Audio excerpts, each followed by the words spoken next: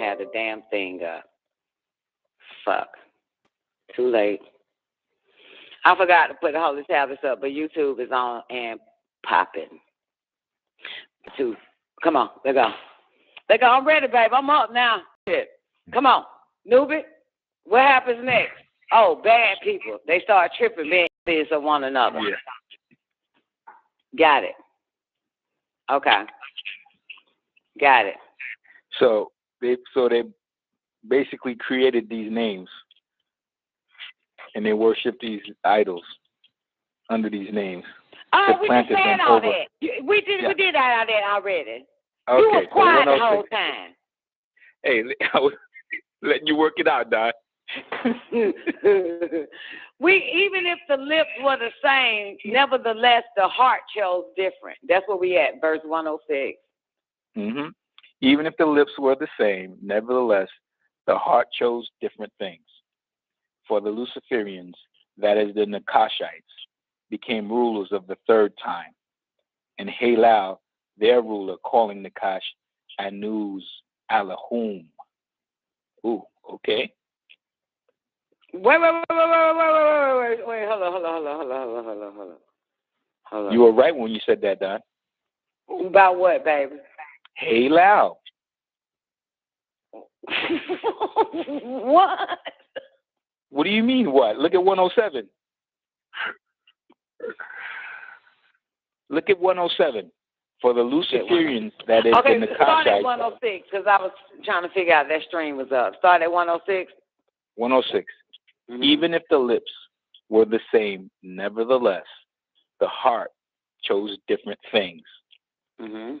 For the Luciferians, that is the Nakashites, became rulers for the third time, and Halal, their ruler, calling Nakash Anuz Alahum.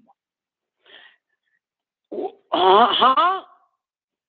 Oh, yeah, I was right. I'm always right. I told you, halal, I got that. Everything in halal. Yeah, for the Luciferians, that is the Nakashites, became rulers for the third time. Yep. And Halal, their ruler, calling Nakash Anuz Alahum. Yep. Booyah, booyah. Come on, baby. Let's go. Okay, 108. The first was before the paradise. The second time was in paradise.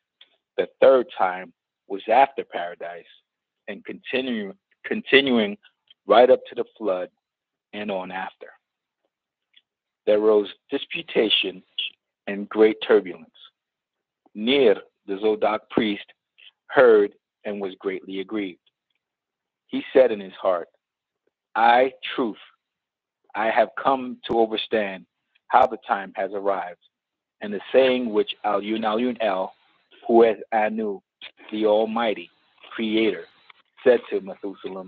Holla. You didn't say that right.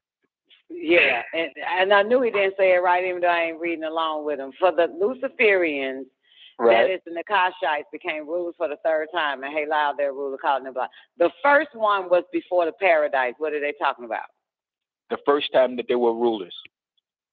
They're talking about the Luciferians and the Nakashites became rulers for the third time. The first time was before paradise. Was before paradise.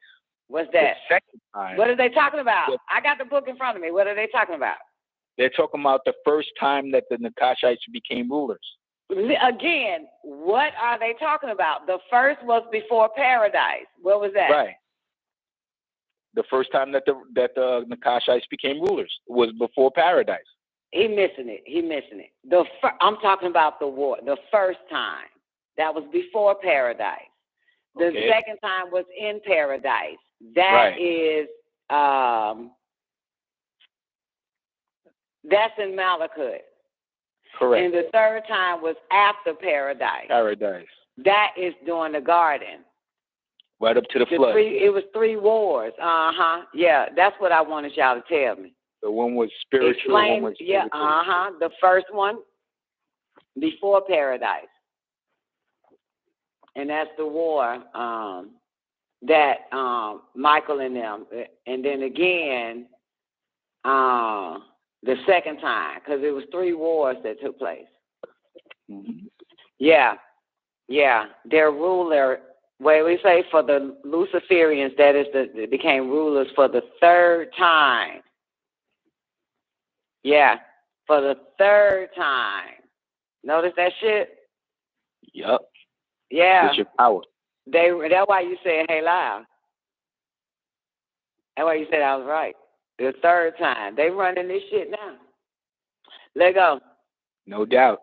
There's no doubt about that. Hell yeah, goddamn it. Ain't no doubt or doubt, but Albert.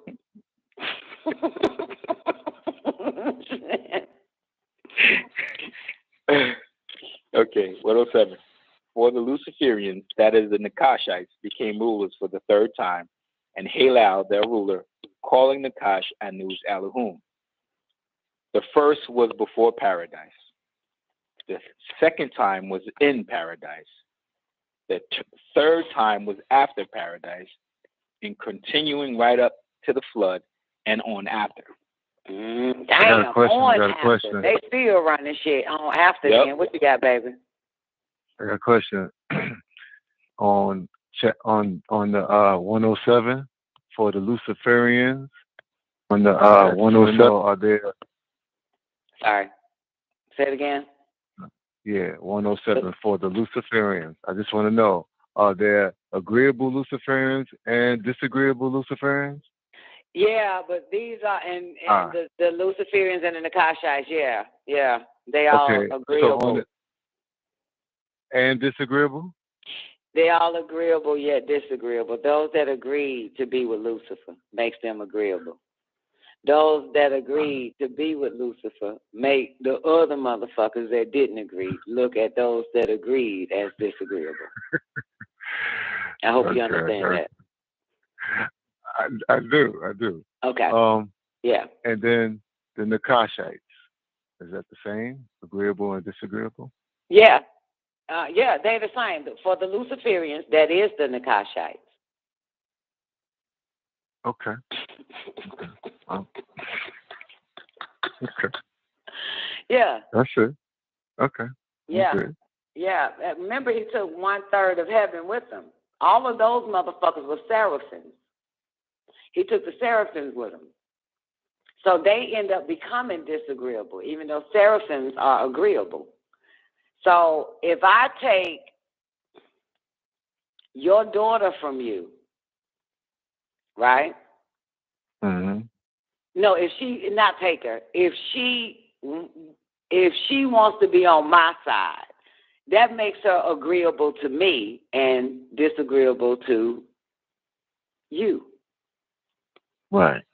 Exactly. Okay, gotcha. Okay. The act that she did would be agreeable to me, but disagreeable to you. Yeah. So when Lucifer, when Halal took 1/3 of the seraphims, which are agreeable, because they was agreeable to him to come on his side. Then they became disagreeable. And then Michael and the rest of them that remained called them disagreeable. Got it. For agreeing to be with Lucifer. Mm-hmm. Okay. Yeah. So I'm clear. Yeah, that's good. Mm-hmm. Yeah. Okay. So now they're rulers. And that was something that Halal, told them anyway, that they could rule. You know what I'm saying? They don't have to put up with this shit. They can come to earth and we run this whole shit. And eventually we'll take over the Samawatis, the heavens too. And they all agreed.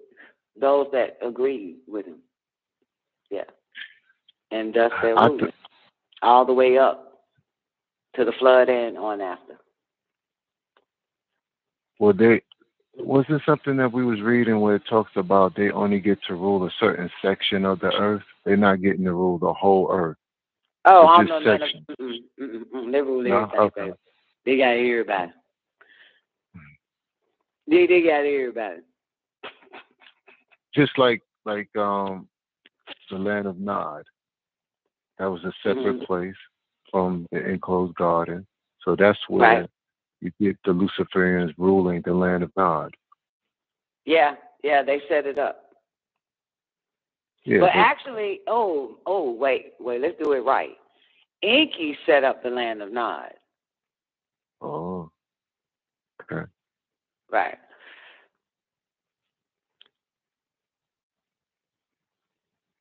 And the rules for the land of Nod, I know that all the wanderers go there, but what was the rules for the land of Nod?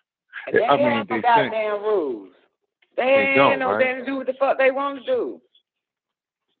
Okay. And Enki set this up for them. Okay. Yeah, but it wasn't the land of Nod. Remember, Enlil set up 7 cities, and Enki set up 7. One of the 7 cities was Nud or Nod that Enki set up.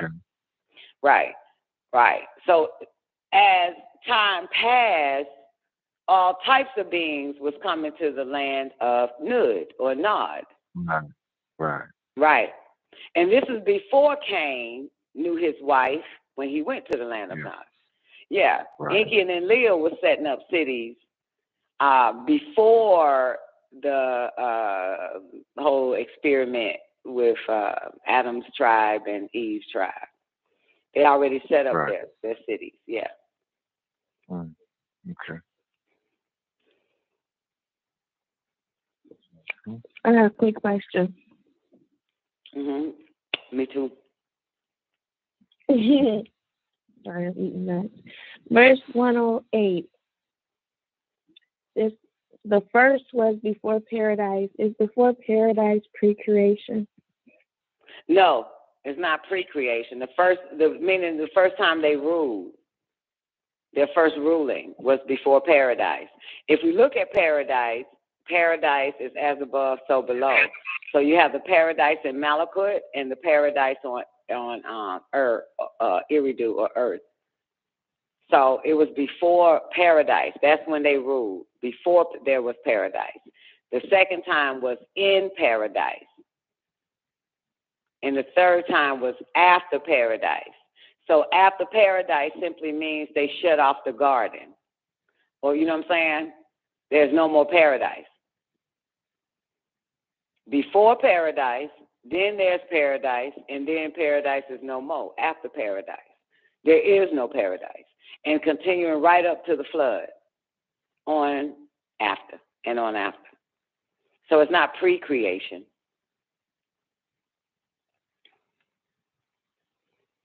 It's a place called paradise.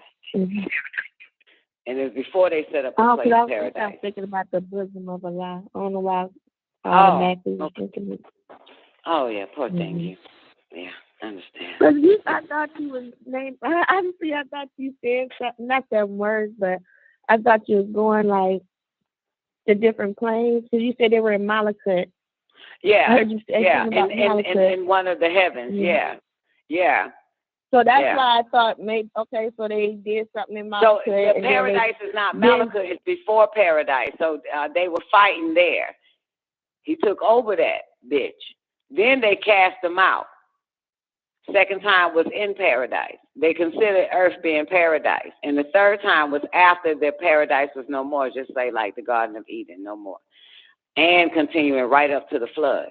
And why he mentioned continuing right up to the flood, they were still ruling, is because he got into Ham's chest. Right, newbie? He whispered. Nakash means to whisper. He whispered into Ham's chest, and thus Canaan ended up on the craft or on the ark during the flood. And then once the water subsided, they hit the land, and all hell break, and he's still running shit. He was rested in the chest of Canaan by way of his father Ham. Still and on after. But yeah, I'm sorry. I probably drifted. Sorry, man.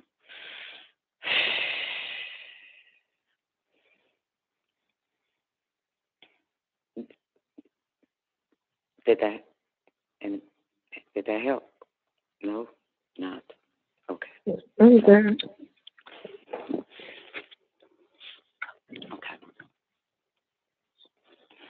All right, let's do it. Newbie, you still alive? Yes, I'm here. Okay. The third time was after paradise. Start from there. Mm-hmm. The third time was after paradise, and continuing right up to the flood and on after.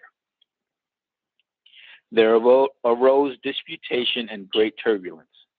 Nir, the Zodok priest, heard and was greatly aggrieved. He said in his heart, "In truth, I have come to overstand how the time has arrived, and the saying which Alun El, who is Anu, the Almighty Creator, said to Methuselah, the father of my father Lamech. Behold, the wife of Nir, whose name was Suphanim, is barren, and she has never given birth to a child by Nir at any time. Suphanim was in the time of her old age and in the day of her death. She conceived in her womb, but Nir, the Zodok priest, had not slept with her, nor had he touched her, from the day that Alun El, who is Anu, the Almighty Creator, had appointed him to conduct the liturgy in front of the face of the people. When Suphanim saw her pregnancy, damn, he ain't fucked her since that day where he told the people, y'all, to get all the goose and geese and turtle doves and a parrot and a pear tree or whatever. He ain't fucked his wife since then. Okay, nigga sound like Doc. Let's go. Yeah. And Newbie. Let's go. See, I knew it was coming. I knew it was coming, Doc. Oh, you knew that shit. You know how you got that. Get that jab in. Man. You get one jab in every time you come around. Come on. All right. 116. She conceived in her womb, but Nir, the Zodok priest, had not slept with her, nor had he touched her, from the day that Alun El, who is Anu, the Almighty Creator, had appointed him to conduct the liturgy in front of the face of the people. When Suphanim saw her pregnancy, she was ashamed and embarrassed, and she hid herself during all the days until she gave birth. This is get sad. This about to get sad. This shit here. Yeah, this about to be terrible. Go ahead. Not one of the people knew about it. When 208 days had been completed and the birth had begun to approach, and Nir remembered his wife, and he called her to himself in his house so that he might converse with her. Come here, bitch. Suphanim came to Nir, her husband. Behold, she was pregnant, and the day was appointed for giving birth was drawing near. Nir saw her, and he became ashamed. He said to her, "What is this that I have done, O wife? Why have you disgraced me in front of the face? What is this that I have done, Newbie? You know a man ain't gonna claim his fault. That you have done." Okay, there you go. Read it again, 123. 123. What is this that you have done, O wife? Why have you disgraced me in front of the face of the people? Now depart from me and go where you began to disgrace the disgrace of your womb. Take it slow, nigga. Take it slow. This is one of my favorite stories. Come on. All right, I'll take it real slow. What is this that I have done, O wife? What is this that you have done, O wife? Why have you disgraced me? That would have been some humble shit, though, wouldn't it? Bitch got pregnant by another nigga, and the nigga blamed himself. What have I have done? Well, it had to have something to do with him, right? He let it happen, Don. Right? I don't know. Nuva, you tell me. I ain't married. You weren't married. Well, I haven't had any immaculate conceptions either, so I don't know. Okay. All right. Shit. Let's just move on. All right. Why have you disgraced me in front of the face of the people? Now depart from me and go where you began the disgrace of your womb. Oh, he said, go back to that nigga that got you pregnant, bitch. Mm-hmm. That's what he's saying. Now depart from me and go where you got pregnant at. Mm. Take your ass back to that nigga that done fucked you. What he say after that? Yeah. I might not defile my hands on account of you. So that I might not. Right. On account of you.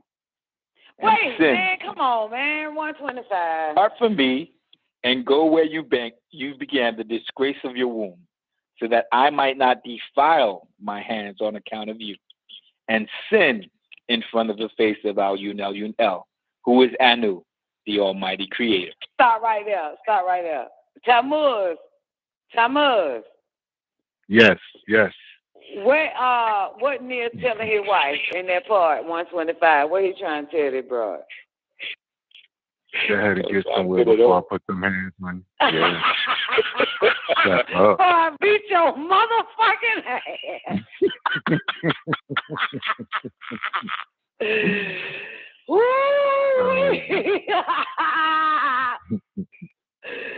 God, hey. All right. Yeah. I just want to make sure you watching the movie like the rest of us. Let's go. Oh yeah.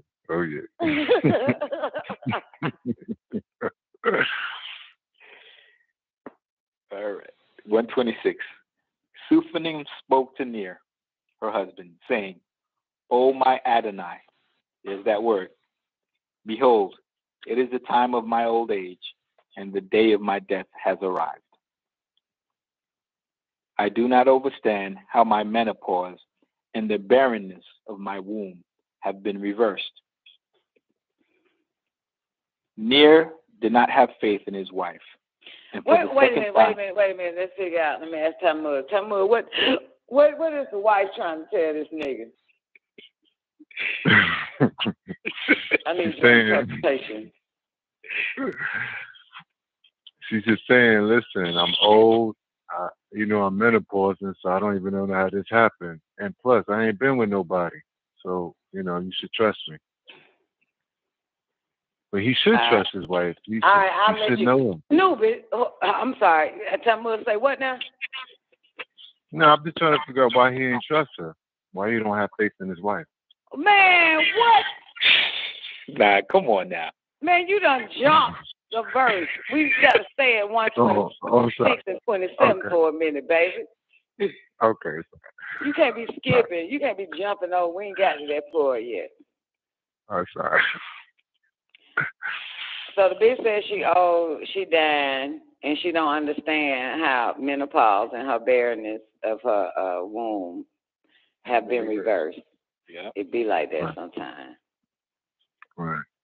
Right. Man still don't get it to this day. But go ahead. 128. Ner did not have faith in his wife, and for the second time he said to her, "Depart from me, or else I might assault you and commit a sin in front of the face of Al-Yun-El, who is Anu, the Almighty Creator." You know what? I'm going to start saying that shit.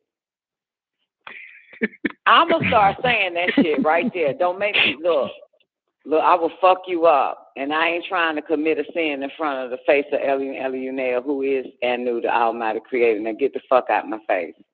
There it is. I'm going to start using that shit. I am. I'm going to start using that shit to let a motherfucker know, man. I ain't trying to do that shit and trying to do that shit in front of the face of El-Yunel so bad to fuck up off me, bitch. You know my goddamn daughter stole my goddamn PlayStation. What? Newbie. Remember I told you Warrior and the homophiliac gang came over here. Oh, yeah, I remember that. This bitch stole my motherfucking PlayStation. I remember. She got you. The bitch stole my fucking PlayStation. Oh, that's wrong. I just found that shit out. 2 days ago. I've been pissed ever since. I cussed that bitch out so bad. That's why I thought about it. Like, man, I should have said, yo, I'm about to hang up because I ain't trying to commit a sin in front of the face of Eliunel, who is Anu, the Almighty Creator, bitch. I gotta start saying that shit.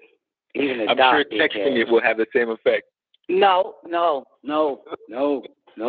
You gotta say that shit. You gotta say that.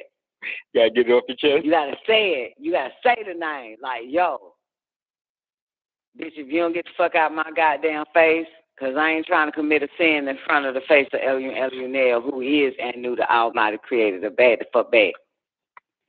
I'm saying that to everybody, even my mama. Bad the fuck back. Everybody gonna get it. Let's go. Learn something today. 129. It came to pass when Ner had spoken to his wife in this manner, saying Suphanim, that Suphanim fell down at Ner's feet and died, for the thought of distrust lay too heavy upon her heart. Ain't no way in hell I'm about to die because a Tragedy. nigga don't trust me. Ain't no fucking way I'm about to die because a nigga don't trust me. Ain't no way in motherfucking hell. No. I'm finna goddamn die. I don't give a fuck how I got pregnant, Charlotte, man. Take it or leave it, bitch. Give a fuck. Give a fuck. Ain't no way in hell. They been dying because that nigga didn't trust her ass. God dang. Give a fuck. Hey, every nigga I get with don't trust me, and I'm still alive in this motherfucker. Shit. The fuck? Ah! Come on. 130. Ner was extremely distressed, and he said in his heart, because this have happened because of my word. Since by word and thought, a person can sin in front of the face of Alun. So he was only thinking, if I beat your ass, bitch, it'll be a sin. But what he said to her was a sin. And even thinking it as well. Could this have happened because of my word? Since by word and thought, a person can sin in front of the face of Eliun.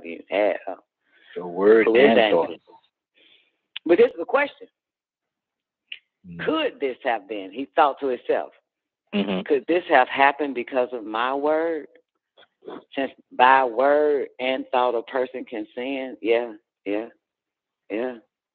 Now the baby got to come out of a dead woman. Let's go. 131. Now may Anu, the merciful, have mercy upon me. I know in truth in my heart that my hand was not upon her. So I said, glory to you, Alun, who is Anu, Almighty Creator. Because no one amongst humans knows about this deed which Alun, who is Anu, ye Almighty Creator, has done. Ner hurried, and he shut the door of his house, and went to Utnapishtim, his brother. Left the bitch dead there and had to go to Noah. Lord have mercy. Noah, I done killed this bitch. Lord, no, I done killed this bitch. What you do to her? I said something to her and the bitch died. What'd you say? Told her to get the fuck out of my face, take her ass back to whoever got her fucking pregnant, or I kill her ass. And I ain't trying to kill her ass in front of the face of that new Noah.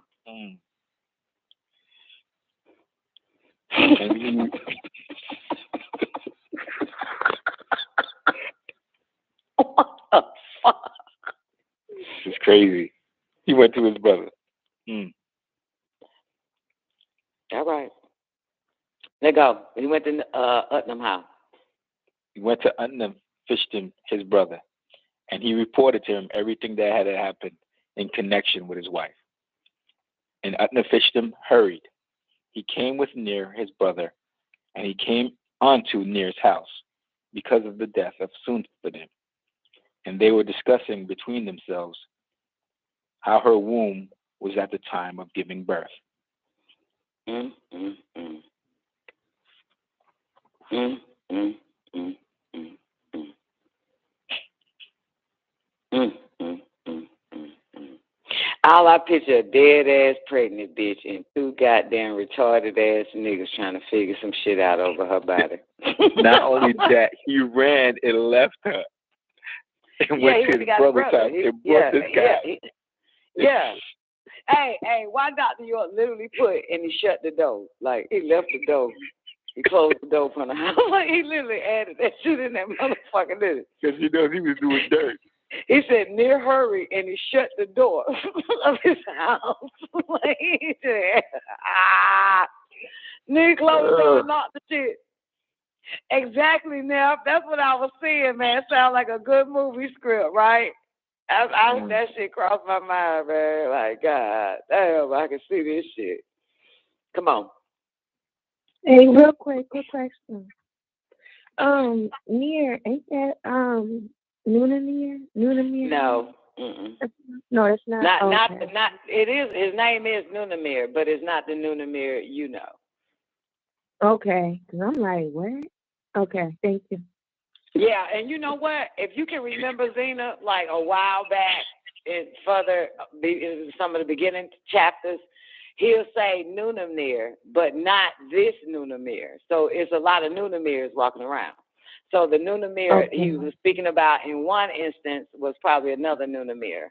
But this Nunamir is another Nunamir. There's not the Nunamir that you know that is not the Nunamir of the Nunamir that was not the Nunamir. This is a Nunamir. That's not.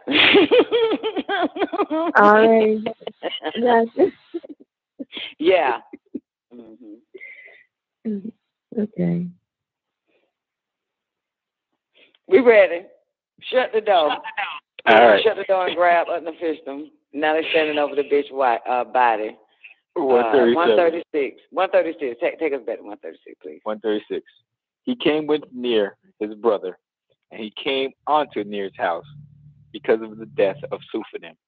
And they were discussing between themselves how her womb was at the time of giving birth. Nephishtim said to Near, "Don't let yourself be sorrowful, Near, my brother, for Elyon El, who is Anu, the Almighty Creator, today has covered up our scandal, in that nobody from the people knows this." You hear this? Remember he asked Anu that shit. He said that shit. Near said that. He said that. Remember? Go up. So I said, glory to you, Elyon, who is the Creator, Almighty Creator, because no one among humans knows about this deed, which Elyon, who is Anu, the Almighty Creator, has done. Mm-hmm. Yeah, and so Noah is confirming that all is good. Ain't nobody gonna know about this shit. See, he says it. For Elyon, who is Anu, the Almighty Creator, today Anu has covered up our scandal, and that nobody from the people knows this. That's what Noah said. Confirmed it for him. So don't be sorrowful. What happens next? 138. You know the judge. All right. Now let us go quickly and let us bury her secretly. And Elyon El, who is Anu, the Almighty Creator, will cover up the scandal of our shame. For he alone knows that there is a divine in her womb, and he shall be an incarnation of Michael himself. This is the birth of Melchizedek, baby. Wow. This is why they say he have no mother, no father. So you know the mama's gone. And now that you'll find out what happens to the daddy Near. Let's go. They placed Suphanim on the bed, and they wrapped her around with the black garments and shut her in the house, so she was prepared for burial. They dug the grave in secret. A child came out of the dead, Suphanim. He sat on a bed at her side. Nephishtim and Near came in to bury Suphanim, and they saw the child sitting by the dead motherfucker sitting like a goddamn demon adult child. That shit should scare every goddamn. That motherfucker just sitting there. Be running right out of there. That nigga came out the pussy on his own. You fucking hear me? That's the this devil. This motherfucker walked out the pussy. That is the devil, dog.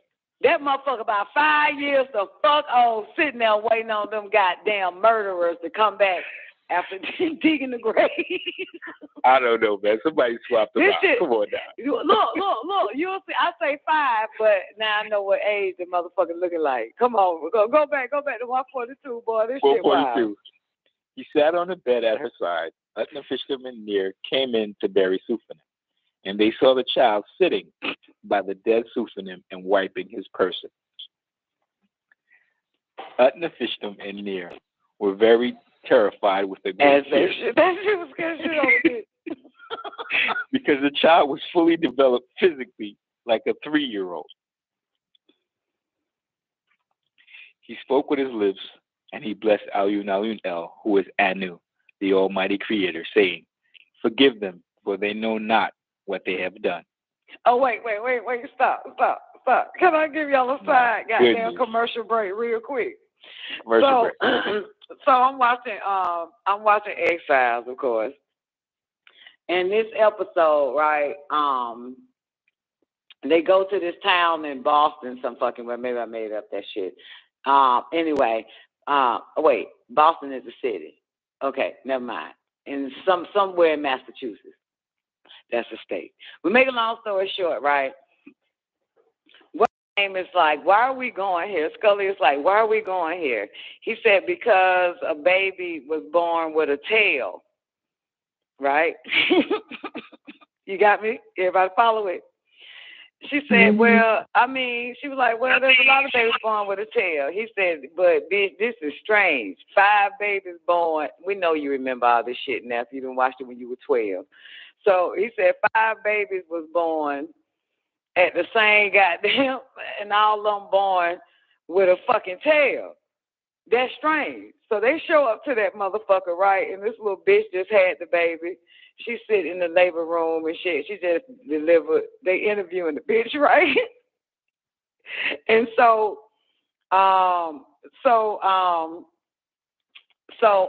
while she was giving birth, right? They were taking down all her information. I don't know if that ever happened to y'all. That happened to me. That's when you don't do prenatal care. You don't do a goddamn thing. You just show up at somebody's hospital.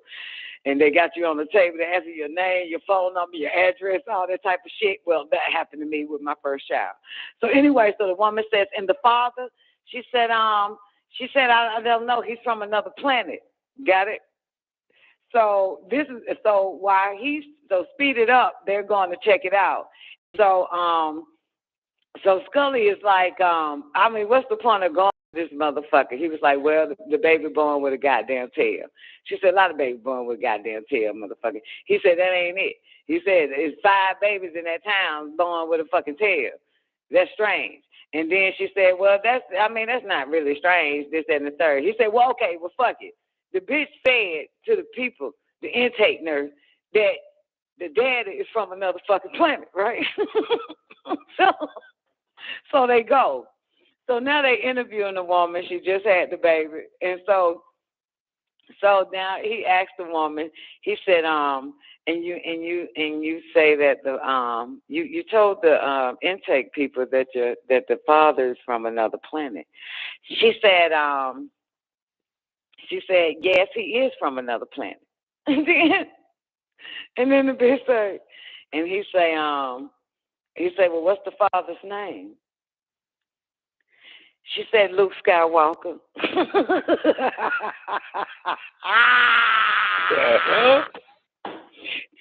She said, Luke Skywalker. I can't remember what she said, what he asked her. And look, and by this time,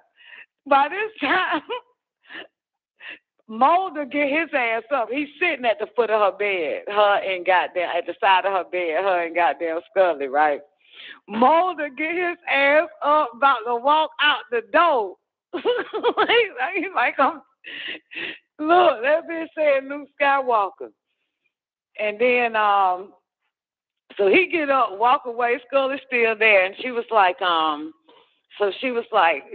Scully now playing with this shit and pissing Mulder the fuck off at the end of the day. So he stands at the door to walk out, but he don't walk out. And so the bitch say, So the shit crazy because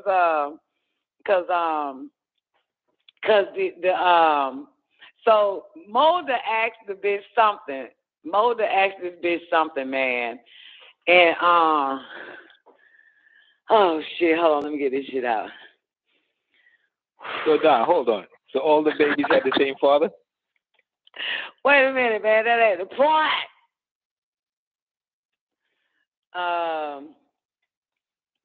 So Scully asked the bitch something, and I forgot the question that Molly asked, but this what did it. I think this what got that nigga up. Goddamn, come on, let me get this shit out. She asked the bitch something, and this what made him get up. She said, damn, you gotta watch it. But the bitch started singing this shit right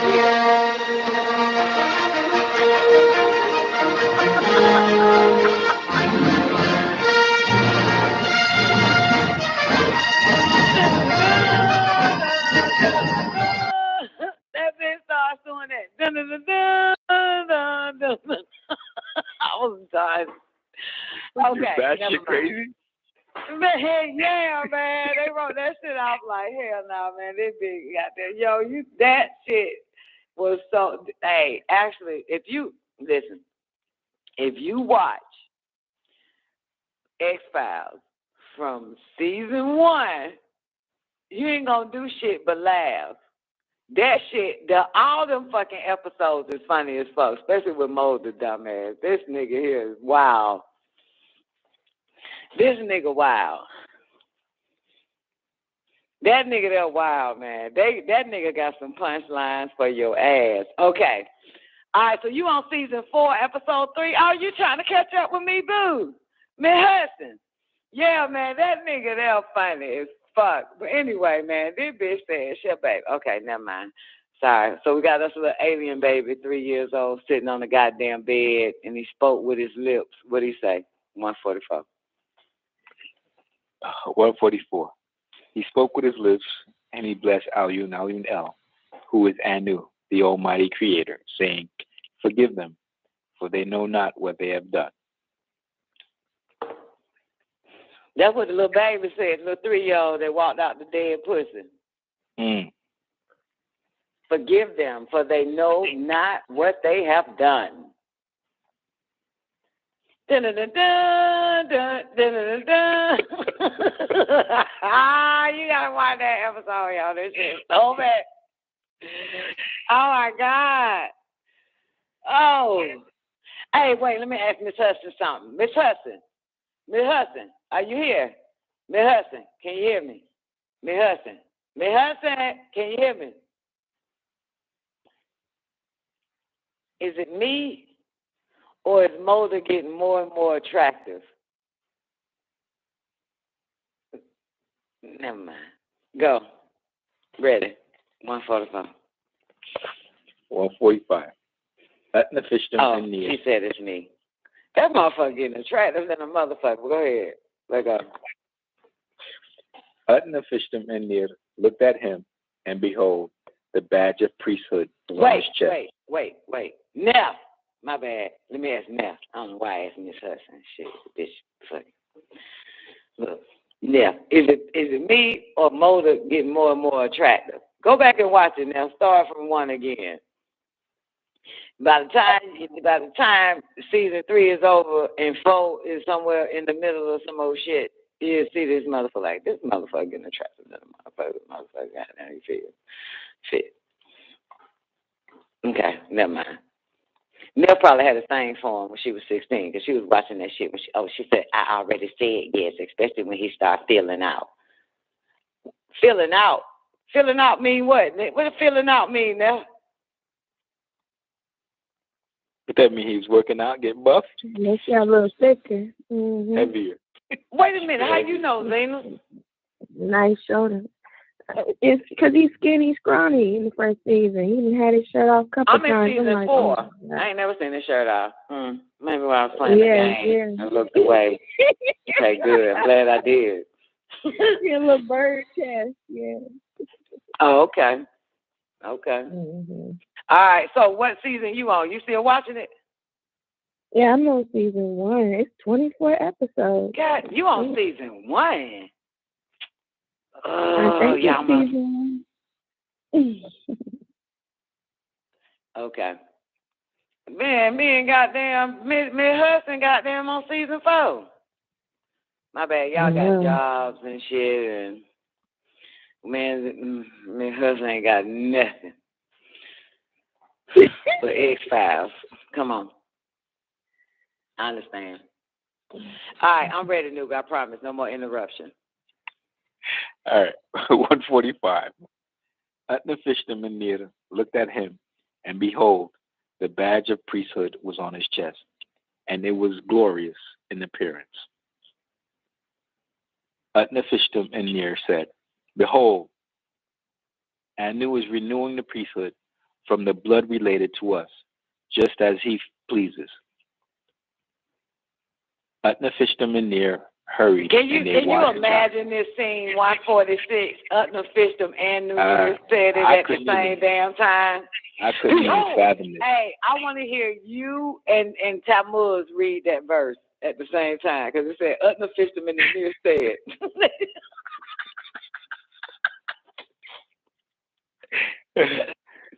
Are you thinking what I'm thinking, Utnap? Yes!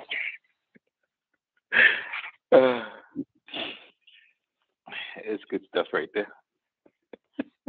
Okay, I guess Tammuz is out. Let's go. 147. I'm here.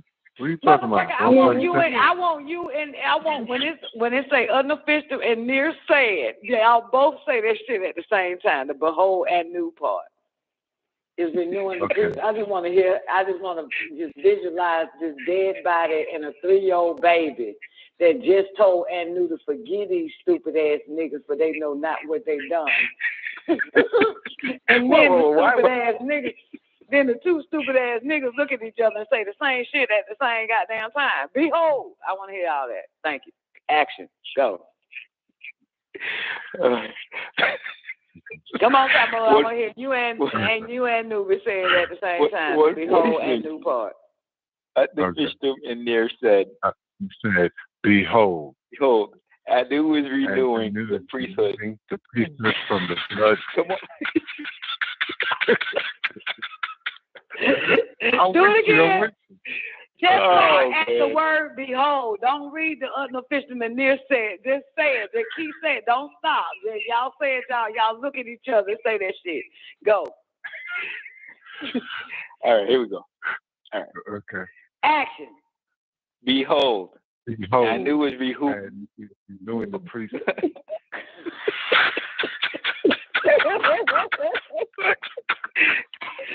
Try it again. Don't stop, man. Y'all got to be loud, too. Oh, we're talking each other. Do it again. Start. Action. Behold. Anu is renewing the priesthood. The priesthood from the bloodline. We got to say it together, man. Come on. No, y'all don't. They didn't say they said it together. They just said it. So just say it. Oh, okay. Behold. Anyone beat each other to the point. It's like, oh my God, we're both right. Let's go. Okay. Action. All right. Behold, Anu is renewing the priesthood from the blood related to us, just as he pleases. Just as he pleases. How did both of them know to say that? That's bullshit. Oh, shit. Y'all looking at each other. Jesus. What happens next, man? Okay. The fishermen there hurried, and they washed the child, and they dressed him in the garments of priesthood, and they gave him the holy bread, and he ate it. They called his name Melchizedek. Utnapishtim and Ner lifted up the body of Suphanim and divested her of her black garments, and they washed her, and they clothed her in exceptionally bright garments, and they built a shrine for her. They weren't going. They were going to throw the bitch in the ditch till they find out. Yep. You saw they dug a hole for the hole to throw her body in there. Then they done built the whole shrine. Now, goddamn, fuck this shit. We got to build a temple for this bitch. We got to build a holy shrine for this whore. Oh, for this cheating ass bitch. They were about to dump her body in the goddamn woods, man. That's so wrong. So wrong. Now done built the shrine for it. That shit's official now, goddamn. So what happens next? Utnapishtim and Ner and Melchizedek came and they buried her publicly. Ooh, for all to see. Because now they got something. They ain't in the valley of humiliation no more. Nope. They got something to show the folks, show the city folks. All right now. So what happened? 151. And Utnapishtim said to his brother Ner, look after this child in secret until the time, because people will become treacherous in all of the earth, and they will begin to turn away from Anu. And having become totally ignorant, they will put him to death. That's right. Protect that baby. And people will become totally ignorant. Protect them babies. Let's go. Then Utnapishtim went away to his own place. Great lawlessness began to become abundant all over the planet Earth in the days of Ner. Ner began to worry excessively, especially about the child, saying, how miserable it is for me, El Olam, the everlasting, that is in my days, all lawlessness has begun to become abundant over the earth. I realize how much nearer our end is all over the earth on the account of the lawlessness of the people. A whole bunch of LGBT running around this bitch. Whole bunch of goddamn drugging kids to fuck up, mind fucking them, want to inoculate them and shit. Shit is wild, and he got this baby, man. No different from these days. Yeah, man, this shit wild. Like, god damn, what that nigga say again? How what? How he began saying, how miserable is it for me? El Olam. The everlasting, that in my days, all lawlessness have begun to become abundant over the earth, and I got this little nigga I got to fucking protect from these sons of bitches. I realized how much nearer our end is on the account of all the lawlessness of the people. Let's go. 155. Now El Roy, the vision giver, symbol of the eye, what is the vision about this child? And what is his destiny? And what will I do for him? That's right. Got to ask those questions. What's the question? Yah Shamaya, the bearer. Wait. What's the question? What's the question? What did he ask El Roy? Now El Roy, the vision giver, symbol of the eye. What is the vision about this child? What is the vision about this child? What am I to see about this child? And what is his destiny? And what will I do for him? That's important. Yah Shamaya, the hearer, heeded Ner and appeared to him in a vision in the shadow hour. He said to him, Ner, the great lawlessness which has come on the earth amongst the multitude, I shall not tolerate. Behold, I desire now to send out a great destruction on the earth, and everything that stands on the earth shall perish. But concerning the child, don't be anxious, Ner, because in a short while I shall send through him the archangel Michael, and he will take the child and put him in the paradise of Eden, in the paradise where Cadman was formerly for 7 years, having the heavens open all the time, up until when he became disagreeable. The child will not perish, along with those who are perishing in this generation. I have not revealed it. No, it's not what he said. That's not what he said. Do it again. 160.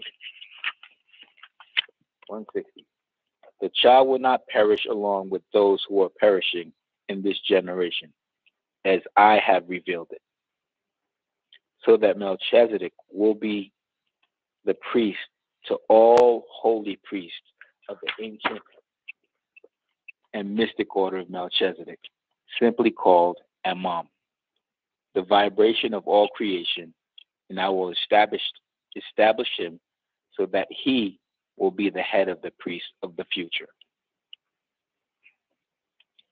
Ner rose from his sleep and blessed Alun El, who is Anu, the Almighty Creator, who made appear to him his host, saying, Blessed be Anu of the Elohim of my fathers, who has told me how he has made a great priest in my day, in the womb of my wife, because I had no child in this tribe who might become the great priest. But this is my son and your servant, and you are Anu, the great one. Therefore honor him together with your servants and great priests, and with Seth and Enos and Rusi and Al-Nilam and Frazidam and Melilio and Saruk and Arusan and Alim and Adapha and Methuselah and myself, your servant Ner. Behold, Melchizedek will be the head of the 24 elders who existed before. Afterwards, in the last generation, there will be another Melchizedek, the first of the 12 elders. And the last will be the head of all, a great priest, the word and power of Anu, who will perform miracles, greater and more glorious than all of the previous ones. He, Melchizedek, will be priest and king in the place Apusan, also called Agartha, and Shambhala. This is to say, in the center of the earth, where Cadmon's birth plan was created, and there will be his final grave. That's interesting. Dr. York told me that shit on the phone one day. I think I got the nigga on tape saying it. He said,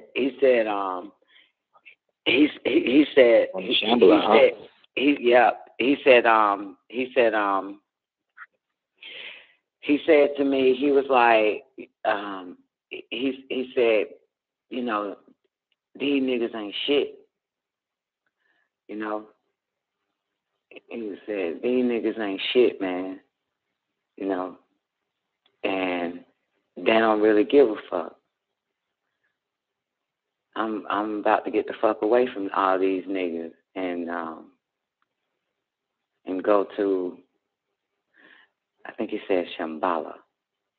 He said, and go to Shambhala and be buried in a tomb there. That's what he said to me on the phone. Mm. I think I got the nigga on tape saying it.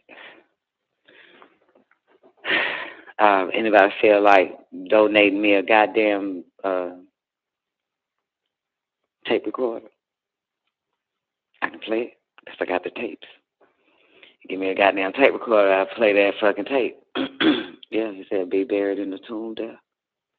He said, Shambhala. Be buried in the tomb there. That's interesting, right? This is the 12th Melchizedek. He, Melchizedek, will be priest and king of Salem. I said king of Salem, sorry. King in the place Aksum, also called Agartha and Shambhala. That is to say, in the center of the earth where Cadmon's birth plan was created. And there would be his final grave. This, the last Melchizedek. What did he say? Afterward, in the last generation, which is here, which is us, there will be another Melchizedek, the first of the 12 elders, and the last will be head of all. And great, and what did it say? A great arch priest, great arch priest, the word and power of Anu, who will perform miracles greater and more glorious than all the previous ones. He, Melchizedek, Malachi Zadok, will be priest and king in the place called Agartha and Shambhala. That is to say, in the center of the earth where Cadmon's birth plan was created, there will be a final grave. There will be his final grave. Let's go. He told me that shit. I hear that shit sometimes in my head, that conversation. I'll say, why would he say Agartha and Shambhala? But now I know, because he is that one. Let's go. You know what? I was thinking, but isn't the devil supposed to be trapped in the middle, in the center of the earth for 1,000 years? I don't know where that son of a bitch at. They already let him loose. He been out. That was a long time ago. And they say they let him loose for a little while. He's out. This is your little while here. This is your little while. We've been living in the little while. Yeah, he been released. Because where you been? Where you been? Yeah, say for a little while. Yeah, for a little while. Yeah, and then they'll let him out, and boom, so he can do his thing. Come on, 171. In connection with the ark priest, it is written how he also will be buried there, where the center of the earth is, just as Cadmon also buried his own son, Abel, also called Abel, there, who his brother Cain, also called Cain, murdered. For he lay 3 days unburied until he saw a bird called the jackdaw. He's talking about Abel right here that laid 3 days unburied. I just wanted to let y'all know so y'all won't think it's somebody else. It's Abel. Let's go. For he lay 3 days unburied until he saw a bird called the jackdaw, which is a Eurasian crow, and he imitated that same method of how it buried its own young. I know that great confusion has come, and in confusion this generation will come to an end. Everyone will perish except Nephishtim, my brother. He will be preserved. Afterwards, there will be a planting from his tribe, the Shemites, the Hamites, and the Jephthhites. And there will be another people who fathered the Hebrews, who became the Ishmaelites, Midianites, and Israelites. And there will be another, Melchizedek, Malachi Zadok York El, the head of priest, reigning over the people and performing the liturgy, a ritual for Alyun El, who is Anu, the Almighty Creator. When the child has been 40 days in nearest tent. Mind you, the nigga looking like a 3-year-old, so now this motherfucker must be 25, 40 days later. Let's go. HGH, human growth hormone. When the child has been 40 days in nearest tent, Alyun El, who is Anu, the Almighty Creator, said to Mordok, who is also known as the angel Michael, go down onto the earth to Ner, the Zadok priest, and take my child Melchizedek, who was with him, and place him in the paradise of Eden for preservation. You know where Anu, this Anu here, he is, what's the word I'm looking for? He is assertive. He's attractive. He's attracted. He's in awe.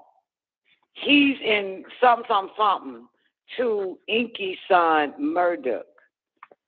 Because you notice that throughout the scriptures that he keeps trying to impregnate a woman so that that child can be a Marduk after the order of Melchizedek. You notice that? Come on, he did it with Gabrielle. He did it with this one. He did it to a few other motherfuckers. He always want a baby like his son had, Inky. He is fucking crazy about Marduk. Yeah, and he wants one of his own.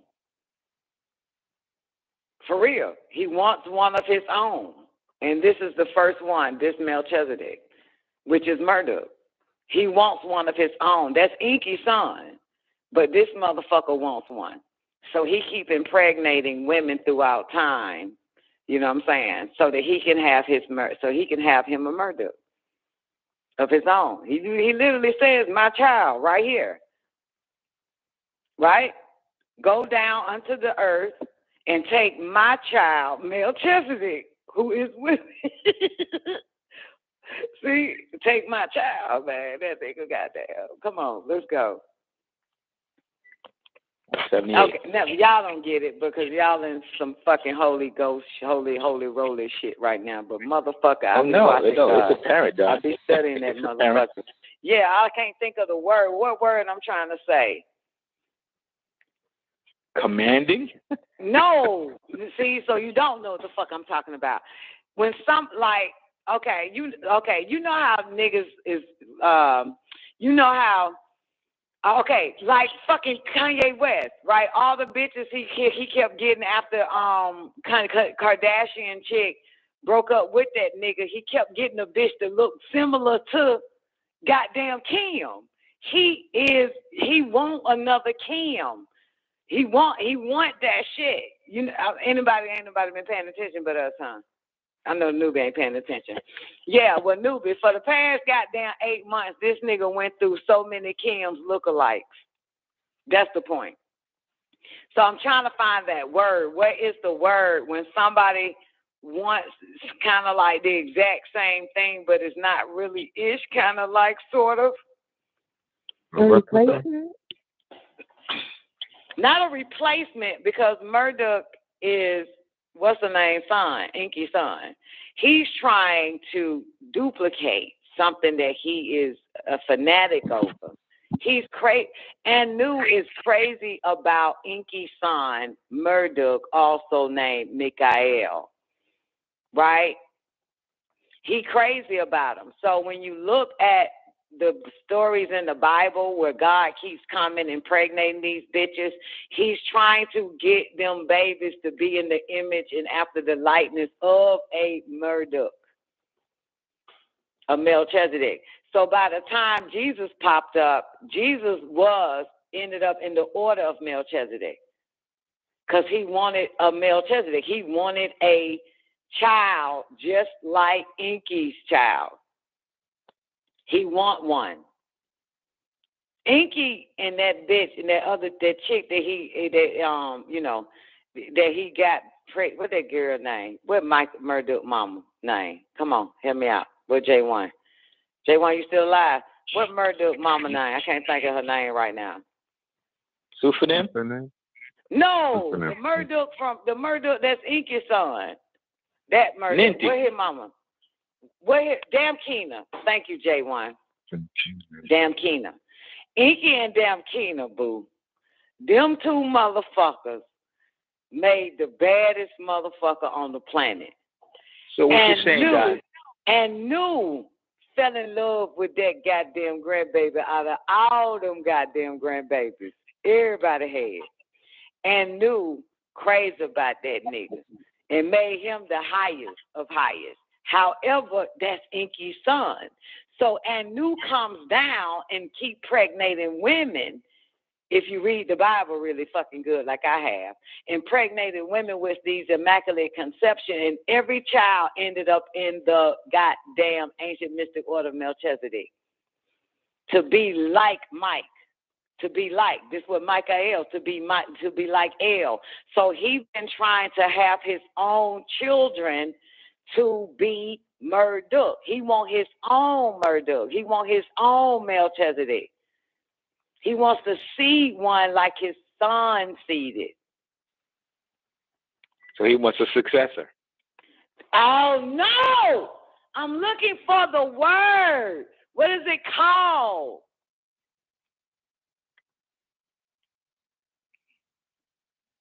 Caliphate? No, it's not a successor, motherfucker. He wants goddamn what Enki got. He want what Enki got. This is how all the Melchizedeks keep popping up, because Anu keep getting these hoes pregnant. Because he want a Murdoch. Never mind. The fuck?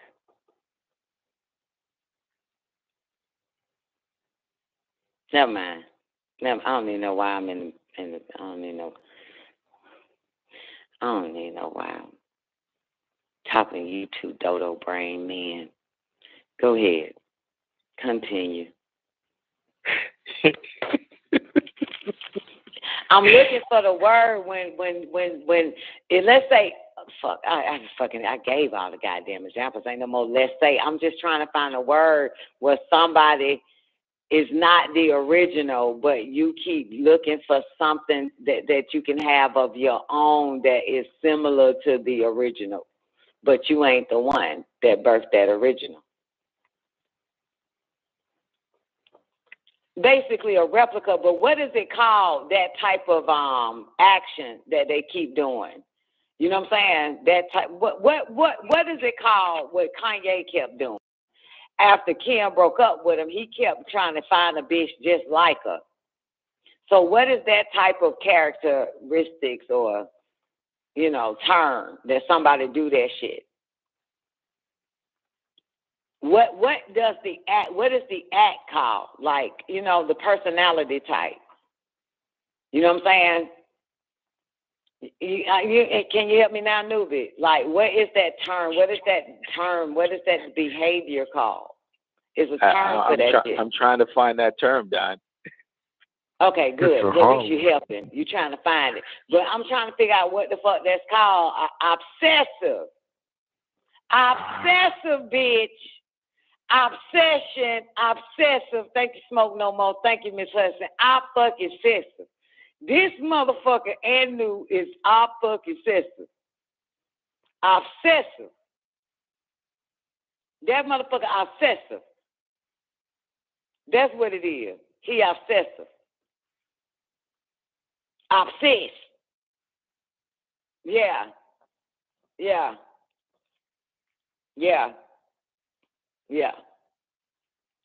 Cause even when Jesus was born, they made sure that nigga became Melchizedek. Yeah. Jesus ended up Melchizedek. He wanted that nigga to be Melchizedek. Look, bitch, I'm about to get you pregnant, hoe, but this baby gonna end up Melchizedek. He want a murder. He obsessive. But see, he want his own. You see what I'm saying? He want his own. Because he ain't fulfilled because that inky son. And even though he the granddaddy, but he ain't the father of Murdoch, of Michael, Mikael, El-Kidder. He ain't the dad of that little motherfucker. So he got to pregnate so many different bitches throughout time so he can always have a fucking Murdoch, a Melchizedek. He the one to impregnate these bitches on earth. Let's go.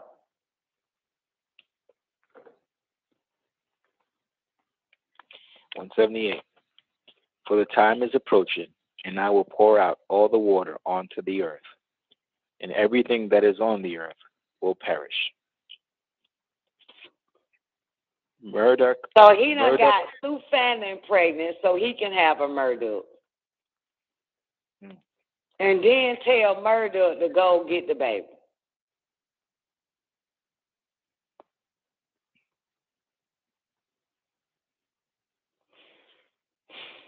Look, Murdoch is Inky and damn Kingdom child.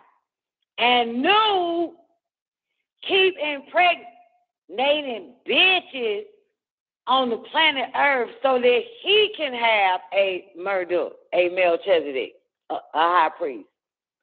It's his own ding-a-ling. He says, my child. My child. My child. He wants somebody just like Murdoch. Murdoch bad, man. I'd be like that too. I don't want no ragged ass Enlil and Inky. You know what I'm saying? I don't want no average ass motherfucking child. So yeah, he's impregnating women and he's turning them into Melchizedek, into a Murdoch. He wants that. Come on. He want his own children throughout time to be murdered. That's the point. He's obsessed with his grandson. So he wants to make one of his own. He's not obsessed with his with Inky and Lil. You know what I'm saying? He ain't going and impregnating bitches and making them a dad, is he, newbie? Nope. Exactly.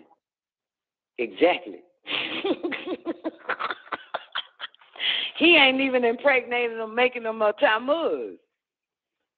This motherfucker want a Murdoch son. Yeah. On the Melchizedek baby. So you talking about? Come on. That's my point. Obsessed. Thank you. That's the word.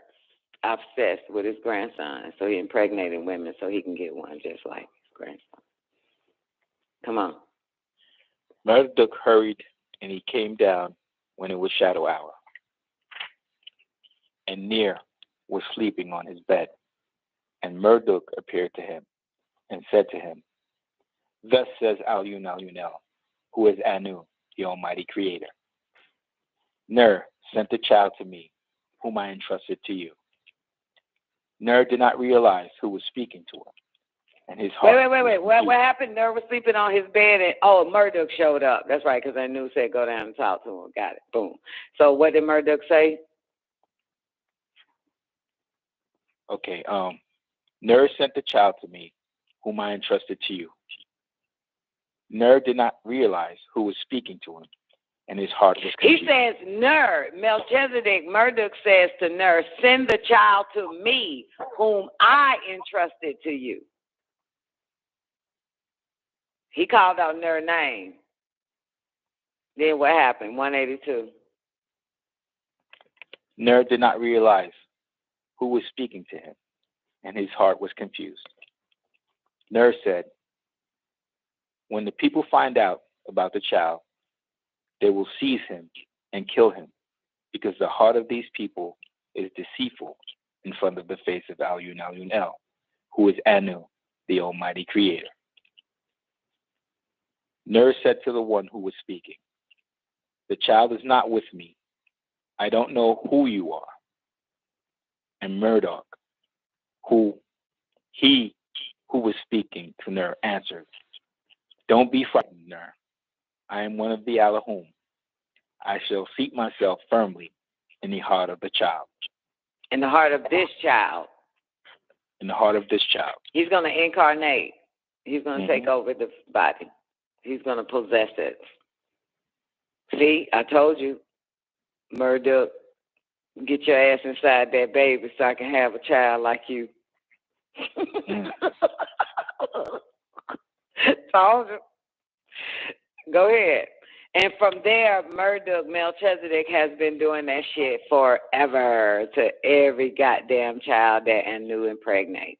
That every woman child that Anu impregnate, Murdoch has to be sent and take over, or Melchizedek has to be sent and take over the baby's body. Yeah. He wants Murdoch in it. He don't want Enlil, Inky. He don't want Tammuz. He don't want none of the other grandbabies he got.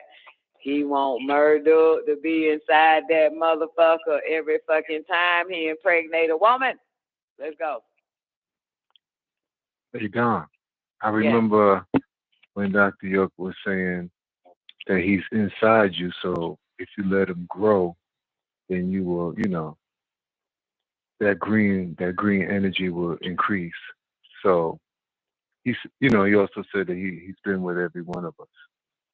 So the whole object is to allow that green energy to grow within us, because he's already in you. Yeah. Boy, stop. That's not how it works. Dr. York was on his holy boat. They ain't say no shit like that. Come on, let's go.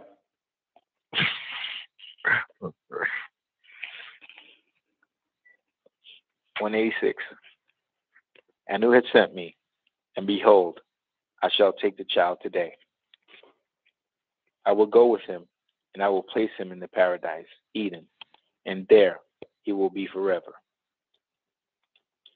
When the 12th generation shall come into being, succeeding the 12th Imams. There he will be born in that generation, a righteous man who will be titled Al-Mahdi, the guide. And in 1870... Again, start over, sorry.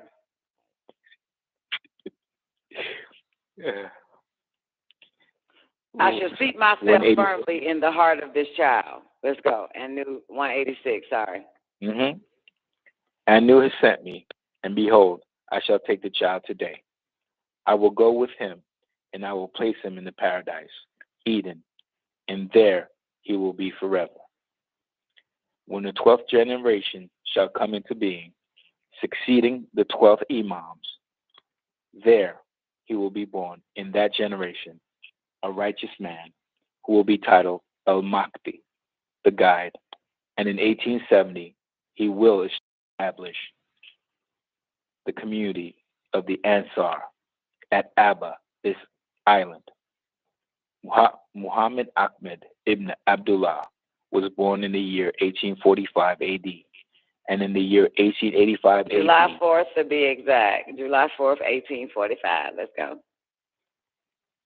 And he was born in the year 1845 AD, and in the year 1885 AD, he departed from this physical world in the Sudan. Al-Yunal, who is Anu, the Almighty Creator, will tell him that he would go out to that mountain. That he should go out to that mountain. Al-Yunal, who is Anu, the Almighty Creator, will tell him that he should go out to that mountain, where stands the Ark of Utnapishtim, your brother, that is in the land called Turkey today. He will find there another Melchizedek, who has been living there as a Muslim for 7 years, staying away from those people who sacrifice to idols in the name of oneness, so that they may not kill him. Stay away from him. That's right. He will bring him out, and he will be the first priest and king in the city Salem, in the style of the Melchizedek. In the style of this Melchizedek. Yes. This is important, this part here. Let me take over. Let me take over, Whitney. And I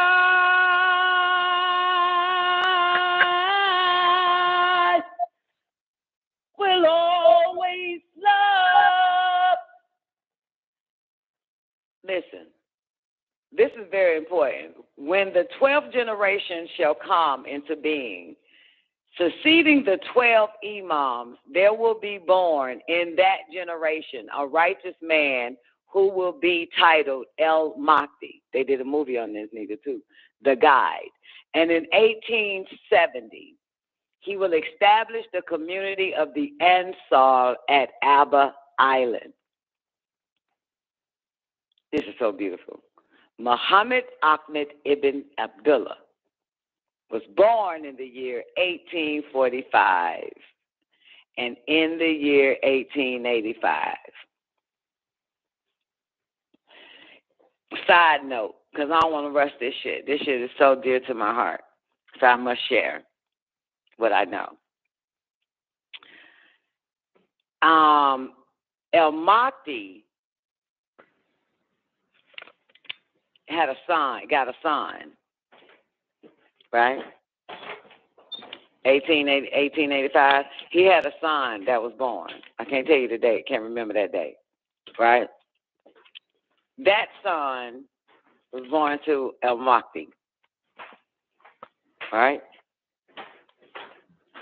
Whose background? I'm muted. Okay. That son was born to El-Mahdi, right? And that son had a son, Abdul Rahman. And that son, Abdul Rahman, had a son named Isa al-Hadi al-Mahdi. So, let me take you back. So, the 1845 al-Mahdi had a son. Got it?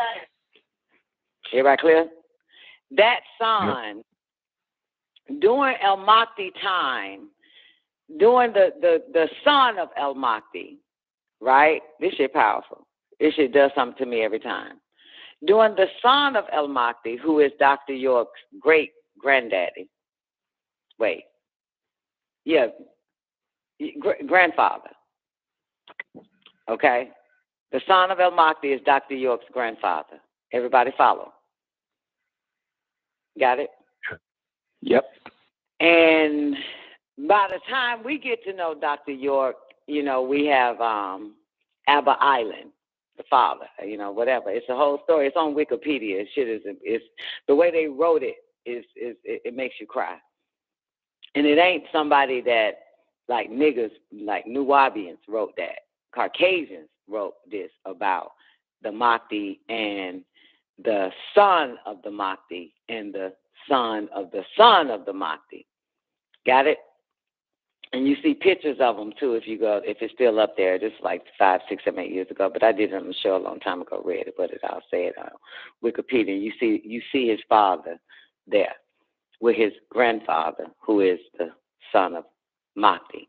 But anyway, the point I'm saying it on Abba Island, so it's said on Wikipedia, they probably changed it, but it's said on Wikipedia that the King of England at that time, during the son of the Mahdi, y'all, which is Dr. York's grandfather, the King of England gave him his father's double-edged sword, gave it back to the son, who is the son of El Mahdi.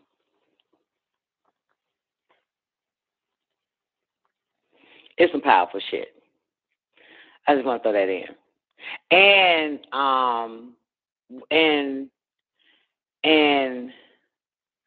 Dr. York's father at that time, now that he's older, but Dr. York's father ended up in prison. Guess where he was in prison at? Y'all don't want to guess. He was in prison at his father's island, Abba Island. Because he's of high rank. He's of high status, y'all. You understand? So you don't go to jail. You just stuck at your daddy's house. Got it? So he had to stay there. He was confined there and all that other type of shit. And the grandfather, Dr. York's grandfather, was the richest man in Sudan. And, richest man in Sudan. And was known throughout all the so-called kings and sultans and all that type of shit. And so the King of England gave him El Mahdi's sword back. Yeah. And that was passed on to his father, to Dr. York's father, which is his grandson, which is his granddaddy's son, on to Dr. York, the Mahdi sword. Yeah.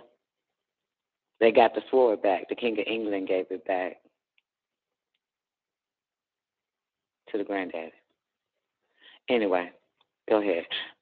When the 12th generation, come on, Nubi, I'm sorry. Can we go back to it with the 12th generation so I can follow this shit? Please. You still there? Okay. Yeah, I'm here.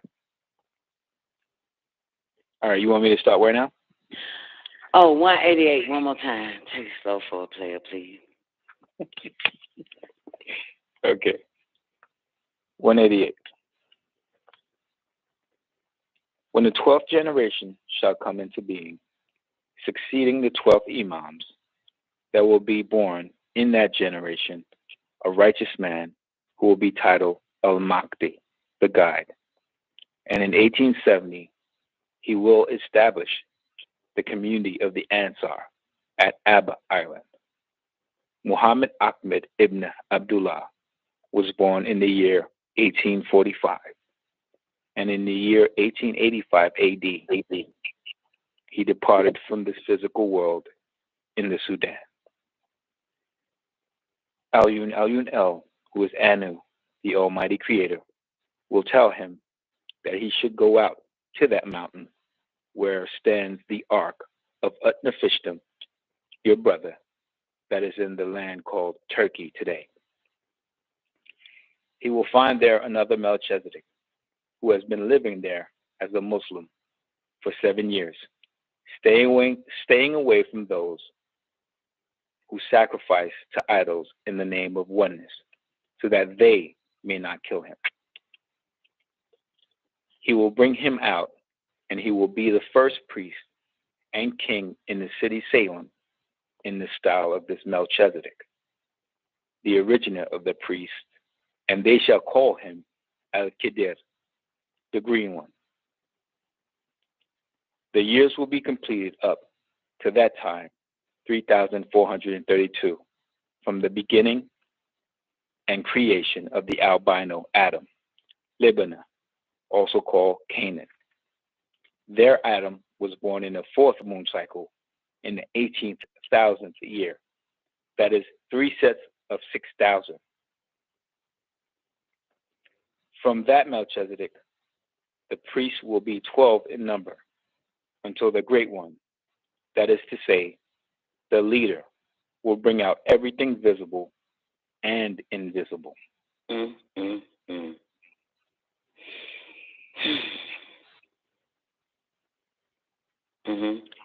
Nir overstood the first dream and believed it. Having answered Michael, he said, "Blessed be Alyun, who is Anu, the Almighty Creator, glorified you today for me. Now bless your servant Nir, for we are coming close to departure from this world, and take the child and do to him just as Anu said to you." Marduk took the child on the same shadow hour on which he had come down, and he took him on his wings, which is a craft, and placed him in the paradise of Elyun on the planet Risk. Wow. Nir got up in the daylight hours. He went into his tent, and he did not find the child. Nir was greatly grieved because he had no other son except this one.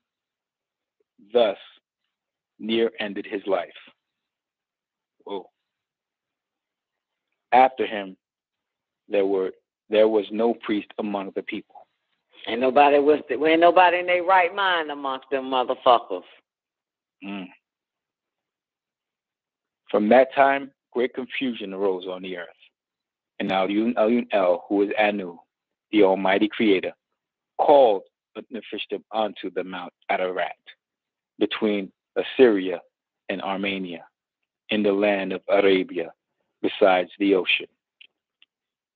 He said to him, "Make there an ark with 300 lackets in length, and in width 50 lackets, and a height of 30, and 2 stories in the middle, and let its doors be of 1 lacket.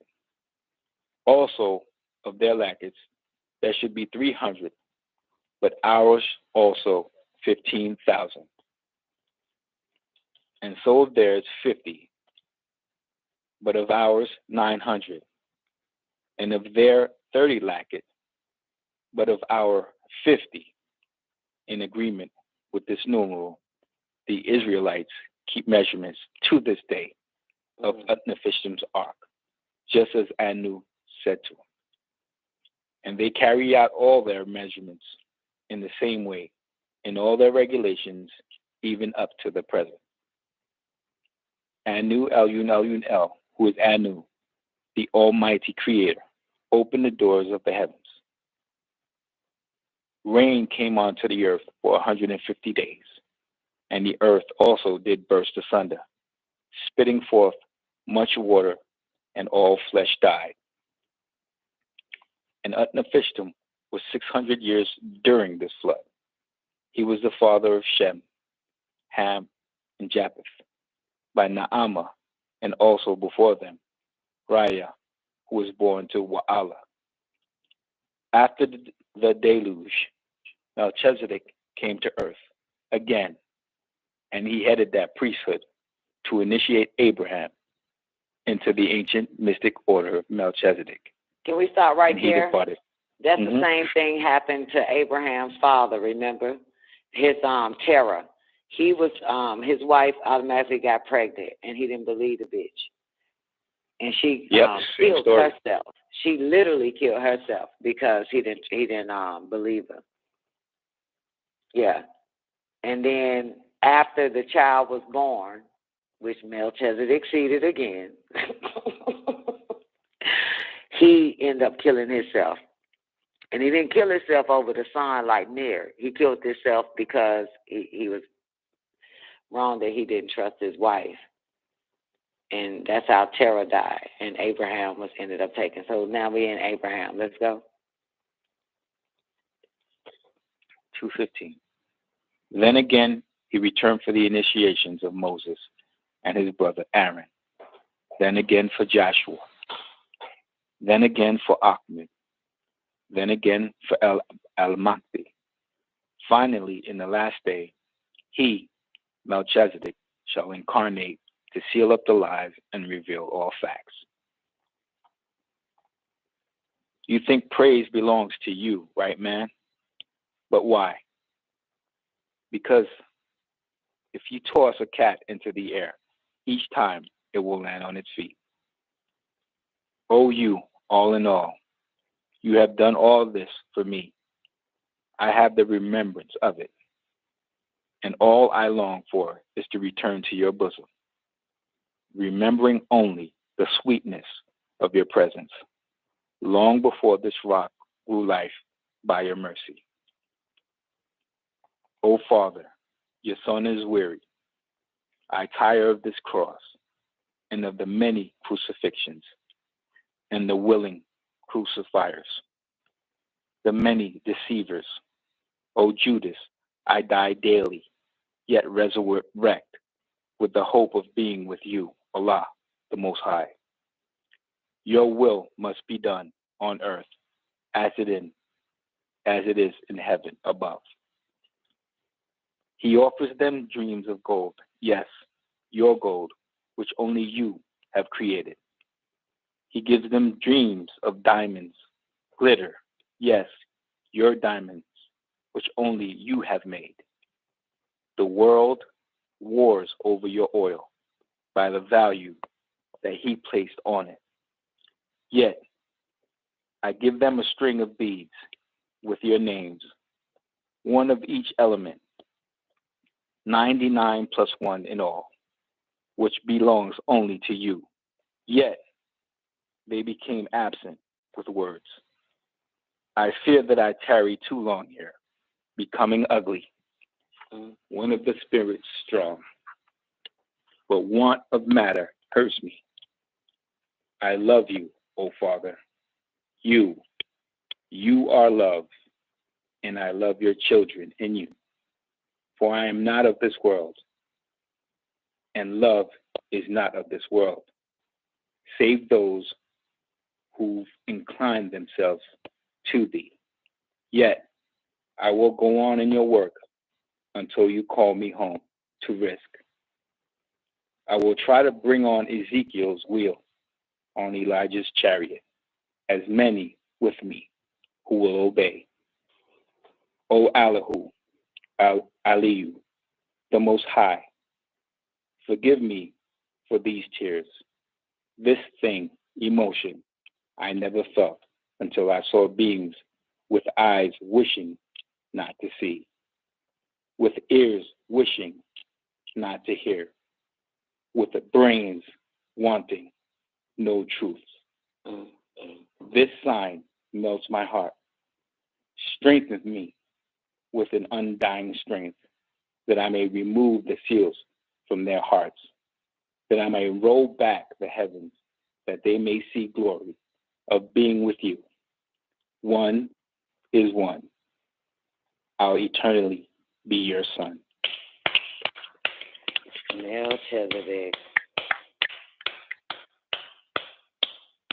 Wow.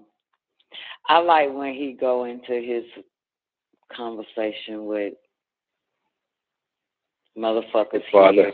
When he talks about motherfuckers here and how he's tired and give me the strength. This is a motherfucker. And these are my tears. I love that shit. It's sad, but I love it because it is, shit, when you, it ain't like, trying to be a man of the fucking house and shit and trying to provide. This motherfucker is sent. It's a little bit different. That is a lot right there. A nigga,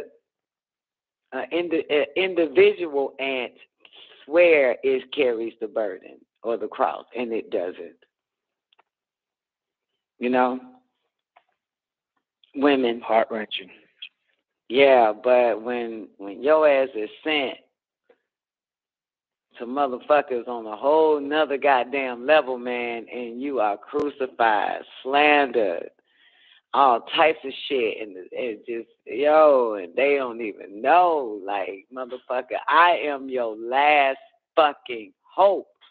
I am your last chance. That's a motherfucker. You know what I'm saying?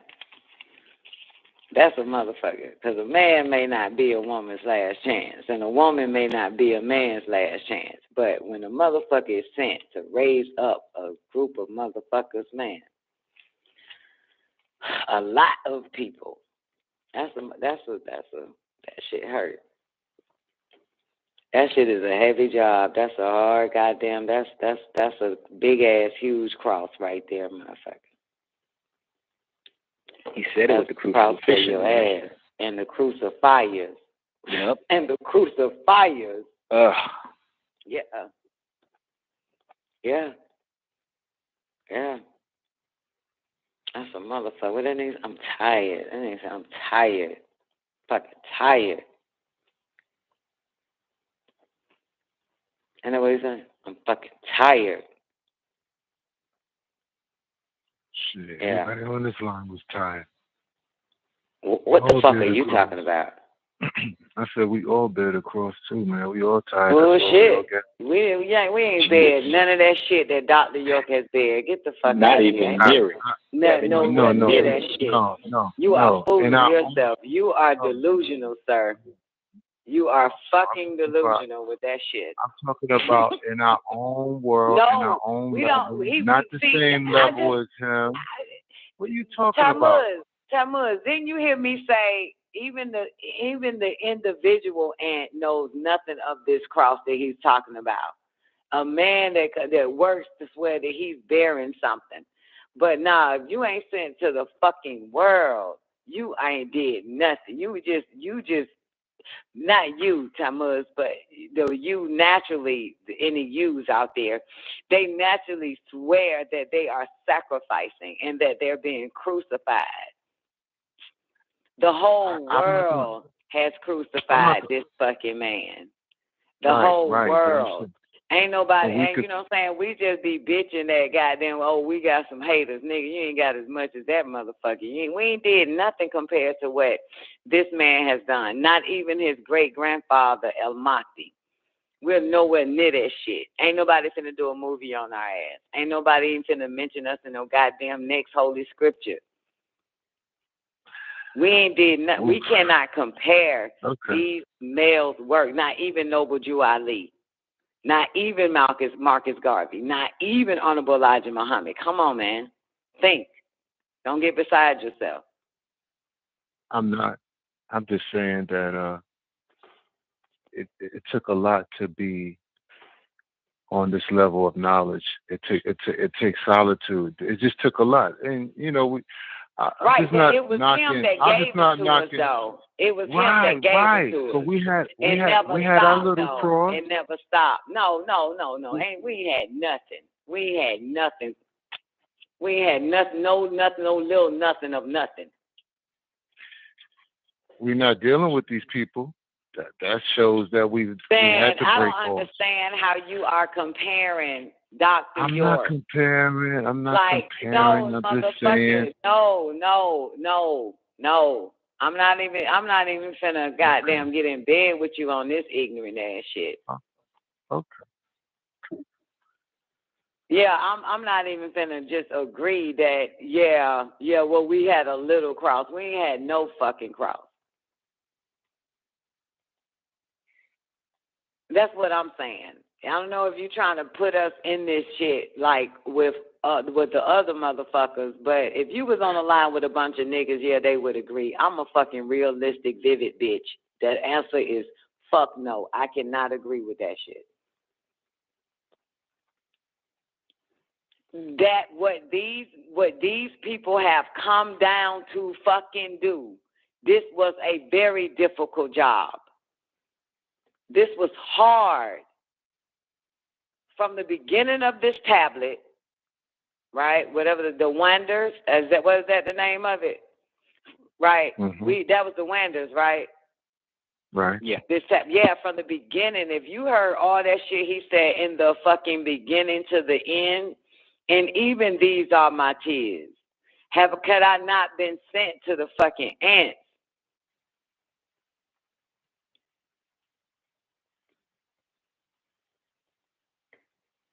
Make it easy for a player. It wasn't made easy for Yeshua.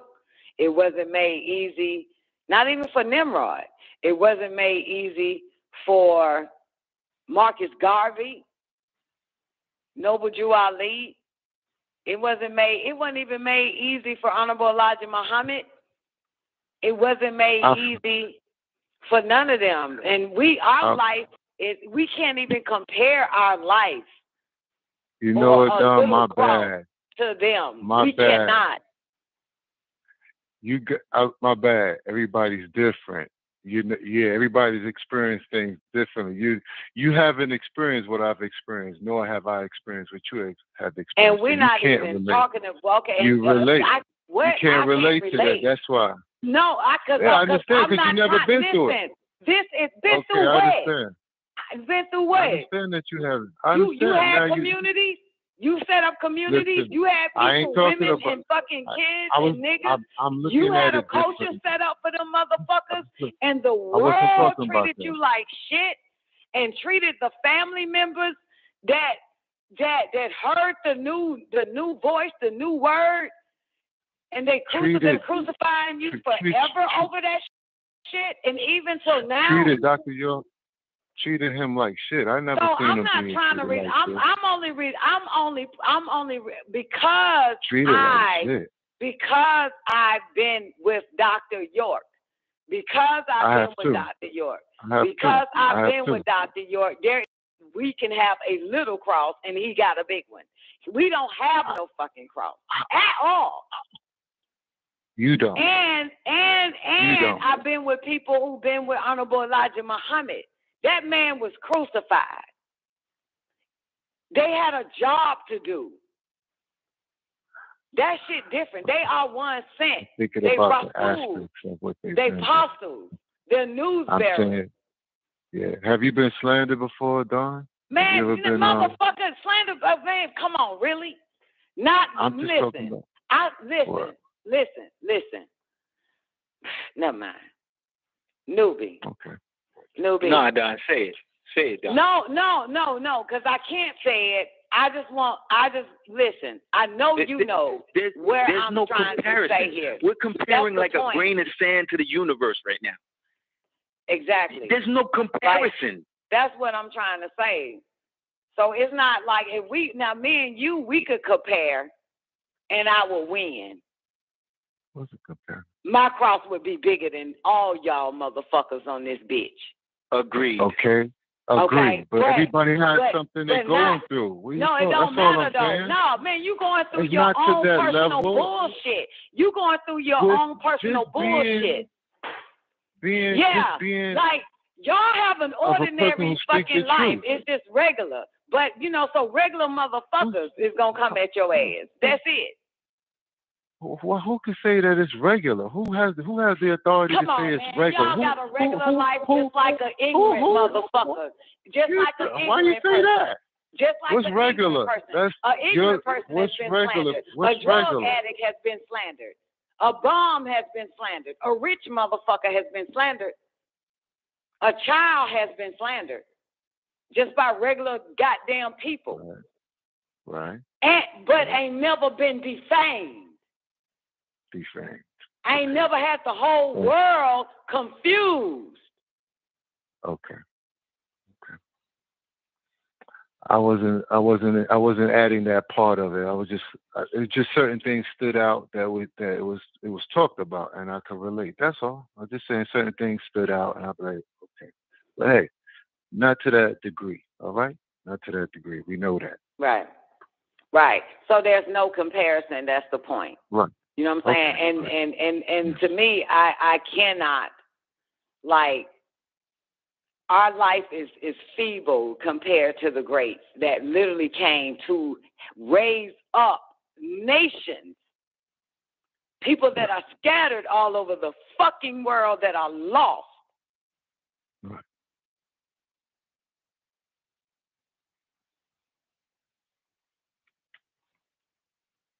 And the heavy ass cross they had to bear.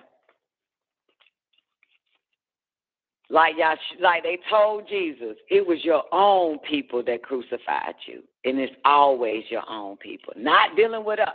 Not us feeble microcosm ass motherfuckers. The ones that are sent, it's their own people. It's just so crazy that just I can understand a little bit of what they went through. That's all I can say. I can understand a little bit. I can understand it too, but I can't relate. Okay. I can't relate because, like, you seen the Last Supper picture with all of them on that motherfucker. Noble Jew Ali, Clarence 13X, Marcus Garvey, Martin Luther King, Malcolm X, Farrakhan. Yeah. A whole bunch of motherfuckers. The Hispanic guy on there too. I see it in my mind's eye. I can't think of his name. All of those are the ones. Right. Those are the ones, shouted, that were all crucified. And all they did was strive to help their own. And that is a lot of Negroes, by the way. A lot of Nubian people throughout history, they send us a savior. Throughout our story, they send it to us. They don't send it to no other motherfucker, no other race. They keep sending them to us. And we're the us. Got it? We're the us. Throughout all these time eras, we are the us. It's us. They sent Abraham to us. Got it? They sent Moses to us. Got it?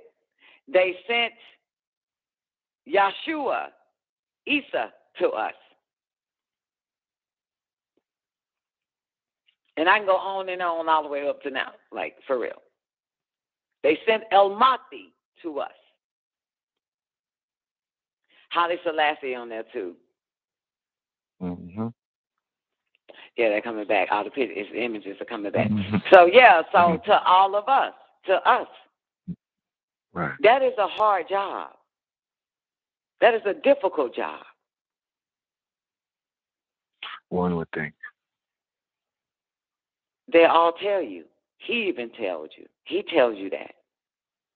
Mm-hmm. But they kept going. They kept going.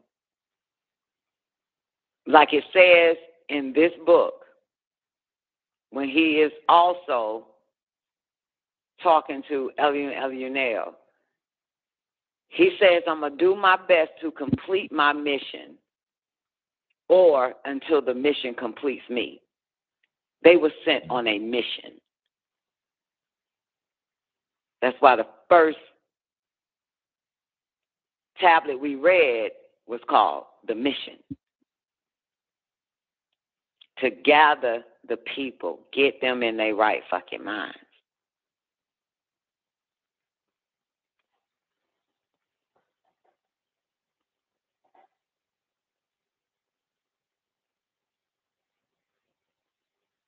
So our little bullshit we go through every day or throughout the years is no comparison to theirs. We just compare our own. But it can't.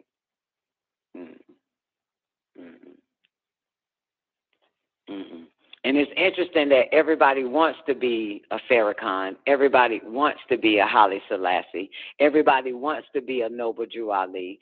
Everybody wants to be a Malachi Sadak Yorkel. Everybody wants to be a Marcus fucking Garvey. Everybody wants to be an Honorable Elijah Muhammad. Everybody wants to be a Clarence 13X. Everybody wants to be a Martin Luther fucking King.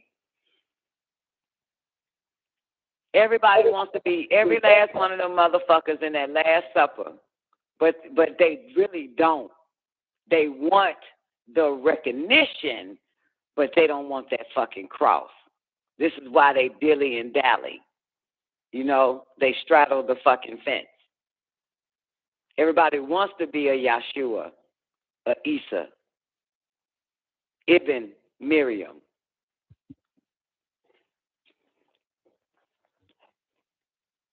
But they don't want that cross, though. They don't want that cross. They don't want it. They don't want to bear that shit. That's why you see them for a little while and you see them no more. Then you see them for a little while again and you see them no more. That's why he said, many will come in my name and they shall deceive many, because so many people is looking for that. But everybody want to be that and say they is, but they don't fit the goddamn prophecy. They don't fit the goddamn prophecy. None of these motherfuckers fit the prophecy. They don't fit the description. They don't fit none of that shit. Nothing. They're imposters.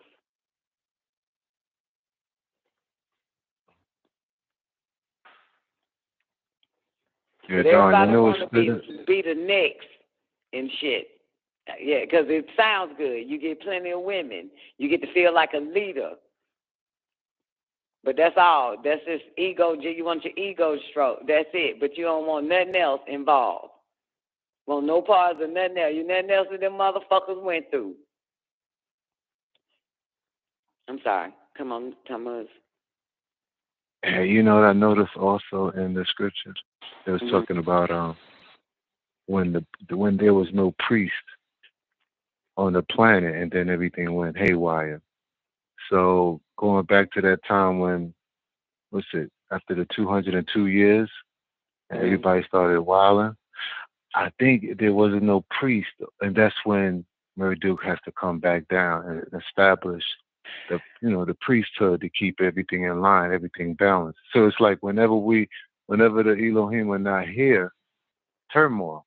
So that period of time when the Elohim is not on the planet, that's the beginning of the dark side or the lunatic side, or the time when humans forget or people forget what they're supposed to be doing. I'm just saying, if there's no priesthood established on the earth, that's when things don't go correct. Everything goes haywire. Yeah, when there's not a high priest amongst you. Yeah. Yeah. Yeah. Yeah. I agree with that. Yeah. And the high priest is always after the order of Melchizedek. That's your high priest. Indeed. They ain't coming with that Melchizedek. They ain't coming with shit. They ain't Absolutely. Nothing. They imposters.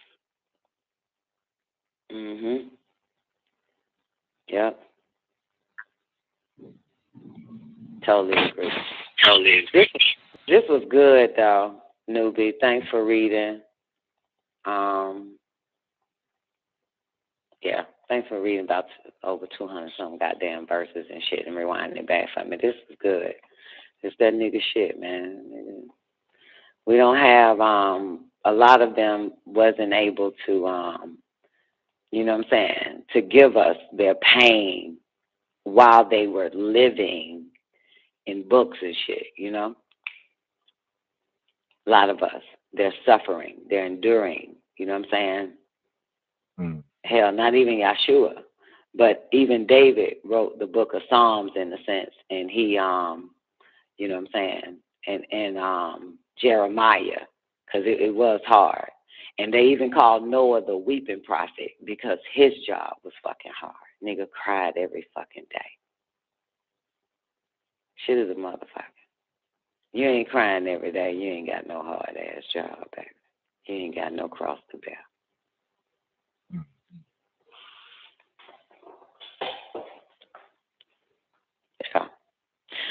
Yeah, man. Motherfucker. Any last words before we get up out of here?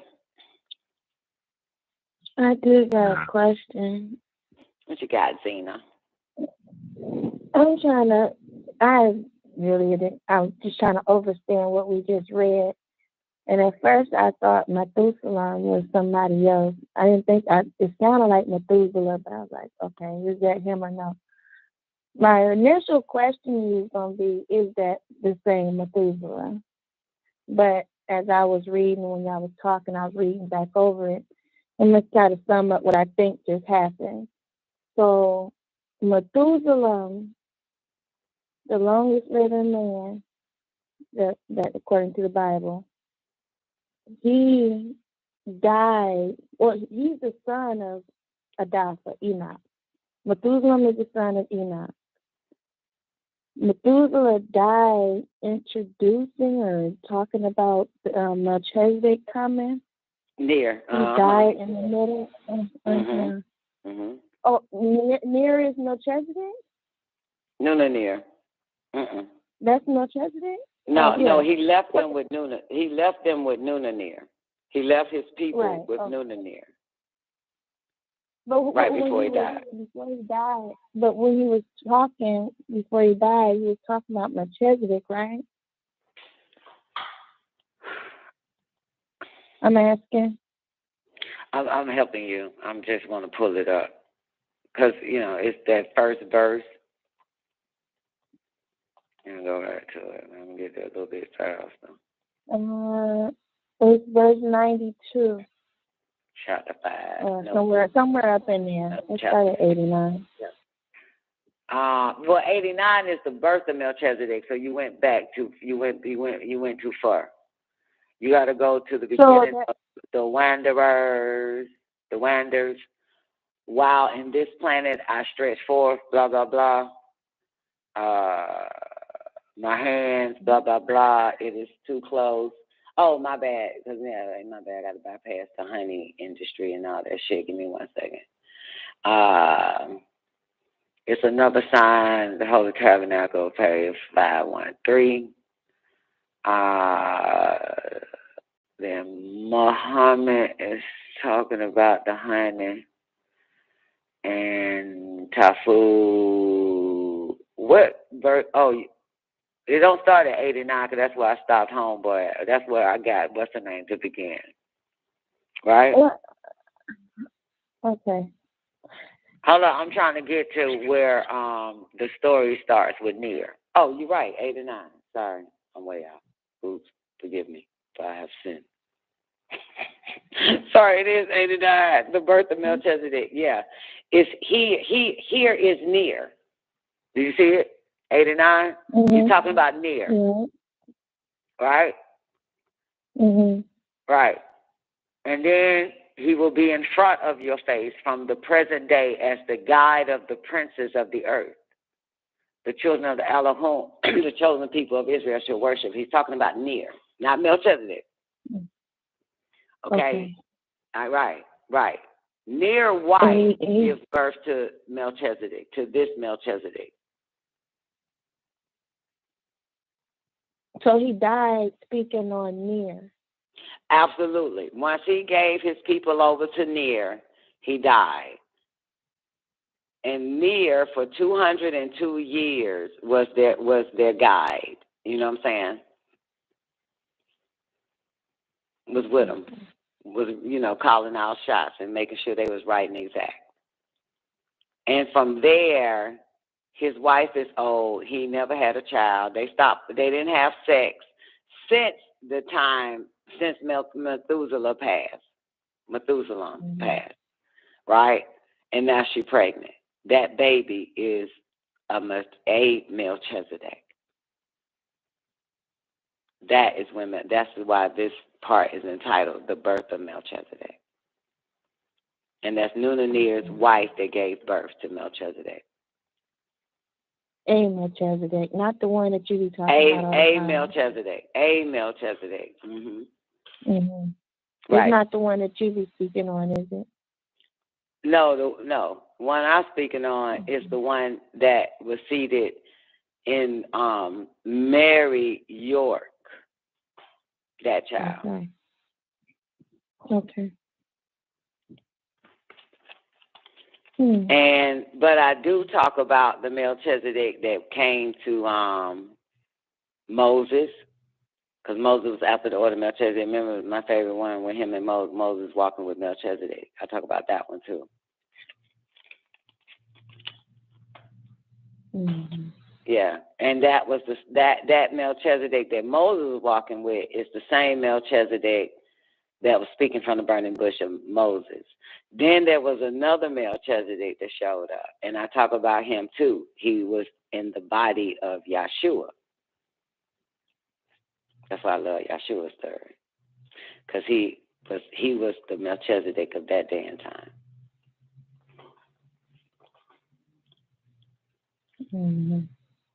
Right. Mhm. So yeah. And he would establish the AMOM, the AMOM, the Ancient Mystic Order of Melchizedek. Which one? The one, Yeshua? Melchizedek? No, it's somewhere in Oh, I do say that in here. You say that in here. Yeah, we can find it real quick. It's at the top, left-hand corner. Because that's all I know. You got a photograph. There it is, Bill, because I got a photographic memory. 524 at the top. Yeah. Well, matter of fact, go to 523 first. Well, no, go to 522 because Melchizedek. Yeah, so the child would not perish, blah, blah, blah. And as I have revealed it, so that Melchizedek would be the priest to all holy priests of the ancient and mystic order of Melchizedek, simply called Amam, the vibration of all creation. And I will establish him so that he will be the head of the priest of the future. That was given to him, the near in a vision.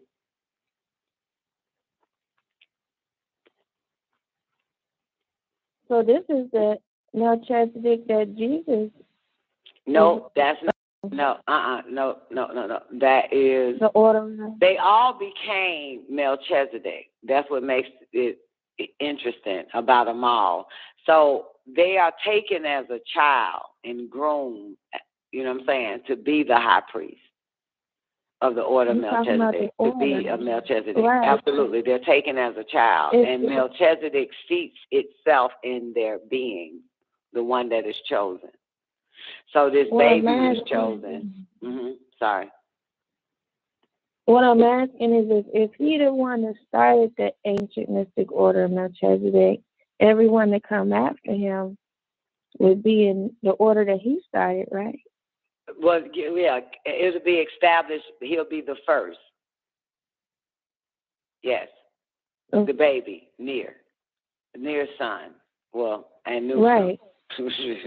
Right. To be pregnant. Right. Yeah.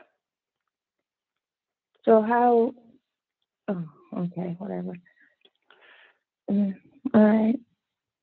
Yeah. So the order of Melchizedek, the mystic order, where the was established here on earth during Noah's days with his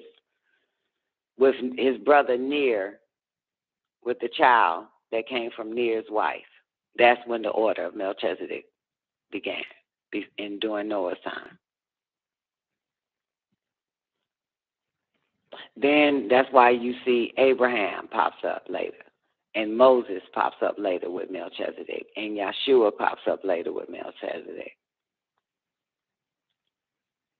And all of them was after the order of Melchizedek.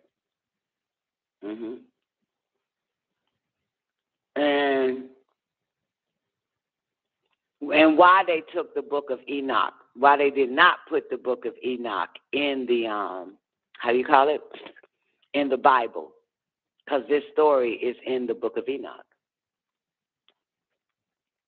See what I'm saying?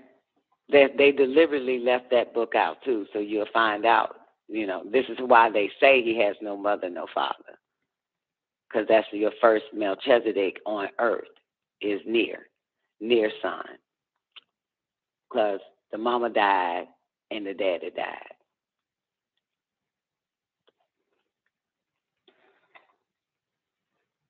And from there,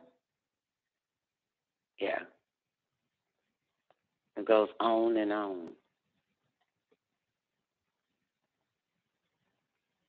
Ain't that shit hot though, Zena? Or maybe not. Are you fascinated? No. Well, I'm still trying to wrap my. I'm a little confused. If he started the order, everyone that come in his order afterwards coming out of his order that he started. The ones that's in the order of Melchizedek is coming out of his order. You said no to that. So I was like, didn't. But the little baby didn't start it. The order was already set up, and he became the head, the high priest of the order of Melchizedek. Okay. The order was already set up. Okay. Yeah. So they made it on. Yeah. So it became on earth the ancient and mystic order of Melchizedek, but that order was already set up. Gotcha. Okay. Right. And so from there, and needed Melchizedek, who is Marduk, to seed the baby, to put his spirit in that child. That's how it becomes Melchizedek. Okay. Melchizedek is, you know, woo, woo, woo. And then, boom, you are able to, you know, set up the order of Melchizedek and be the high priest, and then start teaching and raising motherfuckers up to the mystic doctrine, to the mystic schools. And from there, they're all initiates in the order of Melchizedek.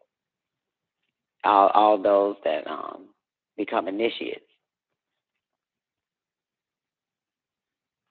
They get initiated in that order. So, Don, there will be some things that these initiates will go through that will be similar to each other because they're in this order, right? I don't know because it is. It is. Well, no. Well, I don't. I said I don't know. You say it is, and I was gonna say I don't know because, for real, I don't know simply because every test of initiation is not the same as everyone goes through. Right.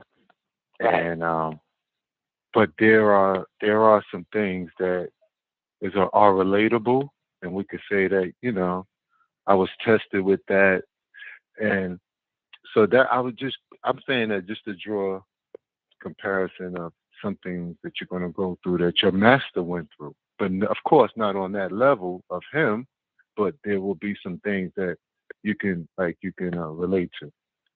That's all. But, it's interesting because when we get to the Christian chapter, when Jesus says that he was ready to be tested by Melchizedek, he said, I'm ready to go through the 7 tests. You know what I'm saying? Right. If you read those initiations that, because he was ready to become Melchizedek is why he was ready for the next level. And so when the initiation, the regular initiation is for initiates. For those that are tested to be Melchizedek, that's something totally different. So if we are all initiates and just being initiated in the order of Melchizedek, yes, we may go through the same initiation, but those that are chosen from that group of initiates to be Melchizedek for that day and time, it's a whole nother type of initiation they have to go through. Okay. When they are selected Right. by Melchizedek to be Melchizedek next. Because the torch has to be passed to one person and one person only. Right. So that torch was passed to Yahshua. Moses failed his test. So he never became a Melchizedek, yet he was an Elohim. Right. But he wasn't Melchizedek. Understand. Yeah. So the order of Melchizedek can have millions of initiates, but only one Melchizedek gets to take the seat. The ones that, are tested and tried among the initiates to the next step for that. Because that Melchizedek has to, when Melchizedek is Melchizedek in the order of Melchizedek is looking for a successor, because that Melchizedek is after the order of the Most High. That's that Melchizedek next step up. So it's taking this initiation after the order of the Most High, which is a whole bunch of people probably being initiated, trying to get into that order. But that Melchizedek is after the order of the Most High, while we are after the order of Melchizedek. Mm-hmm. Okay. I got another question. So we might just, have like our regular, but the initiation, like, if anybody, don't forget it, Zena, real quick. If anybody actually went into the order of Melchizedek, you probably have some of us, right? You remember? Mm-hmm. Newbie, what about you? Somebody, Newbie still alive? Well, I'm still alive, Don. Yeah, so if anybody, actually got in the order of Melchizedek, got their name, got their certificate, and got all that shit, and then got all their little pamphlets or whatever like that, and took the initiation physically on Tamaray, or did some of the stuff at home that those books said, that's one thing. But then there were others who were tested and never even got a damn certificate by Melchizedek. By the Melchizedek at this day and time. So that's why I said those initiations may be different. Oh, yeah. You know what I'm saying? Simply because people go into the land to go through these initiations in the order of Melchizedek. At the same time, we could have been at the grocery store being tested by an angel in beggar's clothes to see if we could pass that test. While everybody else done read a book and waiting for, to say the magic words, say the answers back to get to the next level on Tamaray. But we could have been tested simply by him personifying in the form of a beggar, begging us for $5. Esoterically, them niggas on the land. So, you know what I'm saying? Say they've been initiated in the order, but we were being initiated for real, for real. Oh, yeah. So, that part. Yeah, that part.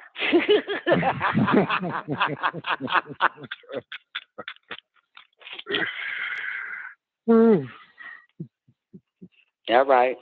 So, okay, Zena, come on. Verse 166. How did Seth and Enos end up on this list? Not that I know who all these other people is, but I see Adapha and Methuselah at the end, and then it said, myself, your servant, near. I was going to ask, who is he talking to? I think he's talking to Anu. But how did Seth and Enos end up on this list? That's Father and Son. Like, what is? Because it goes all the way back. It goes all the way back because it started off in the beginning with Cain. You remember? Mm-hmm. He mentioned Cain being initiated, but he didn't want. He flunked that initiation in Melchizedek. So they all came to all of them. They were all in the order of Melchizedek. Those that got accepted, and Enos is happened to be one, and Seth all the way back to Adam. But Enos dropped to a mere mortal.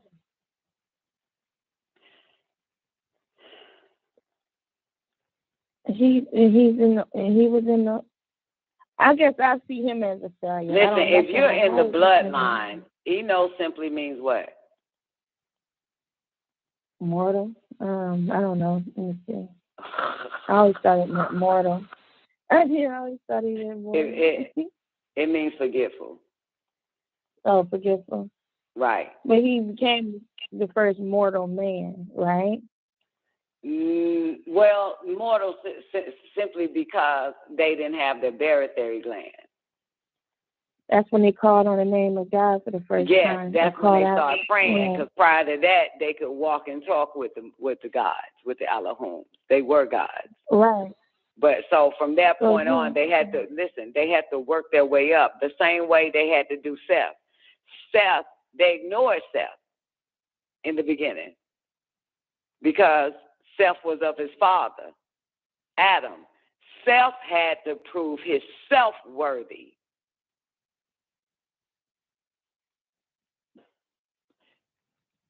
You remember that, Zena? Seth had to show them that he was worthy to be in their circle, to prove his own worthiness. He said, "I'm just because my daddy fucked up don't mean I fucked up. Goddamn, give me a chance." And so they gave Seth a chance, and he was permitted in. Okay, so this question still remains: how the fuck Enos on here? Like, what? Enos is on there simply because it's not saying that Enos, the son or the children of Enos, didn't bother to work their way up. That's why I gave you Seth. So Enos is still in the bloodline all the way to Adam. So they were still coming to the Enoshites as they are to this day.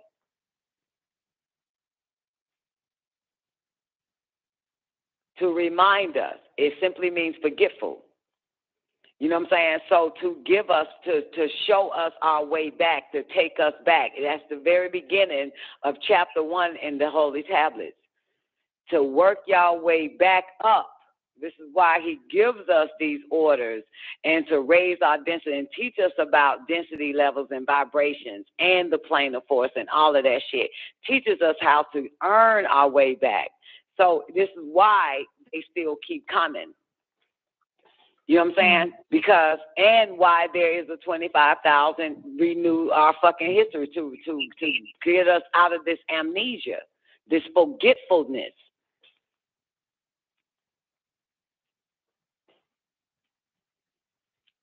It still happens to this day. And Psalm is making an intelligent decision to work his way back up as an Enosite.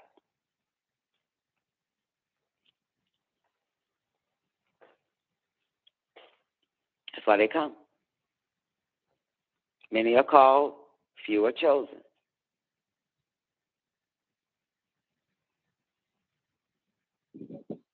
I hope that helps. Appreciate you. So yeah, that's why Enos is mentioned, simply because it doesn't really show much of Enos, but the fact that they are in the order, those Enosites that are. You know what I'm saying? But it goes all the way back, all the way up, back to the order of the Most High. So while everybody else is more on a day-to-day living, it's some of us that's on the strict day-to-day living, you know, that we only get our orders from on high because we're in the order. So our shit is restricted. So we got to learn about the mind, got us the mind book, the Your Potential, the Living Soul is next, coming up, and all this other type of shit. So just so that we won't go drift that far off the path, stay on the short and narrow path. So we stay rooted in the Wapu. He says in that verse, in that tablet that we're reading, he says, honey, what did he say? Honey heals the body. Nuwapu heals the soul. Right. So we stay rooted in this no matter what happens of all the chaos and hell that's on earth. But as it said, that child will be protected anyway. He said, I'm the reason why it's hell on this bitch. But child gonna be protected anyway. So we stay rooted in sound right reasoning, in right thinking, right action, right knowledge. We stay rooted constantly. You stay rooted. That's why you keep that nigga on rotation all day, every day, on in the after party and shit. So we could just, whether we sleep and the after party is on, we're still receiving and awakening and no more forgetting. Yeah. Because we chose ourselves to make sure we stay in this shit. Which is why we're the only ones probably on this planet that kick our own ass just for eating something wrong. Right. You know? So true. Mm-hmm. Yeah. And why some of us got to say our affirmation, and some of us got to do our ashutat, and some of us, we just got to make sure we do certain things, you know, so that we won't forget again.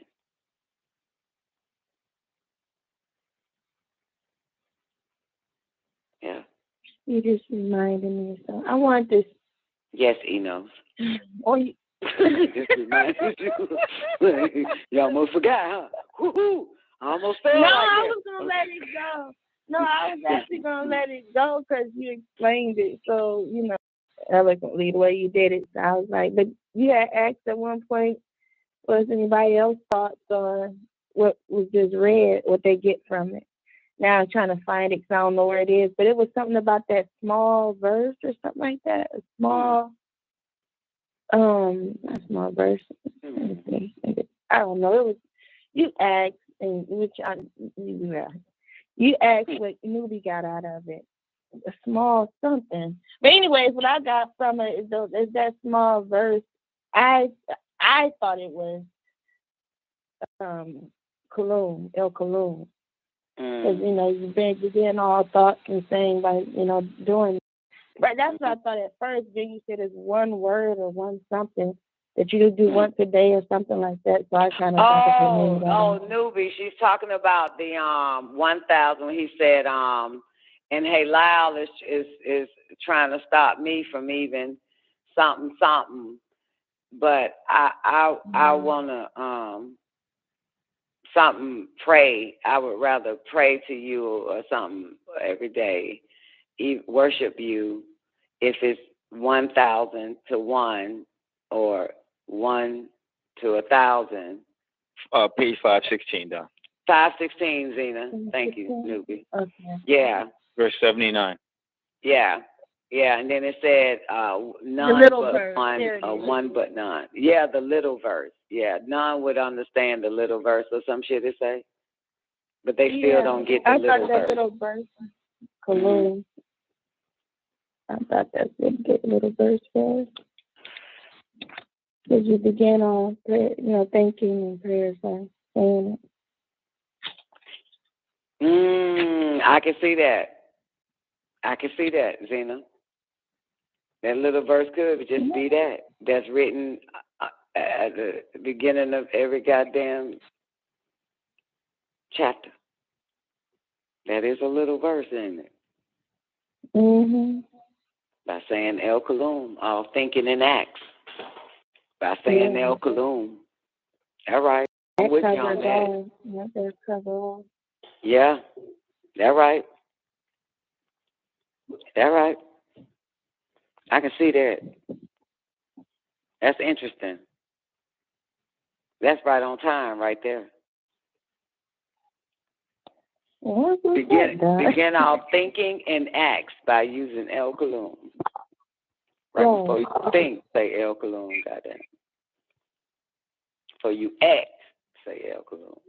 I say El Kulum all the time, man. Even when I get ready, when I lay on my back, like after I finish watching that goddamn X-Files, I lay on my back. Now I know I'm about to go out. I say El Kulum. I'm about to go out on y'all motherfuckers.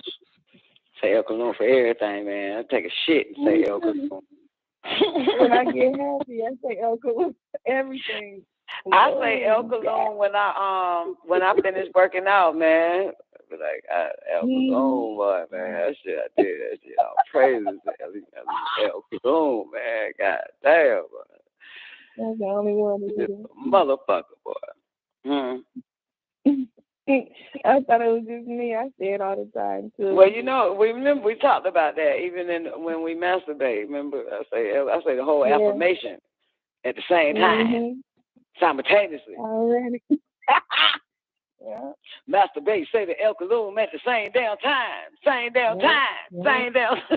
Say that affirmation. Undefiled. You're so undefiled when you do it. Man, I was riding a bike, struggling today. I just started doing my affirmation, man. I could have had trouble breathing, man. I can't even remember where I left off at. But I tried. I tried. Well, let me get my mind off this shit. And the wind, it started getting windy. The sky getting dark and shit. I'm trying to ride fast as fuck back to the house, man. Like, God. That sounds beautiful. It was, man. They held back. I cussed out a white bitch too, because I just got my smoothies. Went back outside, sat at the table with my bike at, but I'm standing up, and a white bitch passed me with her ugly ass daughter, and she was like, "You gonna get wet." This is what this little white bitch said walking past my hair. I said, "Nah, bitch, a dog will get wet before I will." Bitch. The fuck? You said that for real? Yeah, and I cussed her and shit too, man. That bitch kept walking faster then, cussing around an ugly ass child. Give a fuck, bitch. Fuck. You gonna get wet. Bitch, a dog get wet. I said, bitch, a dog will get wet before I will. The fuck? Like, man, you know how motherfuckers just say shit to you, man, and keep walking like, bitch, who the fuck? What the fuck? This my birthday out, too? Around you fucking humans? Man, you already know, man. The fuck, bitch? Bitch, ain't like I've been out here socializing for for 2 weeks. This my first day outside, bitch. I'm ready to fuck, bitch. I ain't even in my bad behavior yet. I ain't got no manners yet. The fuck? That shit just caught a bitch. The fuck? Who the fuck is you, bitch? The fuck? Run your goddamn business. For real, J1, like, we gonna walk. You gonna get wet.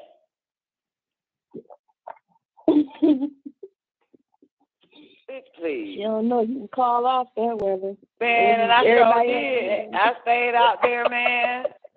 I stayed out there sipping on my shit on the goddamn WhatsApp with Tierra and her cousin, building with them motherfuckers, crackers all walking past. You know, when I started building, bitch, I cussed too. Yeah. You know what I'm saying? I'm just dropping out. I just had a whole goddamn house listening to my ass on the Zoom. I'm out there standing smoking cigarette, goddamn, telling these motherfuckers, goddamn, how the mind work, all that goddamn shit, man. Not a fucking cloud in sight. Not no dog, nothing. This is an hour later, bitch. I'm like, you gonna get wet. I said, nah, bitch, a dog will get wet before I will. Fuck, I look like. I'm already dripping with sweat, by the way, because I just rode the bike out there. Stupid bitch. You don't see I'm already wet, you retarded bitch. Yo, I don't like a motherfucker just run up on me like that. You feel me? Like, bitch, the fuck?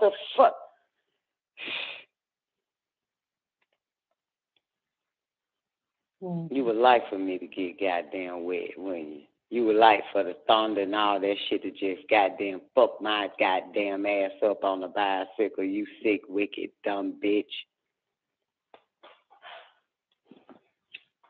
Yeah. Anyway, I don't know how I got on that. Sorry, y'all, I digress. Yeah, trying to put that shit on the bitch, man. I started to say so much more shit to that bitch.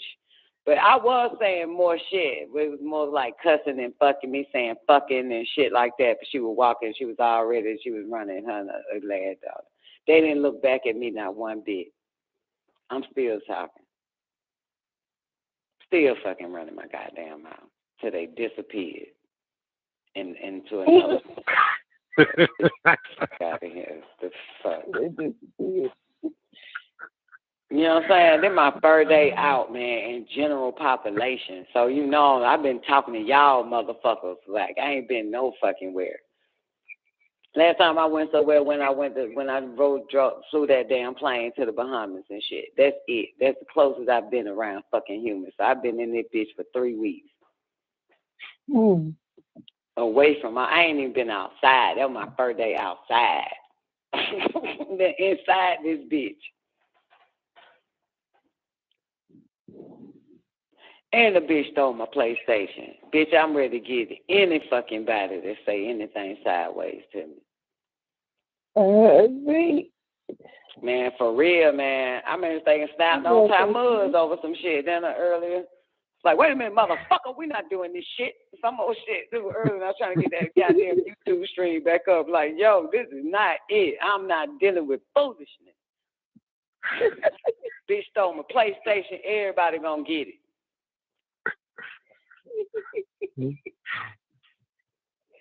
Oh, shit. And the white bitch was the first one to get it today. Open her damn mouth. You gonna get wet. That the bitch said to me, she go ugly ass like a fucking flugeroid ass white bitch too. String it hair. String it, babe. Yellow it is. String it everywhere. Just string it. Damn fucking Asian bitch, you. The fuck?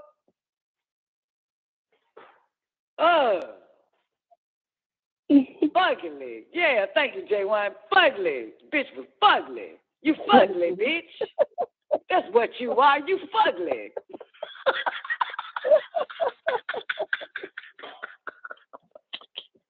Damn.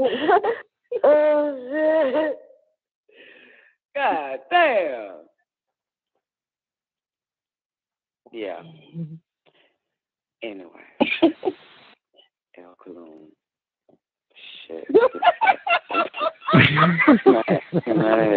Right, man. This bitch think about all this shit these fuck people done did to me. The fuck bitch stole my place.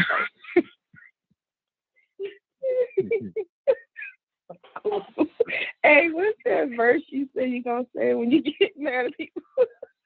Oh, yeah. I don't want to commit a sin in the face of Anu Elion El, who is the Most High, the Creator. God damn it! I told you the fuck been going on. That's why I gotta start saying that shit before I got down hurt somebody with my fucking words, as I always been doing, and my thoughts. Yeah, I gotta start saying that shit. Get away from me. Boy, I sin in the presence of Anu Elion, bitch. The fuck? Gotta start saying that shit, man. I can't wait to say that shit to Doc ass. This fuck nigga got subliminal disses. Hate when a nigga come with them subliminal fucking disses, man. I catch them bitches. You don't want what I'm gonna throw back at your ass.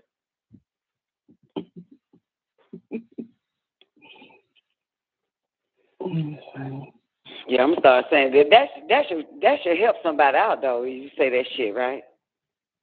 It do. Yeah, I think I'm gonna use it. I'm waiting on the next motherfucker to try it, bitch. I'm gonna use it. I'm for real. I gotta remember that. Remember to use it. Remember to use, man. If you don't goddamn bad the fuck back before I fucking see it in the face of Elion, the Most High, who is the Creator. Goddamn it.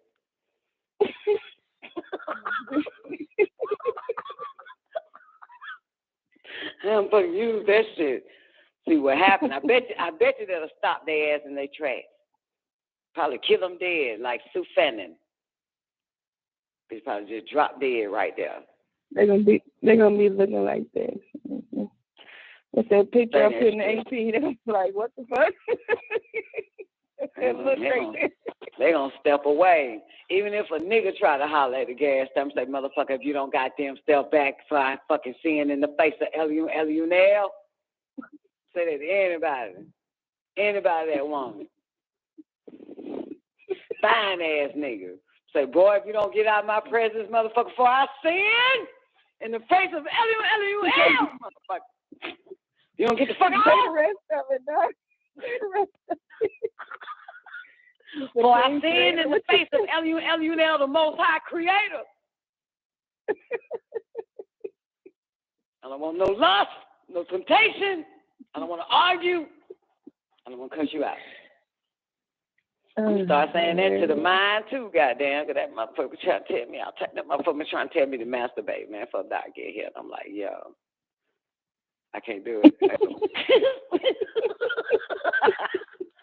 That's what the motherfucker been trying to tell me, man. I'm like, no. Why I know to say it no, because last time I masturbated for that nigga get here, I ain't want that nigga touching me, man. Oh, don't touch me. I already had some. Go. Motherfucker. I already did it. So now this motherfucker's like, man, go to masturbate, man. Go to masturbate. It still work.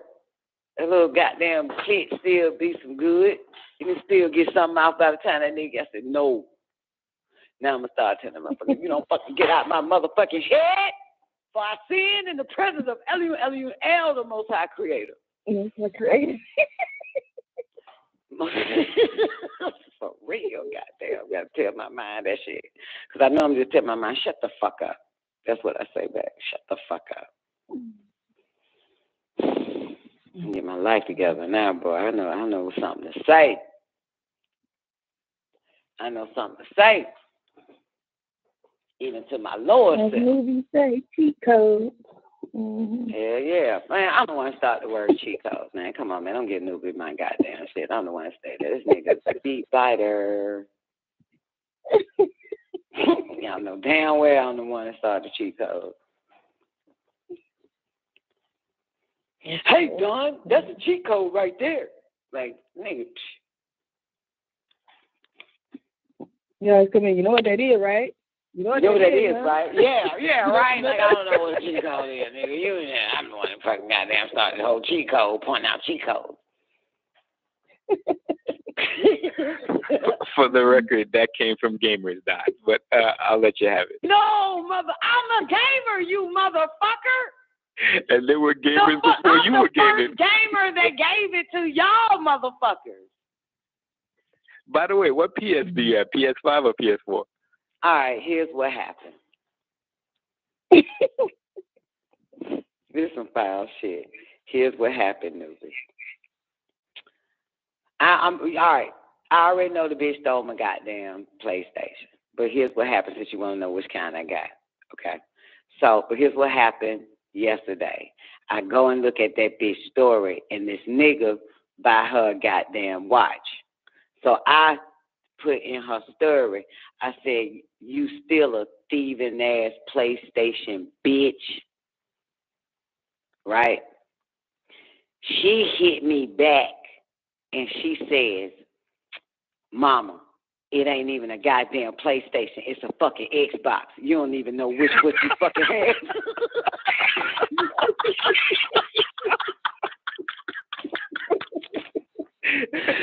Oh, shit. I take the bitch back. It's beside the point, bitch. The fuck? The fuck? The fuck? What it is? Still my shit. I'm done, Dad. I'm done with you. So, answer your question, Noob. I don't know what the fuck it was or what it wasn't. God damn it. All I know, it was mine, motherfucker. She's like, it's a fucking Xbox. I had it the whole time. I thought it was a PlayStation the bitch took. Even now I'm saying PlayStation. Still a fucking PlayStation. She probably lying to me. Make it seem like I had an Xbox when I know I had a PlayStation. Probably crazy making me. I don't know what the fuck it was, but I know it was mine. What does it say when you turn it on, Doc? Listen. It's supposed to say it.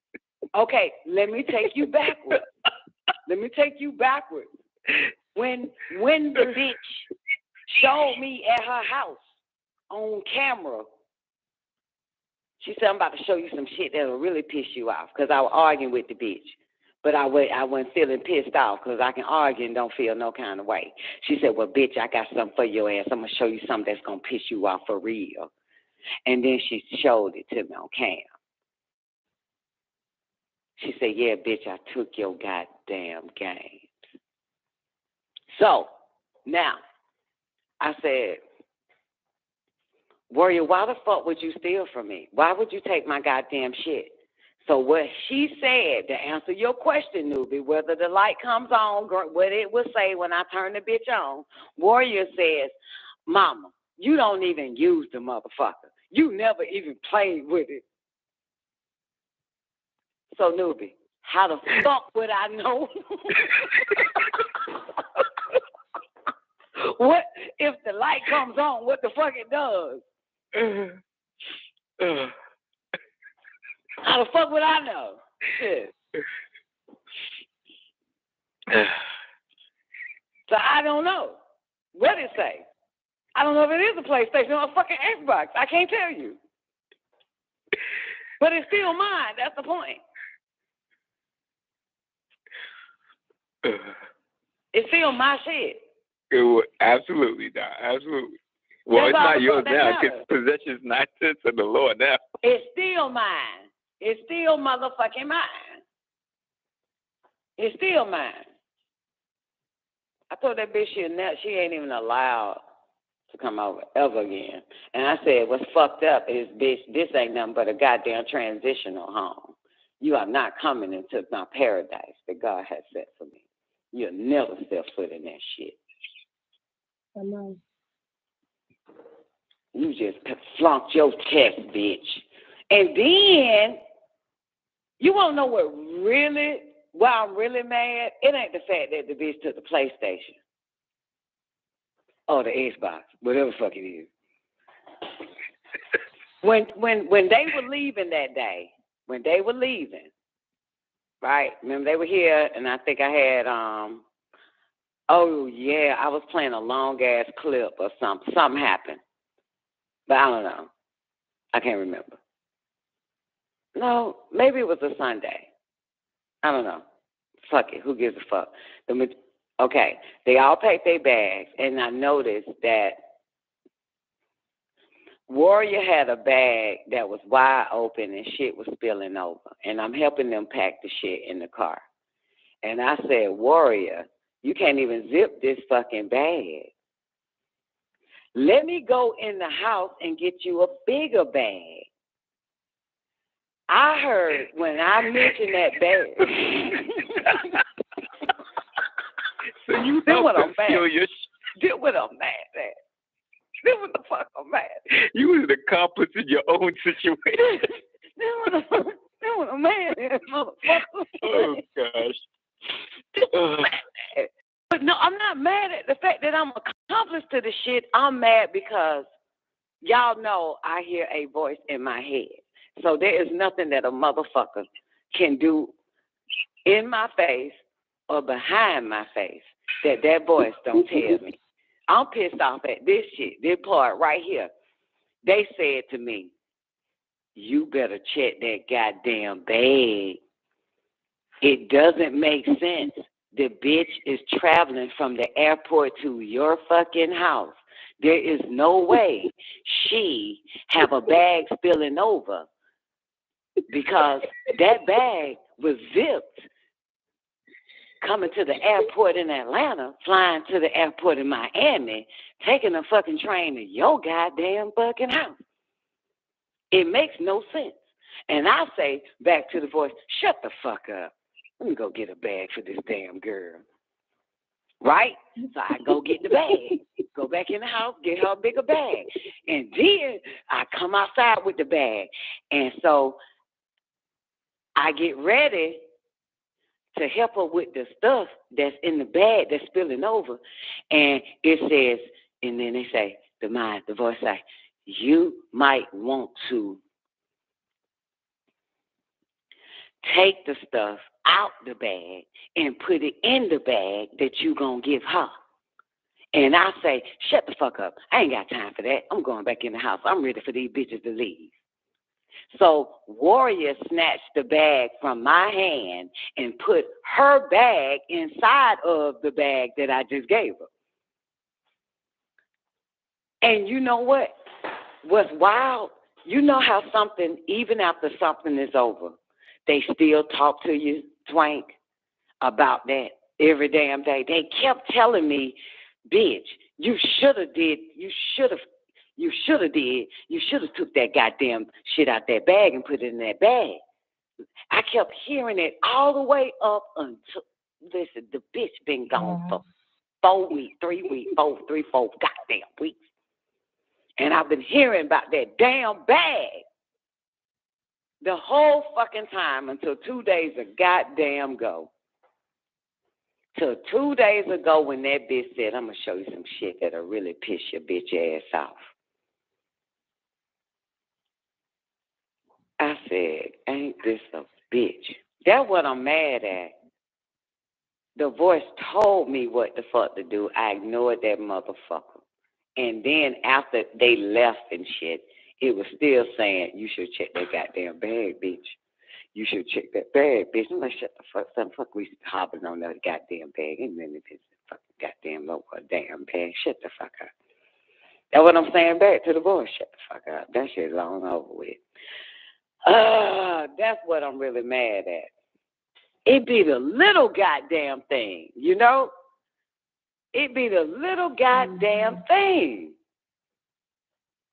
It be the little shit that they tell you telepathically about a motherfucker. You tell them, shut the fuck up. Could have said, man, I would have won that. I would have won that. I lost that shit because I ignored that motherfucking voice. I ignored that voice and kept ignoring it. So when I brought it up to Warrior, you know, after she told me, after I cussed her out and said, you're a dirty bitch, why would you take from me this, that, and the thing? Bitch, you ain't using it any goddamn way. All that shit. And then I heard the voice say, told you about that bag. And then I say back the word, I said, goddamn bitch. And I even fucking got a bag for you to motherfucking put the shit in. And Warrior said, yeah, Mom. And when you did, I was like, oh, my God, she's going to find out I took her fucking PlayStation. I mean, Xbox, whatever the fuck it is, because I don't know what the fuck it is.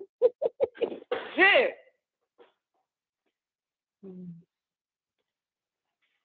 Damn. And, you know, but she a dirty bitch. She a dirty bitch because the girl that came with her, right, she know I'm a gamer and all that fucking shit. And so she ain't the first person to ever come into this fucking house that I'm in. One was the computer guy that bought my computer. He was like, look, you need to fucking get on Twitch. Goddamn, you'll make a lot of money playing these fucking games you got, right? So when she saw me, she makes her coins on Twitch and a few other goddamn entrepreneur spirits that she got, other, you know, avenues of residual income coming in. So me and her talking, Warrior right there, and she was like, you need to get that Twitch, girl. You can make a lot of money on this game. And I was like, yeah, I am. I'm working on it. I've been trying to, you know, I've really been wanting to do gaming online and shit for a long time, but I'm all, you know, once I get a few other things, you know, situated, I'll be ready to invest in a little bit more. I already got the fucking game. I just got to get the, you know what I'm saying, the chair, the desk, another computer. I'm telling her all this shit, and Warrior sitting there the whole time, and the bitch gonna take it. You know what I'm saying? And the bitch, I'm holding my fucking PlayStation and Xbox, so when I get the rest of my setup, to have a full-fledged camera, chair, video, headset, all that shit, set up the account, whatever, how to set up, whatever the fuck, then I'm ready for showtime, baby. This bitch gonna steal the most important goddamn thing I fucking need and say I don't use it. Bitch, I'm not finna use it leisurely. Bitch, I'm ready to make that money. So, anyway. This bitch heard the whole goddamn conversation, and she know that shit because I've been talking about it for the past 5, 6 goddamn years to this bitch. That's a trifling bitch.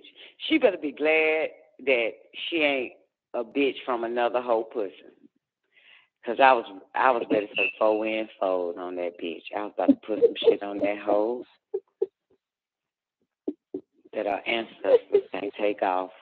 And I was about to, and I heard a voice say, that is your daughter. Because I black out. I don't play that shit. Heard a voice say, wait. Can't do that shit to that bitch. This ain't no bitch out in no street that did you like that, girl. Damn sure was. Over that. But I ain't mad now that I'm talked it out because I just finally got to keep remembering that they gave me a head, so they told me that that hoe got something in that bag, bitch, and you need to do it this way and look and put the stuff from her bag in that bag. And I'm like, shut the fuck up. I'm not doing that shit.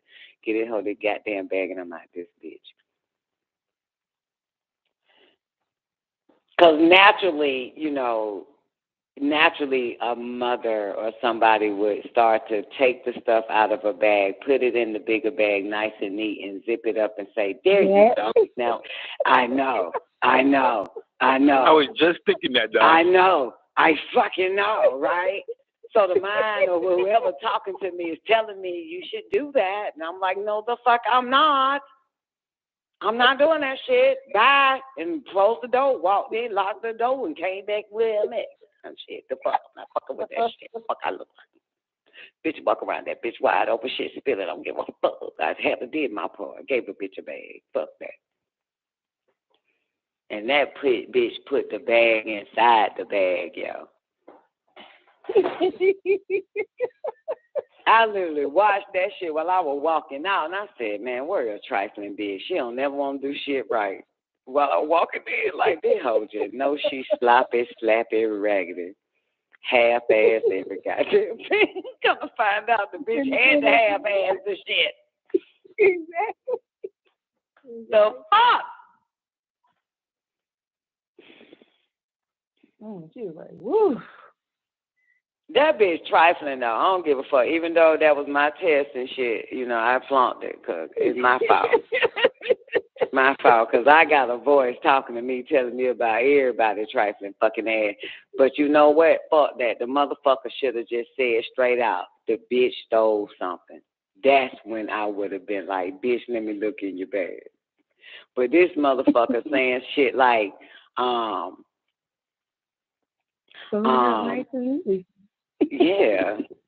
yeah. Saying shit like saying, hey, nigga, give it to me straight, motherfucker. Tell me that the bitch stole something. God damn it. Don't tell me. Goddamn. You know it don't make no sense. Why is her bag spilling over? She was on the airport. You know that bitch didn't go on the airport with a goddamn open air bag spilling over. Shit like that. Like, well, you ain't telling me nothing. You ain't telling me that the hoe stole from me.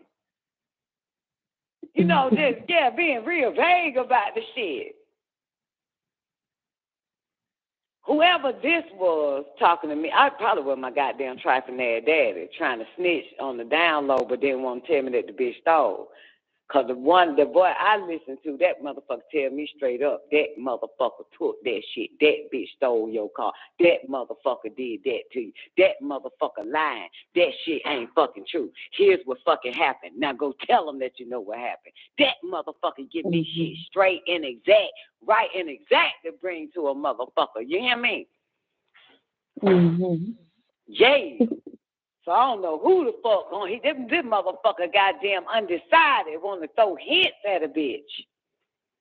Instead of come straight at me. Had to be my trifling ass daddy because he never talked straight to a motherfucker. Had to be him. Dry snitching, kind of, sort of. Giving hints and clues and shit. Cause I don't know who else could have been because the one I fucked with shot to give it to me straight. One I fuck would have said, look, that hoe got your that motherfucker would have said, that bitch got your Xbox or PlayStation, whichever one it is, because I don't fucking know. That shit hurt though. That shit did hurt. That hurted. That hurted me bad. It hurt because you knew it? It hurt because I don't like when people take from me. You know what I'm saying? I don't play that shit. You know, I'm big on that. I don't like that shit. That shit hurt. And then give the reason I'm not using it and shit like that. See, I went through that with my mom. She'll come in and take shit from me. You know what I'm saying? I don't like to share. So it does not matter. You don't have no right to take from me because I don't like to share. You know what I'm saying? And whether I'm using it or not, it's still mine. I got a problem with that shit. I don't like that shit. So I feel raped, you know? I feel raped when that shit happens. Like, I do. You know what I'm saying? Everything is, I feel violated like a motherfucker. That shit hurt. Don't do that shit.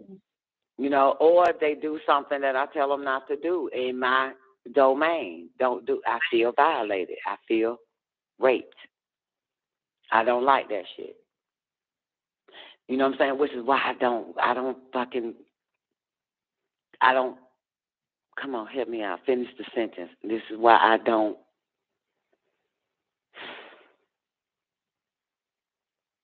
like people. Which is, yeah, I think that'll work. Which is why I don't like people. I don't give a fuck if it's my own children, my mama, my daddy, this nigga, the dog, the cat, old MacDonald. I don't give a fuck. I don't like people. I like you outside of my sanctuary.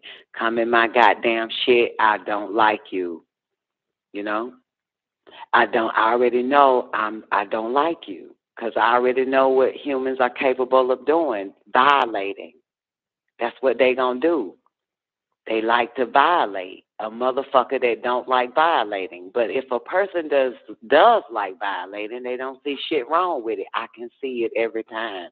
If I say go out of one fucking door and this the door you go out of, and they gonna go out of every fucking door, but that one, that's a violation. Y'all, they deliberately do that shit.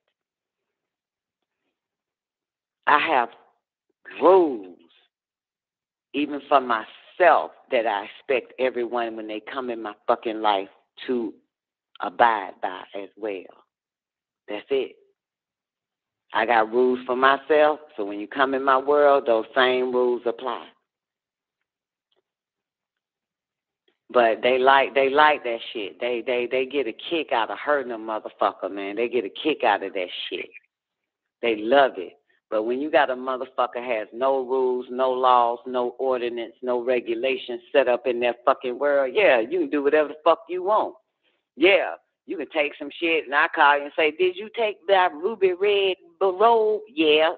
Okay, well, how'd you like it? Like the fuck? But I know, I got rules, baby.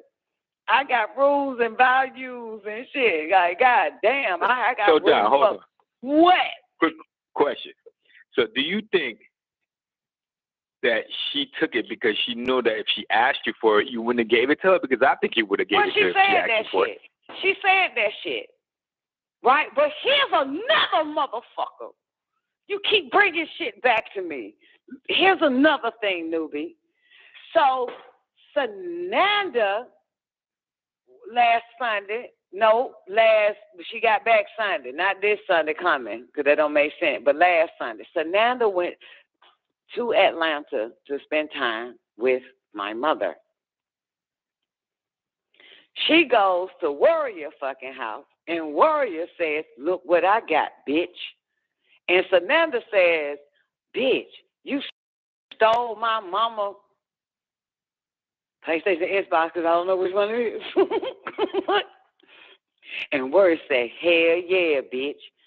And Sananda say back to her, according to Warrior, oh, shit, I was going to take it. I'm going to tell my mama. Right? Got me? Can you hear it? Can you see it, newbie? I see it. Okay. So I forgot what your question was, but you're going to figure out that my answer in a minute. So, what was your question again? My question was, did she feel like you weren't going to give it to her? That's why she didn't ask you for it? Okay, so that's the point. So, of course, Sananda lives in Florida. So when she comes over to stay or to visit a couple of days or hours, she always say, Mom, can I take the Xbox? or the PlayStation. I don't know which one it is anyway. And I say no. She asks all the time. I say no. And Sananda don't take it. Got it? She leaves it, right? So, what was your question again? My question was, did she feel like if she asked you for it, you wouldn't give it to her? That's why she didn't ask you for it and she took it. Okay, that's the point right there, right? So, anyway, Warrior actually says that shit today because I still don't fuck with the bitch. She's still trying to get in my grace. And grace means forgiveness, right? So she's like, she even says, well, if I would have asked you, you would have said no, like you've been telling Sananda no. Bitch, because it's mine and I don't like to share. I don't give my children nothing. And I had to tell her that. Where you know, ain't nothing changed with me. I don't give y'all nothing but goddamn food, clothes, and fucking shelter. That's it. Everything else is fucking mine. Ain't nothing changed about me. Oh, my bad. That part there I just said, she says, I thought it was ours. That, what I just said belonged to that statement. She said back, sorry, I'm having a moment here. We were just keeping it at your house. Yeah, that's when I said, Warrior, ain't nothing fucking y'all. Ain't nothing y'all. Y'all have to get your own shit. And then I had to take her back. I said, that motherfucking Guitar Hero was mine. That fucking Wii game was mine. That motherfucking PS, we had PlayStation 2, that shit in storage right now. But I know that's storage PlayStation and another Xbox in storage. But I said, all that shit was mine. Where was it located, Warrior? Was it in y'all's fucking room? Was it for you for your birthday or Christmas or some shit? Where was it located? She was like, in your room. I said, okay, exactly, bitch. And what would y'all have to do if y'all wanted to play with the shit? Ask you if we could play with it in your room. And, okay then, bitch, because it's mine. None of that shit was y'all. Nothing. I buy you nothing but fucking food and some clothes, bitch.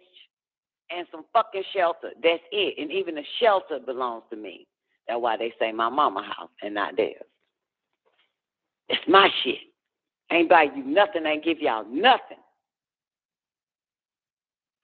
Never have, never fucking will. It's like a man that buys a house or wife. Yeah, basically what happens. And then he says it's yours, but he knows it's his. It's his shit. Bitch, that's my shit. So, yeah, she has some reasons and shit, you know. But come on. This is one of those cases where it's easier to ask for forgiveness than for permission. Then for who? Ask for forgiveness, then what? Then for permission. Oh, for real? The fuck is that? Who does that? You got a point there, newbie. What the fuck is that? I'm not forgiving this. Exactly. Ask for forgiveness, then ask for permission. Ain't that a motherfucker? That's like a nigga that raised a bitch and ask her for forgiveness. Then ask, may I please have sex with you? No. Why did you rape me? Well, you was going to say no anyway.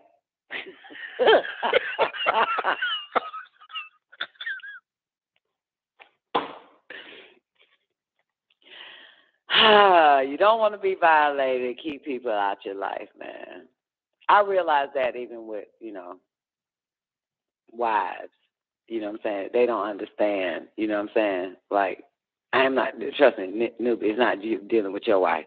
But you know how wives got complaints about their husbands or bitches in relationships got complaints about their niggas? And yeah, and what he wants her to do and all this other type of stuff or whatever, or what she has to do for him and complain and saying what she has to do for him. Well, the reality of it is that when you get somebody, I don't give a fuck if you get a friend. You're obligated to be a friend. Ain't that a bitch? Who the fuck does that? So that shit. Yep. Yeah, like, yeah. So, and which is, yeah. So, and I realized that with any person that comes in giving you a title and you giving them a title, that you have to be obligated. You know what I'm saying? You have to be obligated. So if you don't want the obligation of doing your duty, don't be with nobody. Don't do it. That's what I realized. Don't do it. Don't do it. Don't do it. Because you're going to be violated because of your obligations, and you're going to be obligated because of your violations.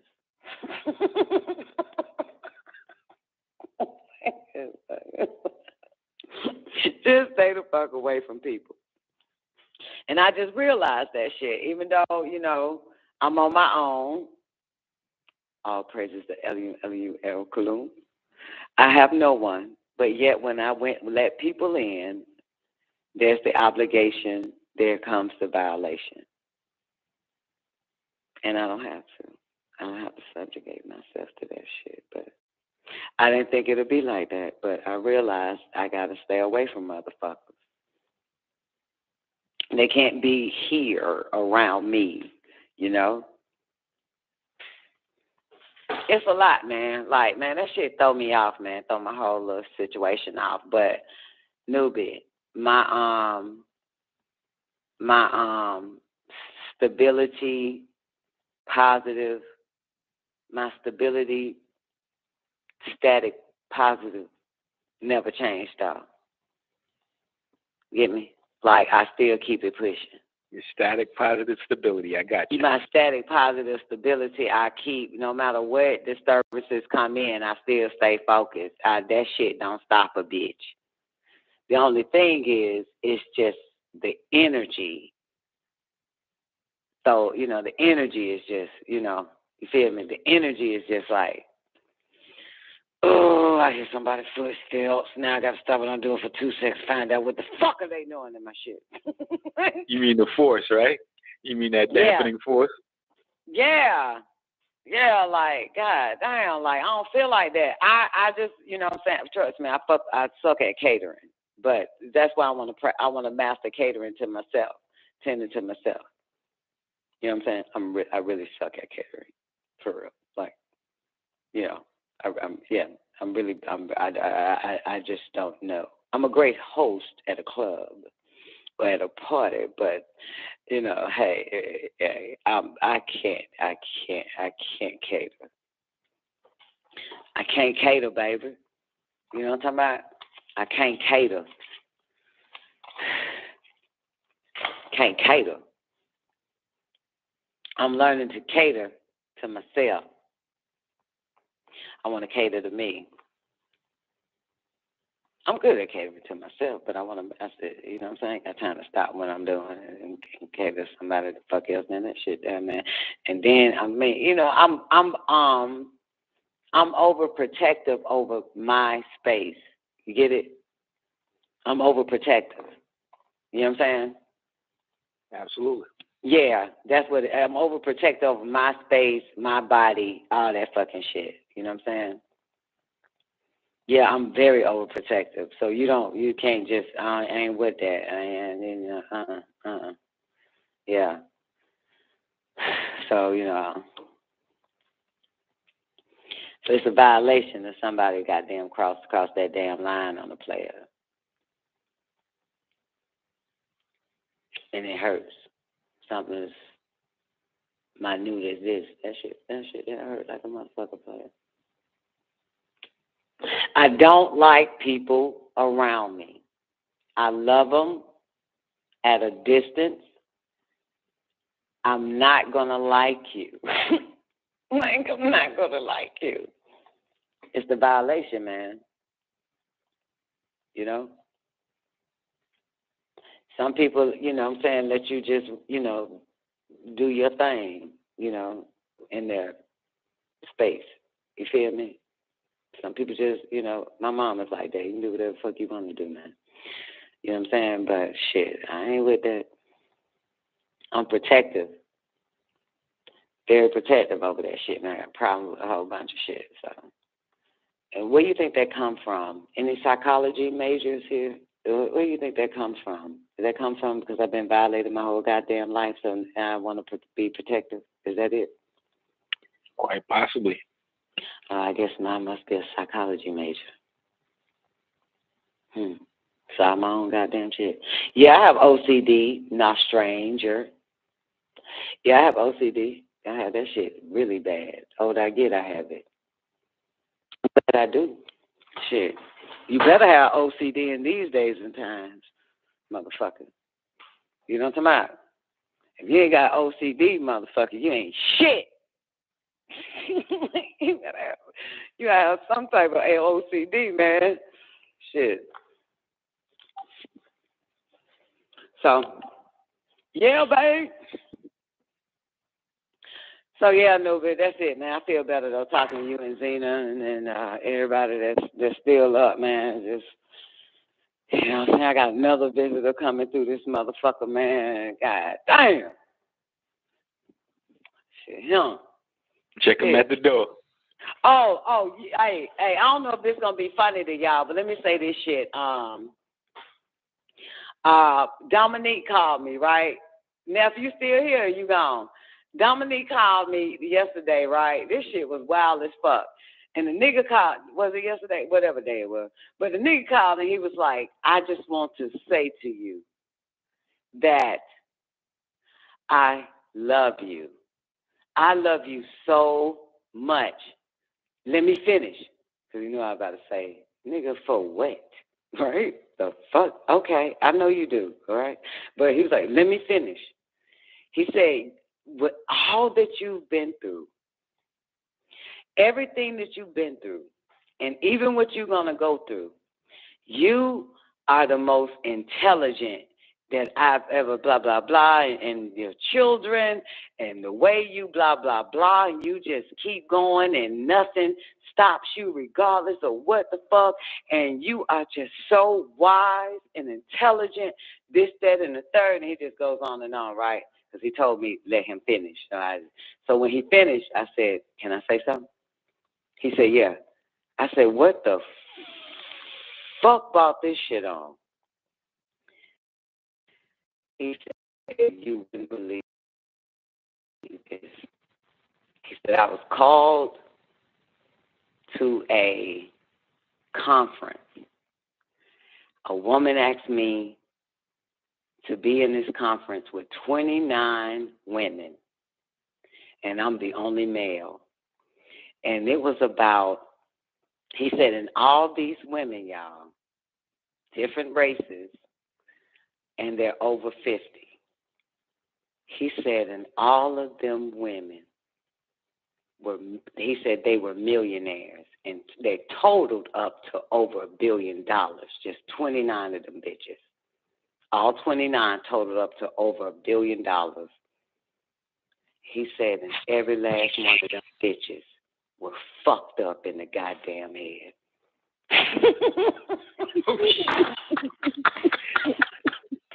Yeah.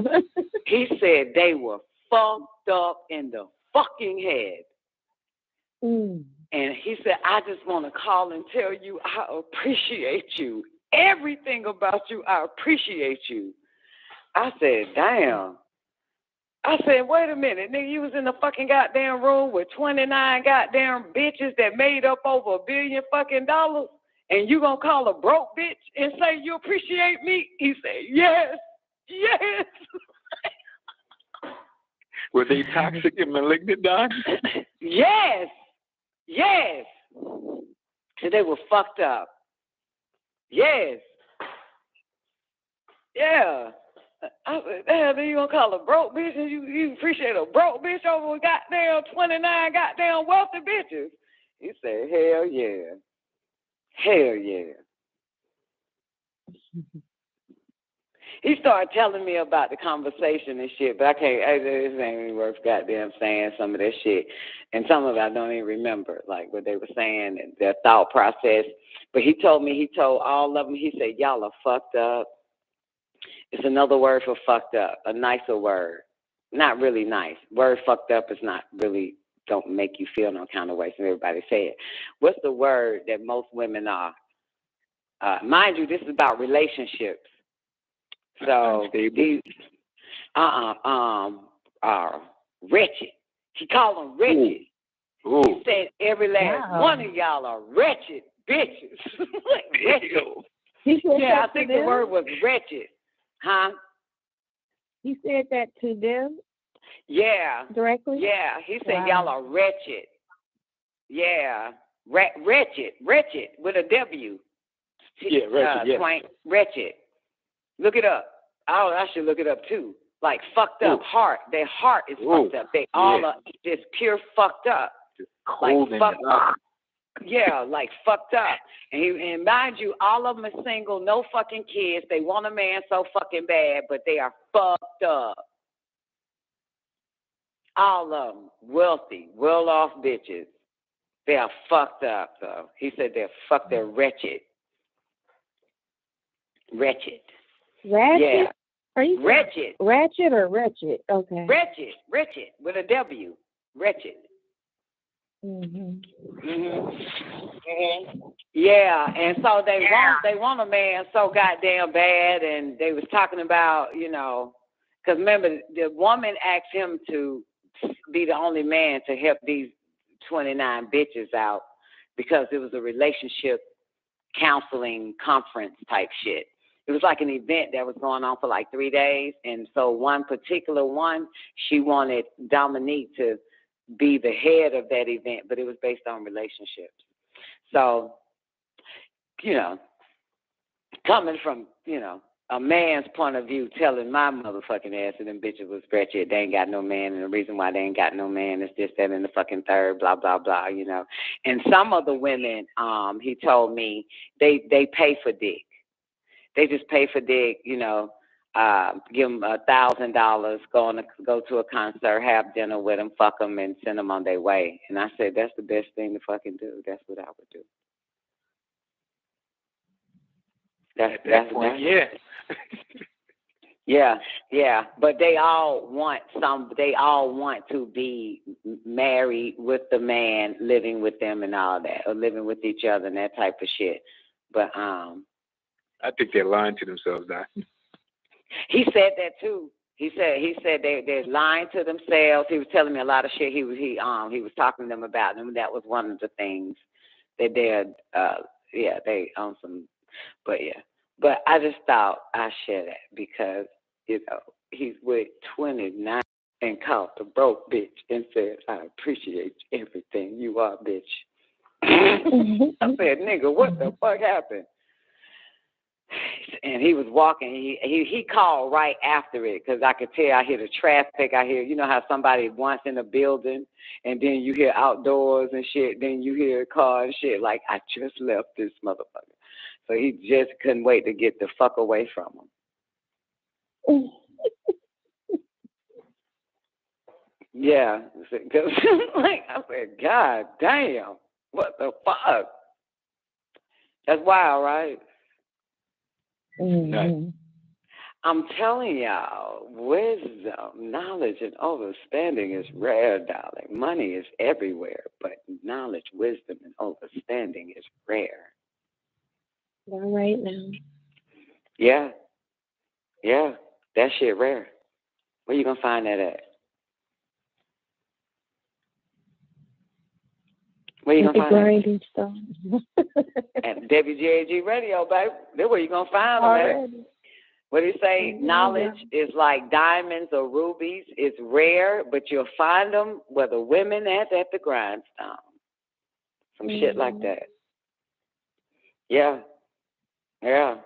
So, yeah, he said that's fucked up. He said they ain't gonna find no goddamn body. They ain't gonna have. Yeah, he told them they were looking wrong and all that other type of shit. But I think Dominique might be the next Kevin Samuel, y'all. Get ready for this nigga. Because he said a lot of them after he gave it to him straight, according to Dominique, he was like, a lot of them, I have your number. Can you cancel me? Can I come over your house for an hour? Oh, wow. You know what I'm saying? Or I can fly you in. I can fly you in to New York, and you can cancel me for an hour. I pay for everything, all that type of shit. Like, he was telling me all that shit. Yeah. Yeah. Yeah. That shit, wow. Yeah. It was some pastor bitches who got a fucking mega church and shit making all that loot from these goddamn believers. She was a pastor bitch, a lot of them, man. Like, they got about $1 billion in that motherfucker. A pastor bitch, okay? Need some fucking help, bitch. God can't do it, huh? That's crazy. He said that bitch was fucked up. He said he chewed that whole asshole. He had to give her he had to put her head right. She was fucked up. Yeah. I said, damn, nigga, just when I was feeling mighty down and mighty low, God said, bitch, you better than all these hoes out here in these streets. God said, girl, you the one, bitch. Nigga that had so many goddamn real life, nobody like Don, baby. Can't nobody do it like the D. And if I do it like Nicole around this bitch, man, niggas gonna start flying wide. Ain't but one. Already. Damn, I said, damn, Rich, it's this nigga. God damn. Yeah. But, you know, it reminded me of Oprah, because these women have everything. And I've met a lot of women who have every fucking thing, like for real. But remember when Oprah had everything on this physical fucking plane. And one thing that Oprah said that she wanted, that she wants so bad, is the light. So you can't pay for that, newbie. You ain't no store selling light. The light, yep. That's what she said one time. Long time ago she said that shit. Bitch a billionaire, but she empty because she ain't got the light. And you can't pay for that. And you know the bitch ain't got the light. You just look at that bitch and know that shit. You just look, that hoe ain't got no light. Yeah. Said something right there, Don. Yeah, you can look at her. She ain't working with nothing. She ain't got no light. But she know that, and she said that's what she wants. Because I think the question the interviewer asked her, you got everything. Is there anything that you don't have that you want? Yep, that was the question. She said the light. I want the light. And I can't get it because you can't buy it. Where you going to get it from? You can suck up all the goddamn adrenochrome and still won't have the shit. Where you going to get it at, baby? So, yeah, so that's what it remind me of, you know what I'm saying? Like all the so-called well-off bitches that I've come in contact with, you know, they say they got everything. All they need is a man, and they can't fucking find a goddamn man. Like, they can't fucking, like, well, you can buy a man. You can buy a motherfucking man. You know? Can't you? Yes, you can buy a man. It's so interesting, too, because these nigga prostitutes. I mean, I told y'all that I met a male prostitute, a gigolo. He was a gigolo.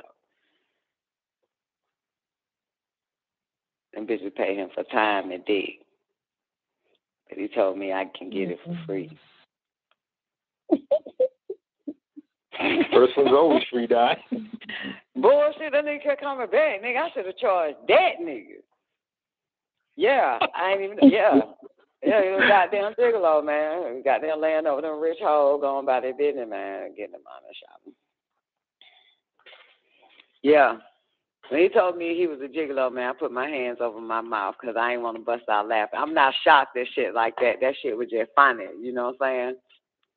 Because gigolos get lonely too, baby. Even after all the hoes you lay with get paid from. But I didn't even know they was still, I know they still out there. You know what I'm saying? I know they still out there. But I told Dominique that that's the safest thing that a rich bitch should do. You know what I'm saying? Get her a call boy. Because a lot of these niggas fake a whole relationship and you end up paying goddamn millions of dollars in alimony. And spousal support after that. Yeah. Yeah. Shit. Nigga can't fight no relationship with my goddamn ass, nigga. You in my shit, nigga. You for real, cause I ain't got shit for you. I ain't even got brains or common sense. So I know you. I know you interested for real, for real. I know you gonna be in this relationship before I be in this motherfucker. That nigga gonna take it serious. I ain't working with nothing. I can't even think. You know what I'm saying? You got to think about it, man. Like, damn, man, what you interested in me for? I ain't got shit. This must be real. This is love. Ooh, I think I'm falling for you. Yeah, man. So you got to think about it. You got to think. Like, you know, a good thing I ain't working with nothing, huh? That's when you know a nigga like you for you. Ain't that right? That's how I go, right? Yeah. Come on, Zena. Oh, a nigga ain't never liked you for you. He just wanted a place to stay. I'm talking about you. I'm thinking about you. You know you got shit to offer. Like, what the fuck you I ain't offering motherfucking nothing. You just got to understand how you the shit, and you know you. I'm only the shit because I'm just naturally the shit, man. I ain't got nothing offer. I ain't taking no shit. I'm just naturally the shit. You know, come on, I ain't got nothing to offer these niggas, man. I ain't got shit. I ain't got nothing, motherfucker. You know what I'm talking about? Like, for real. One, I can't suck dick. One, I don't throw it back. Two, I don't cook. Three, I don't like men, period. I don't like nobody. Come on. Goddamn money bags or whatever that nigga name is, Fantino or whatever say. What he say? I don't like niggas, don't like bitches, don't like nobody. Like, motherfucker, I ain't nothing. So it's in the suck. You know what I'm saying? Did I say I can't cook, Zena? I mean, Twain. Yeah. Meaning I don't cook. Not that I can't cook, I don't cook.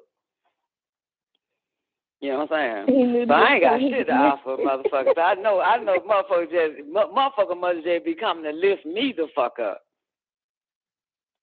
I ain't got shit. You know what I'm talking about? I'm a bowling ball, shouting. I'm heavy. You gonna have to pick me up. I ain't working with nothing.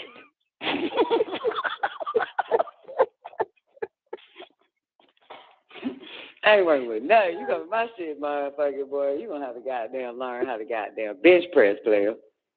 The fuck? You gotta do all this shit, shouting. You gotta do everything. Yeah. I ain't got nothing to bring to the table, man. Shit. For real, goddamn. You know what I'm saying? What's funny, Zena? Because I can relate to so that shit you just named off. Everything you named off, I was like, check. Yeah, I ain't that shit. I don't know what the fuck this nigga gonna use me for, goddamn. Shit. I get depressed the moment a nigga come in my life. So, shit. No, I ain't no good. Ain't no help, motherfucker. I help you if you walk out of my life. All of a sudden, goddamn, I'm worth something. Man devalues me. Bring my value down. I don't fucking know what's up about it, man. Yeah. But anyway. What now? Where you at, boo? Just talking shit? Who talking shit? Me or you? Now, who talking shit? Man, Zena doing a checklist. So you know I ain't talking shit. It's the fucking shit, man. I got nothing. For real, I ain't gonna need frame. That's why nigga ain't never even asked me what you gonna do for me. Never. Cause nigga, you already know I got nothing to do for you in exchange for any goddamn thing. I have nothing. The fuck? You know what I'm talking about? I ain't working with shit. Yeah, what man ask shit like that? Well, you know they just be asking shit. You know, I mean, ain't no man ever asked me no shit like that. They be assuming, then fuck around and get me and be real, then get pissed off that I ain't the one. Yeah, I know. Motherfucker, I'm just here. Yeah, get mad when they find out I ain't the one. He ain't like the motherfucker was like, God damn, bitch, you was sucking my dick a week ago, now you don't want to suck it now. Nigga, I never. So, damn, bitch, you were cooking for me and all that, so, you know, give me a nice time, bitch. Doing chivalry on the player, you know, cook dinner for me, the dick candles, now you stop. Nigga can't say none of that shit, nothing. Nigga can't even say, damn, bitch, when I met you, you were washing my clothes. Not. Like, you can't say nothing because I wasn't doing none of that shit. You cannot say I changed. I've been the same bitch since day one. You know what I'm talking about? Been the same bitch. You feel me? So, nigga ain't never said I changed. That's one thing. Man would never say I changed. And flip-flopped on them. Nope. Been the same selfish bitch. Nothing. Same waiting on you, bitch. I've been the same. Nope, just waiting on you. You ain't did nothing? Nope, just waiting on you. What you waiting on me for? Nigga, I'm hungry. Motherfucker, you don't get your ass in that kitchen and make me that shit that you made me on the first date. The fuck? You the one did all that, bitch. I ain't switching. You don't get on your knees and eat that pussy. Motherfucker. Come on. Ain't nothing changed. Just waiting on you. Keep your goddamn habits up. Because I ain't got none. Keep that goddamn representative motherfucker in the forefront. Keep that rep. I ain't got no rep. I ain't got no rep. They just been me the whole goddamn time. You feel me? Mm-hmm. Yeah, I ain't never represented to be some female that I ain't, you know, for some nigga that goddamn take me home to mama. I ain't never. You know what I'm talking about? I ain't never. I am not a ride or a die bitch. If you don't stop this car and let me out this motherfucker, you got me fucked up. Don't play that. Nigga want you to ride and die, motherfucker. I'll ride, motherfucker, but die come at the end of that bitch. Stop and let me out this motherfucker. You got me fucked up. I never said I was. I don't know what the fuck who you been fucking with. I don't know what the fuck you thought this was, player. I ain't never give out no goddamn, I never gave out no goddamn, what that shit is, inclination, signs, messages, hidden messages, nothing subliminal, motherfucking nothing at all. Don't come out. I don't know where they be getting that shit from. I got that thing, every bitch goddamn, like, you know, patting themselves for, man. Bitch, please. Let me tell you something, Gary. When I make my dinner, I make my dinner for myself. You're right. You feel me? Mm-hmm. Yeah.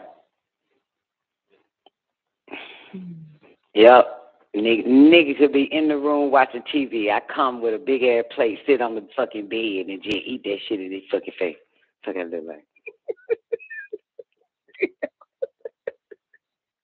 Ain't fucking. What the fuck? Come on, think about it. Think about it. Like, the fuck? Like, ain't no change around this bitch. He go in the kitchen, ain't nothing in that bitch. Duh. Duh, motherfucker. Cold-blooded. In my dictionary, that's not cold-blooded, but that's just the fucking truth. Like, I ain't never, you know what I'm saying? Let me tell you why niggas want to be with goddamn single mamas. Because that bitch going to cook for her kids and herself. He get the leftovers. Because there's going to be food left in that bitch. That's why they want that shit. You feel me? For real, that's why they want single mamas and shit. Because goddamn, because look. You know what I'm talking about? You feel me? But these niggas don't know. I taught my children how to cook at 4 years old. Mama, what you want to eat? You already know, baby. Make me 4 egg sandwiches. Niggas just laid in the bed watching TV. And you get nothing. My babies make the food. The fuck I look like. They like that shit. That's why they want single mamas. You know what I'm saying? Because the bitch got to cook a whole bunch of goddamn food in one setting, don't she? Vegetables, starch, carbs. What else come in that shit? Poultry. What's the other one? Yeah. Protein, protein. The protein, the whole food triangle she got to make for her goddamn children. Just like this nigga get that shit. Mm-hmm. Yeah. Till the children get older, right? She be done, right? The real mama be like, shit, kitchen closed, nigga. I ain't cooking no goddamn more. All my kids are gone. Motherfucker, what the hell you think this shit gonna be? They had them older moms get when their children get grown. They ain't finna cook no goddamn more. The fuck? You know what I'm talking about? They started eating out of goddamn bags like your ass, dipping ranch with some goddamn veggie chips. Nigga, I ate. What you eat today, baby? Ranch with some veggie chips, bitch. The fuck? Sunflower seeds, nigga. Mm-hmm. Mix goddamn trail mix, bitch. Yeah. A bowl of Circle K, hope. Like, the fuck? Like, a banana, bitch. Like, the fuck? Got some fried chicken from a gas station, nigga. I'm done. Like the fuck? Fried chicken from a gas station. The fuck? Goddamn. The hell, we don't goddamn do no shit like that no more, nigga. That shit is done with. Over with. Kitchen stay sparkling. Never been used and shit. Goddamn, damn right. Only thing opens is the refrigerator. Now, as far as it goes. Yeah. You notice that? But if she get a nigga, she get fatter after the kids. You understand that? That's why you can't have a nigga. You get smaller. Till you get a nigga, man, you know, you think, goddamn, bet this old sorry-ass nigga hungry. Fuck. He ain't gonna be living off no goddamn veggies, chips, and ranch for too long. You can't be living off your diet. You eat like a motherfucking rat and shit. Eat like a hamster and shit. This nigga want to eat like his ass is the king of the motherfucking castle and shit. He want a full goddamn spread, don't he? Mm-hmm. Nigga want a full goddamn spread. The fuck, niggas, you crazy? You fat bitch. That's to get you fat. Did you know that? Zena? Well, him being fat get you fat? No, him wanting a full goddamn spread get your ass fat. Because you got to cook it. So your whole, I'm for real, man, like your whole, you know what I'm saying, like your whole regimen, your whole dietary supplements have changed when you by yourself. Mm-hmm. When you with a nigga, man, it's like, fuck. Now you want to go out to eat with this nigga and shit because you don't feel like cooking. And you know the nigga ain't finna live off of your goddamn, look, bitch, all I got in my goddamn house is a bunch of glass juice bottles and sunflower seeds, pumpkin seeds, granola, what you call that shit? The granola that's just scrambled up, like crumbs, a bunch of granola pieces in a bag. And I think that's about it. Yeah. That's all I got. And cigarettes in the refrigerator. That's it. That's all I got. Nothing else. No cans. Nothing. No pots. I got no pots, no pans, no cans, nothing. Just my regular little shit, man. But I got a whole bunch of water. I got about 7 goddamn packs of them bitches. You better drink you some water. You're not hungry. You're thirsty, nigga.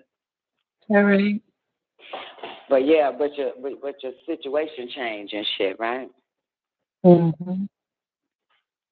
Yeah, because you feel like now you're responsible for another mouth to feed. Yep. Ain't that a bitch? Ain't that something? Mm-hmm. Yeah. Now you got to eat with this nigga, don't you? Ain't that a motherfucker? Now you got to go back to some bad habits and shit. Because it ain't like his habits better than yours. Ain't it? Right. Yeah. You know a nigga habit ain't better than yours, man. You feel me? Well, you ever met a nigga who habit better than yours? I met one to try to outdo me. Well, that's a little bit different. But I bet you his habit was not like that until he met you. Your habit was better. Then he tried to outdo you. Then gave him a reason to do better. Mm-hmm. Yeah. I think that's what Noob's trying to do to his wife. Outdo her. he eats lettuce and she eats and steaks and shit. You feel me? But I think he's on a treadmill like a motherfucking hamster on a goddamn wheel and shit. He's really trying to outdo his wife. He's trying to outdo it. That's what that shit is. My dad be doing that shit. Maybe trying to outdo my mama and shit. Now, a man will lose trying to outdo your ass, though, didn't he? Did he lose, Zena? You know, he won. Oh, he won? Yeah, he got that. My dad got all fucked up. Of course. Of course it did. Y'all was having sex a lot. No. I'm gonna tell you why your diet gets fucked up. I'm gonna tell you. He only won because he's around you. We tend to want something better to fulfill that craving, that emptiness. You know. Mm-hmm. You got me. So to feel satisfied. So we tend to go for the food to make up where this human being is lacking in comfort. That's what I was doing. You know what I'm saying? Yeah. So, yeah, our diet gets all whacked the fuck up. You feel me? When you're not said, oh, he said that it was a white woman. It was a white woman that said this shit. Thank you, Zena.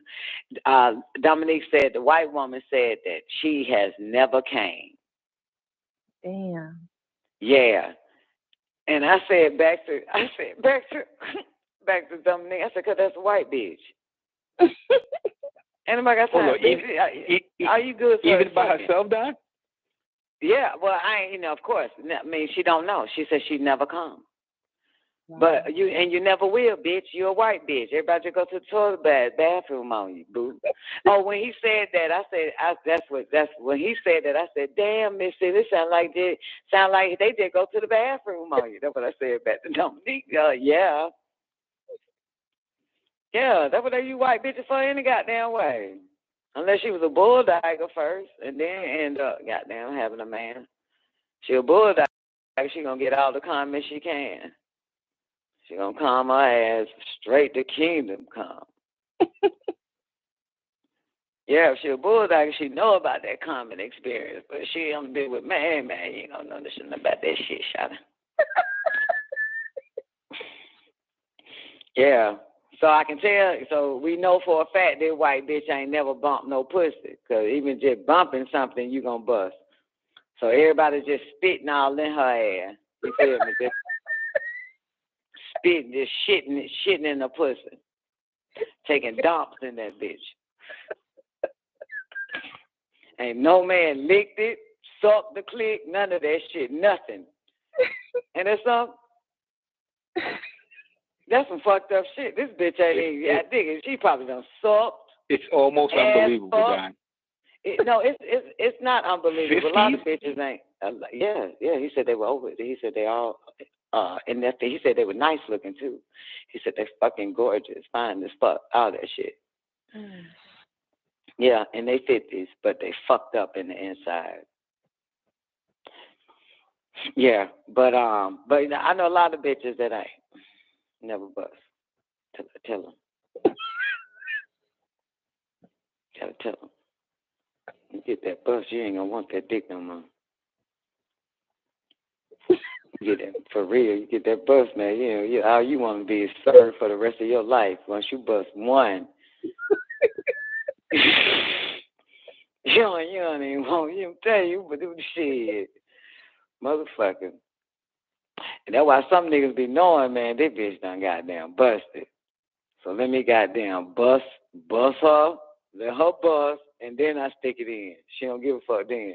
That's when most niggas know. Most niggas know that shit. Man, this bitch she already know she got her little dang-a-lang, then that little thing just come out. This bitch know that shit. They can look at you and know. That's why they got there automatically drop to their knees, eat the pussy till you be buzzed, and then they try to stick it in. Or they stick it in. Yeah, because they already know what you're working with. They already know. Yeah. I've been with so many. You know, I know these niggas. you know, I know these niggas. Like, nigga already know. Like, let's say I meet a nigga tomorrow. One night stand. That nigga gonna look at me. We in the hotel or whatever the fuck. Nigga gonna drop his drawers. I'm gonna drop mine. But this nigga gonna go straight to his knees. Because he already know this bitch gonna want her pussy ate till she nut. Mm-hmm. He already know that dick ain't coming in, player. All right. That ain't coming in, period. But see, he think, but that nigga gonna think, I take dick. No, I take tongue. That's it. And teeth. Because I like a little nibble on it. And on this little beat. That's, you know how a person take their little gum and put the two front teeth, the bottom and the top. Do that with the gum. But stop. Because it's real tender. Down there, motherfucker. The fuck? They already know. I ain't nothing coming inside my motherfucking ass, nigga. Nothing. Ain't but nothing down that motherfucking nigga, but the head shouted. That's it. As far as it go. But you know, I think women take dick simply because they want to prove to a man that it's the best pussy they ever had. I ain't proving shit in motherfucking head. I ain't proving none of this shit, nigga. You just gonna eat that pussy and be pissed off. As far as it gonna go. Be mad about that, boo. You better play with yourself. Find something to do, boo. Mm-hmm. But yeah, man, he said that white chick, goddamn, he said it was a white woman that said she ain't never come. She a white bitch, goddamn. You know what I'm talking about? Mm. So she must hear about it all, and ain't nobody telling her shit. You know what I'm talking about? Or she was probably like trying to lure Dominique, though. She probably said, I ain't never come. Yeah. That's what I thought it was, Don. So Dominique That's what I thought it was. So she can insinuate, can you do that? Can you make that happen? Because he said a lot of them trying to hook up with him and shit, be his therapist, be their therapist for him and for them. Yeah, that's what you was thinking. Yeah, she probably said that in the head. I'm going to start using that shit. I've never come. See what happens. Motherfucker, look at me and know I'm a goddamn lie straight through my teeth.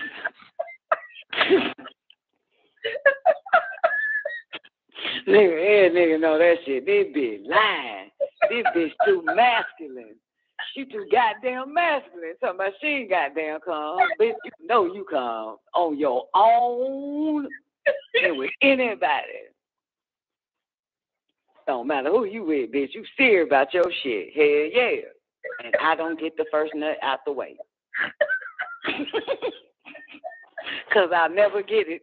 When I get ready for the second one, it never happens. I'm a one-time comer, man. But one time, nigga, I'm good for 3 months. Leave me alone. Don't touch it. My titties get goddamn turned off after that. Nigga still want to touch the bitch. Man, stop touching me, motherfucker. I can't get hard no more. It's over with.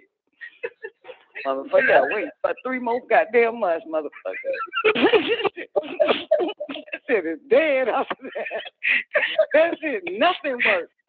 Nothing works, motherfucker. That shit, I'll be mad about that shit. I be hearing hoes coming like back to back. You know, niggas like to make you come again. You nigga, there ain't no such thing as that, bitch. I don't know who y'all been fucking with, motherfucker. I'm a one-hit wonder. Bitch. That's it. That's it. That's the end of that. I'm really mad. Don't stop laughing. It is sad. Maybe I am impotent down there. Like, I can't get it back up. I can't get it up no more. You ain't gonna be Like, the fuck? That's the end, motherfucker. I don't even want to be touched after that. Gone. Go. Get out. Bye. It's over. Show's over. I gotta go. It's the fucking truth, though. Like, I'm not lying. Like, it's the fucking truth. I can't. You're like, Yeah, man. It's over. Yeah, it's over, man. Like, God damn, nothing. That shit hit. It's not nothing. Gone. Everything. Heat. Off. Nothing. Like, I be wanting to experience some back to back shit though, but man, my body ain't built that way, man. That shit like that's over with, baby. Show's over.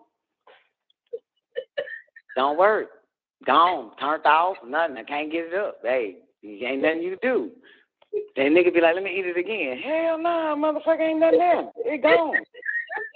That motherfucker ain't coming back outside no time soon. Nigga, I know I'm ain't trying to. I'm not even finna just lay there and let you even think some shit can happen. Wow.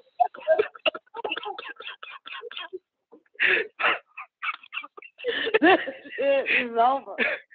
I'm sad about that shit too. Oh, God. I don't know why they made me this way. It's not nice. It's not good. There's no reciprocity with you, huh? Nothing happens. Hey, that's it. Back in the house. Ain't coming out. Just can't get you. That's all. That ain't with nobody else. It's just me. I'm the only female goddamn in the world like that. Or what? That's it. Oh well. I told you there's only one meeting. Fuck.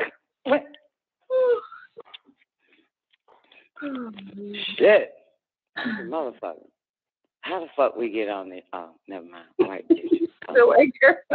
Yeah, Dominique. Keep forgetting that part right there. Yep. But yeah, man, shout appreciate the beach, man.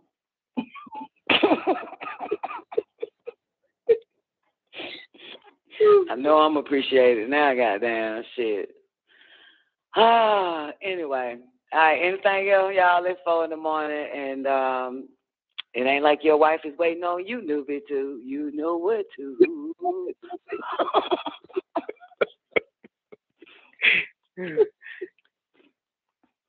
Then you ain't got nobody, because you ain't got no soul. So,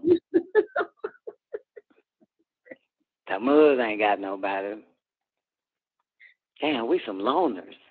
Mm-hmm. Damn. Yeah. Damn.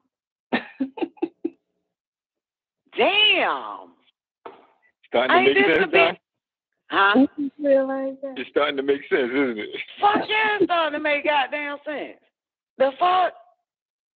Tony said something the other day that I definitely could. I know what he's talking about. It's hard to get that one person that understands or that can dance with you on what we be, you know what I'm saying, where our mind space be at. And that's, yeah, that shit. He said that shit, and I was like, I totally know what you're about, Tony. I know. I was talking to Tierra's cousin. They all around the same age, and you know, I was spitting that shit to him and shit, and he was like, "Man, I be want to talk about shit like this around motherfuckers, man, but I can't, man. You the only one I can have this conversation with. My in the house full of even the house with Tierra ass." Mm-hmm. I know about that. That's kind of like sex, ain't it? Yeah. Like. Because I feel like that, too. Like, damn, man. Like, I don't want no fucked up germline transmission. Mm-hmm. Ain't nobody with some good germline transmission out here in these streets. You know what I'm saying? Mm-hmm. Like, damn.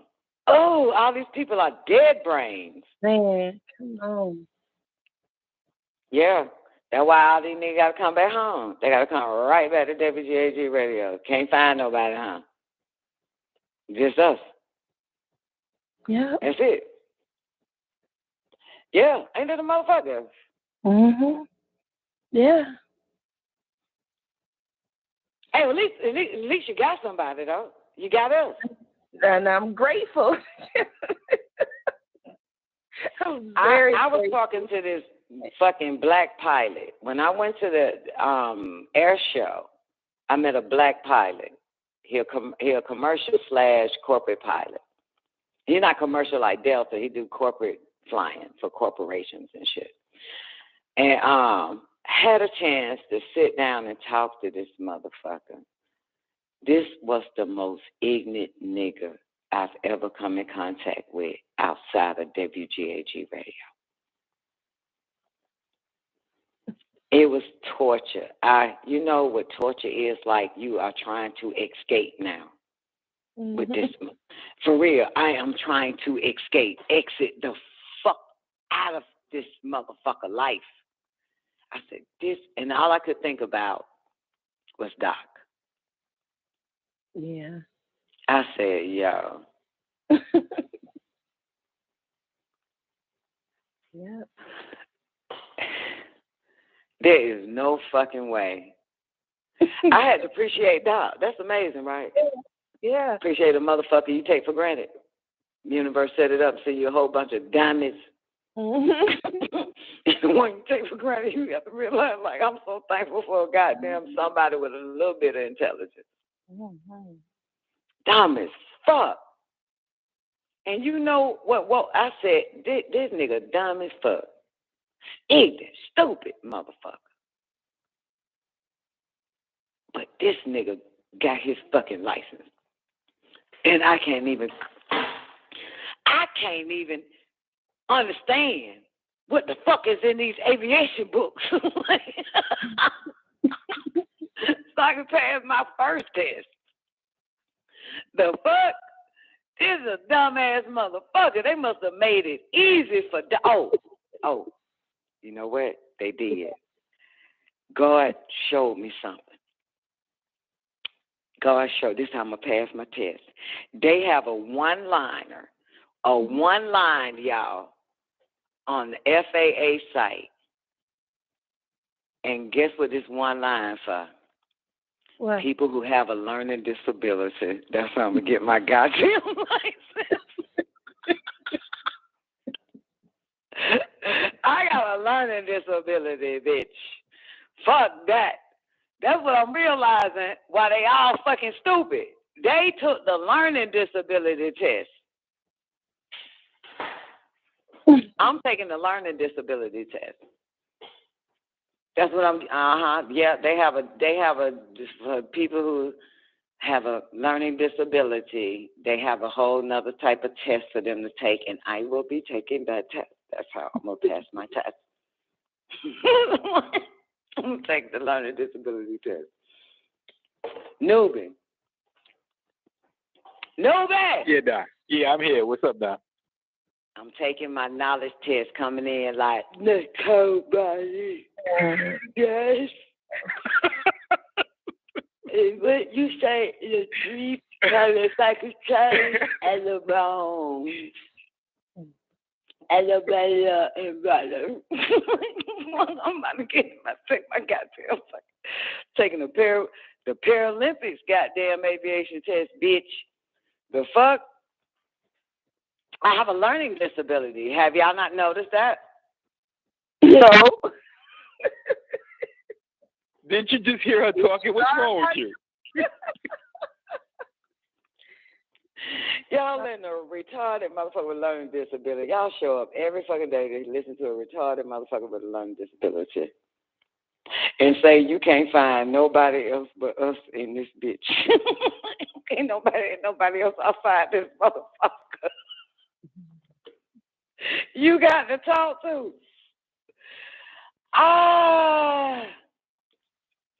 I like this. Yeah, them aviation tests, they done got brutal. They worse than what the fuck they was. But I'm going on the learning disability side, so I can go ahead and get them license, man. That right, Nostrum. Girl, why ain't you got the test prep book? Girl, I got every goddamn book. And I got the one say for dummies. I open the bitch up and say, huh? What the fuck is it?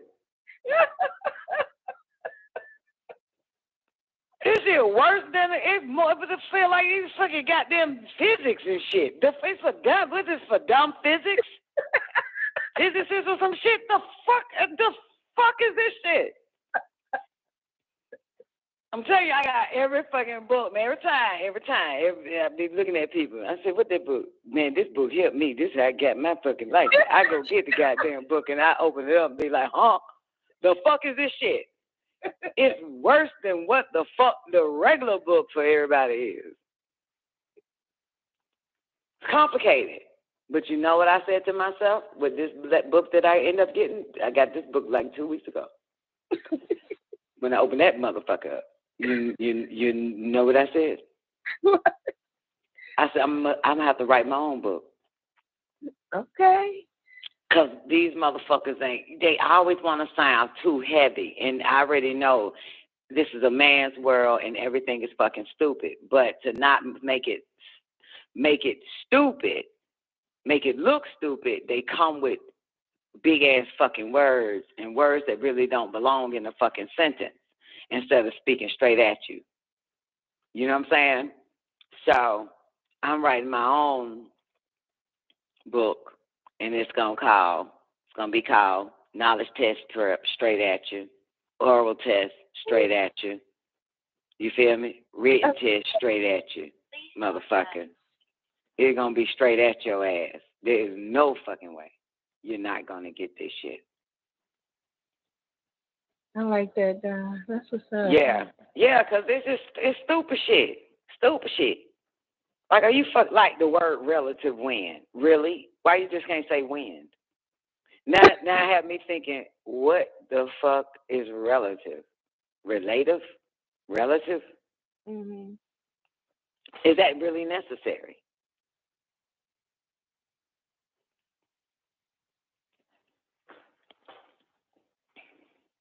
No, come out. Mm-hmm. Some more other dumbass shit they throw in that motherfucker. AFT. AFT. Have you seen AFT? The center of gravity aft of the center of gravity aft in respect to the aft of the aft rearward aft. What? What the fuck is aft? Rearward. Right. Why are you saying rearward and aft and rearward together? After 7 other words in between both of them.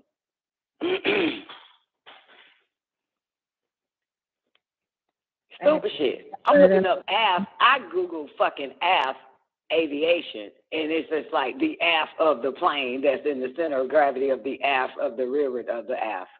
Mm-hmm. What? Why you just can't say the back of the motherfucking plane and call it a goddamn day?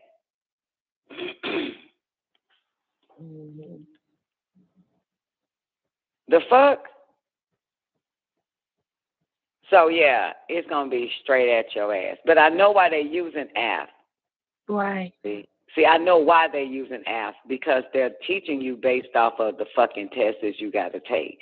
So let's say a test question is, let's say that you loaded the plane aft of the center of gravity, and the aft was this.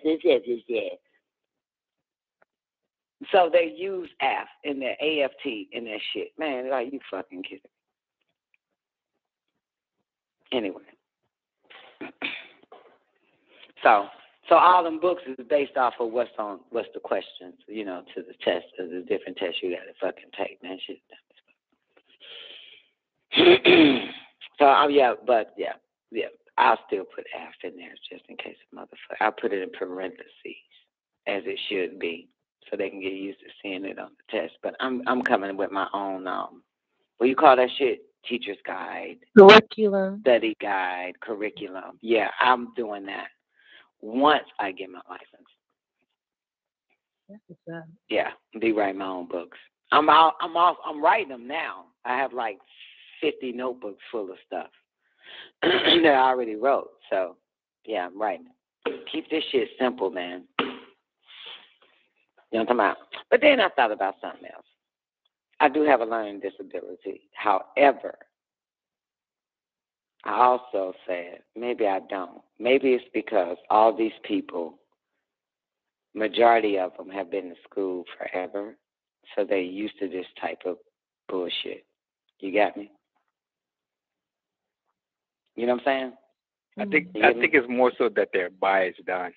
They're biased, and then again, they've been around these people all the time, so it's easier for them. What do you mean? What do you mean bias? The tests are biased. Mm-hmm. And what do you mean by been around these people? You know, like people that work at the actual airport or the hangars, you know, they get the information, and all they have to do is just regurgitate it. Oh, yeah. Yeah, regurgitation. Yeah, you're right. Regurgitation. Yeah. I see. Yeah, I see. I see what you're saying. Yeah, because one of the flight instructors I was fucking with for a minute, I was like, I saw on the site, man, it takes damn near 2 years to get your goddamn license. Or some more shit I said. And he was like, that's not fucking true. He said, I got my license in 4 months. I said, how the fuck you do it? He said, I just hung around the fucking goddamn airport for 4 goddamn months. Boom. Boom. He said, I was there every day. Every fucking day I was there. And that's all. Mm-hmm. He said, every goddamn... Oh, newbie, that goes back to that 1 hour or none in the shadow hour. I haven't been putting in time. Remember that 1 hour? Consistency? Consistency is a motherfucker. I ain't gonna need front. Y'all not even been doing that shit. Consistency is key. Yeah, that shit key. I ain't been doing no hour every day. I ain't been doing none of that shit. I get turned off, man. This shit is boring, man. You feel me? You won't come back out. Yeah, I get boring, man. I mean, you know, shit get boring, man. Like, what the fuck? That's why So I'm buying all this shit to try to keep my ass focused. You feel me? And learning, buying new books, same book, it be the same information every goddamn book. I'm like, are you fucking kidding me? So, Zena, maybe we need to get back together and do a study group. Yeah, I like the Jeopardy quizzing and shit. That makes it fun. Easy. Yeah, but you suck at doing the Jeopardy. I gotta do it. No, okay. And you said that, so I need you to do it. I just said I gotta do it, but I don't want to do it. I want you to do it. And I do it again. I'm the one that's really living it, did it, man. True. You up there every day. Yeah, man. Look, so they had a study group. You know, he was, you know, the little private instructor I fuck with. He had a study group at his house, right? Mm-hmm. You got me? You ready for this one? Mm-hmm. And you know, so we all went to his house for everybody that he teach or whatever. And we went around a little circle, introduced ourselves and all that other type of shit. And this Hispanic, Latino, Italian, gotcha, some old nigga. I don't know what these people are, really. What the fuck is he, really? But he says, you know,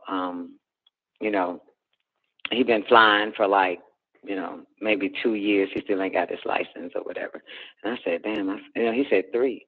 And I said, damn, I don't feel that bad. You feel me? Yeah. Because I thought, yeah. So anyway, you know, some hiccups came in his life and this, that, and the third. So he finally picked it back up, moved to Florida, whatever like that. Boom. You know, that was his shit. Then it was a little boy. I think he's 11th grader, 12th grader. He there. Then the white guy sitting next to me, real white guy. You know what real white looks like, right? Have you ever seen a real white person? They are super white, you know. Their eyebrows are white. Their lashes is white. They're white, you know.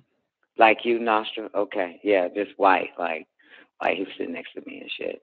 But anyway, and then it was me. And so they all fly Cessnas. And so the instructor was like, y'all know Nicole can fly anything. Then give me a hand clap.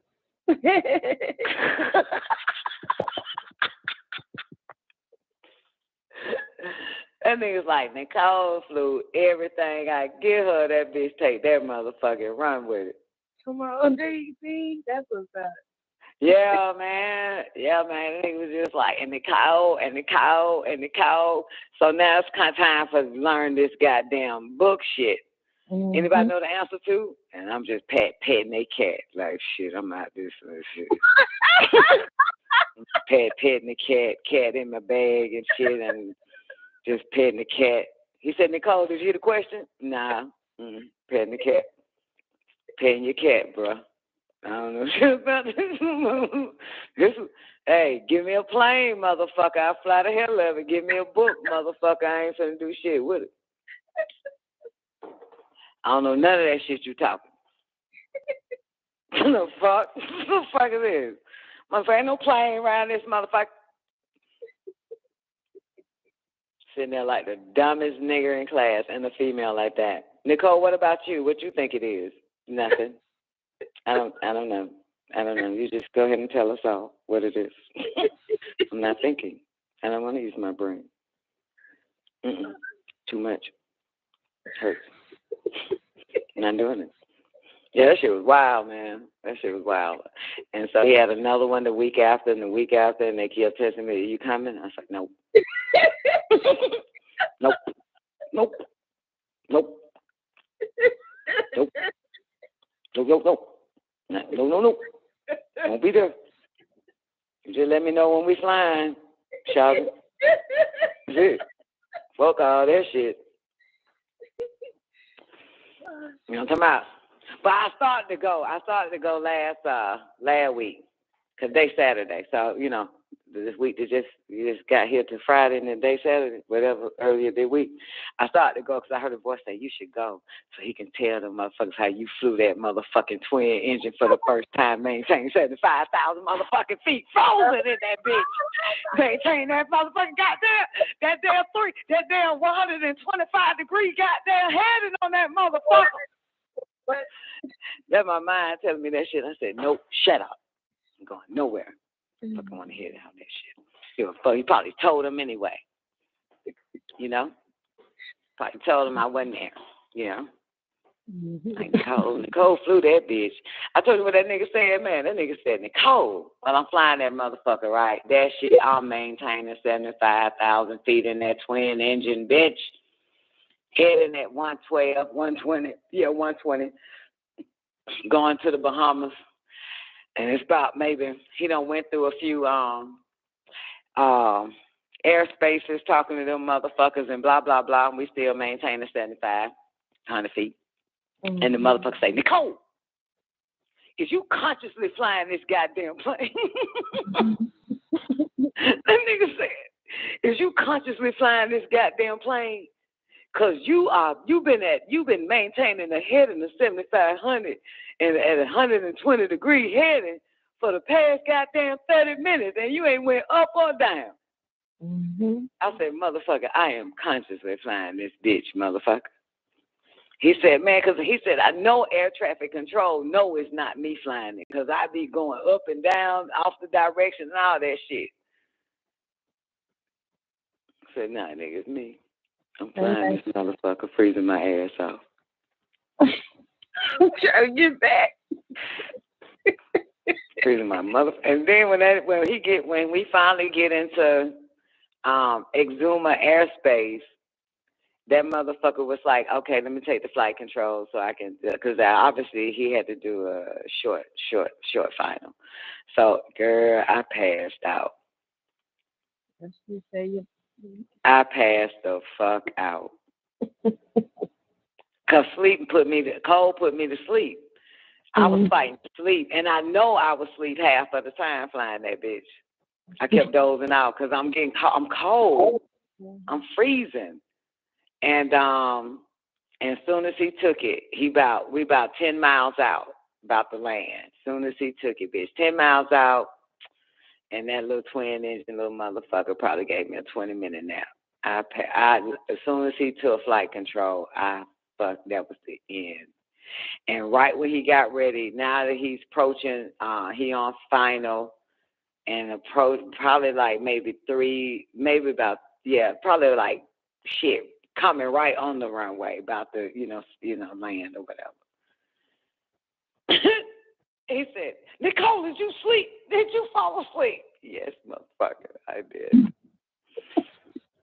Yes, I fucking did. I sure fucking did, man. Yep, and once we landed, picked up the passengers, bitch, I slept the rest of the way back. Yep. There was no way. He was like, "The purpose of you coming to fly with me is to keep me up." I said, "But I'm the one flying the fucking plane first." The fuck? Yeah, that was me headed there, flying. So he's supposed to keep me up. Nigga, I flew the bitch. The fuck? I flew the bitch. I'm done. Yeah.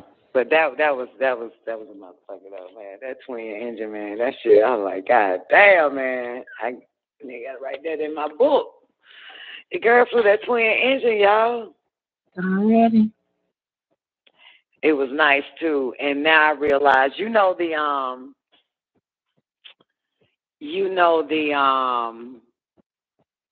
okay, Zena, because you did get all the stuff, the yoke, the throttle, and all that shit.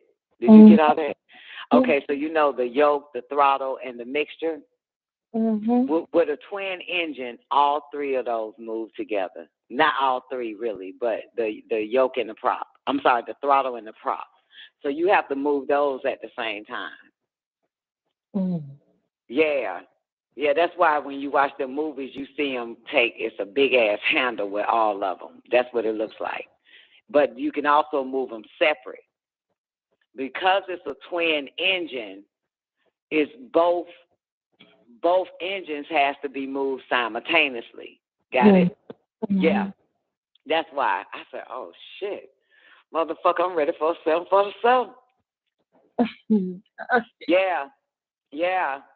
So that's the difference. And like the magnetos on a single engine plane, and starting a plane is just like starting a car. So start it whatever, and then check for your magnetos. Well, in the twin engine, you start up one engine, check and turn on the magneto.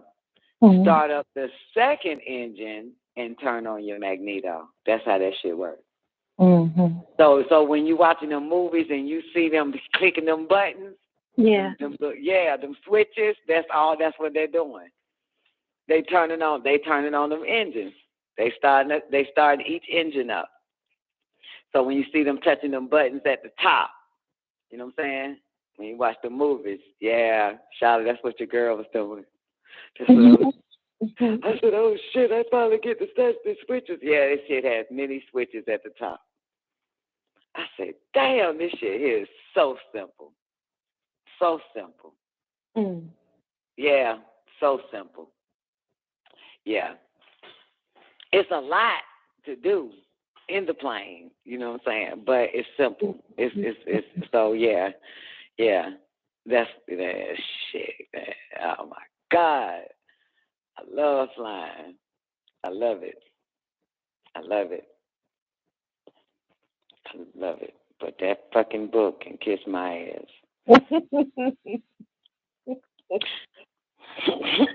Love that flying, boy. Like, give me any goddamn flying shot of it. I fly that bitch. Yeah, and I'm working on a helicopter because he was like, "I'm going to give you a helicopter next." So I'm going to go back in the simulation and master circle. But no, he asked me, he said, have you ever thought about flying a helicopter? I said, that was my original, you know what I'm saying? That's what I wanted to do originally, was learn how to fly a helicopter. He said, I bet you can fly a helicopter, Nicole. I said, I bet you I can too, bitch. I can't say. But don't give me no helicopter book and think I'm going to learn from that shit. Give me the goddamn helicopter, motherfucker. Shit. I love that shit. I do. Hey, nobody read a book on sex but white people. We naturally know how to do it. Come on, really. If y'all had to take a test on sex, a lot of you motherfuckers wouldn't even fucking study. Like, fuck this shit. I already know how to fuck. The fuck? This shit just natural. Yeah. But the sad thing about it, they have to tell you, yeah, you can fuck, you just can't have a partner till you get your license.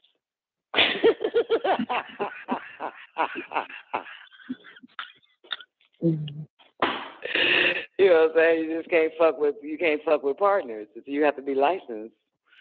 You have to be a licensed fucker.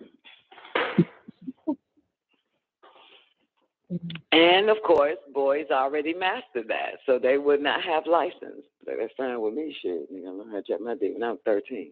The fuck? Like, come on, Bob. Come on, Tyrone. Come on, please, Tyrone. Please have sex with me. Man, you know I can't do that shit. Man, I ain't licensed, man. I'm not licensed to have a partner. Anyway. So,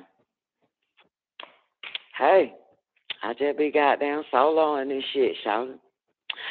Ask me the question. Ask me, have I flown solo? Have you flown solo?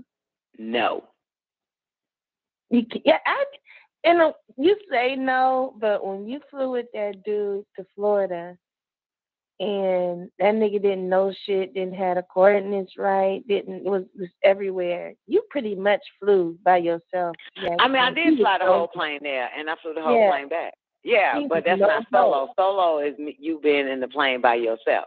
I understand that, but I'm just saying, basically, you in a way you were, because he was no help to you. Well, I mean, I've always fly the plane by my goddamn self with a licensed motherfucker in there with me. Mm-hmm.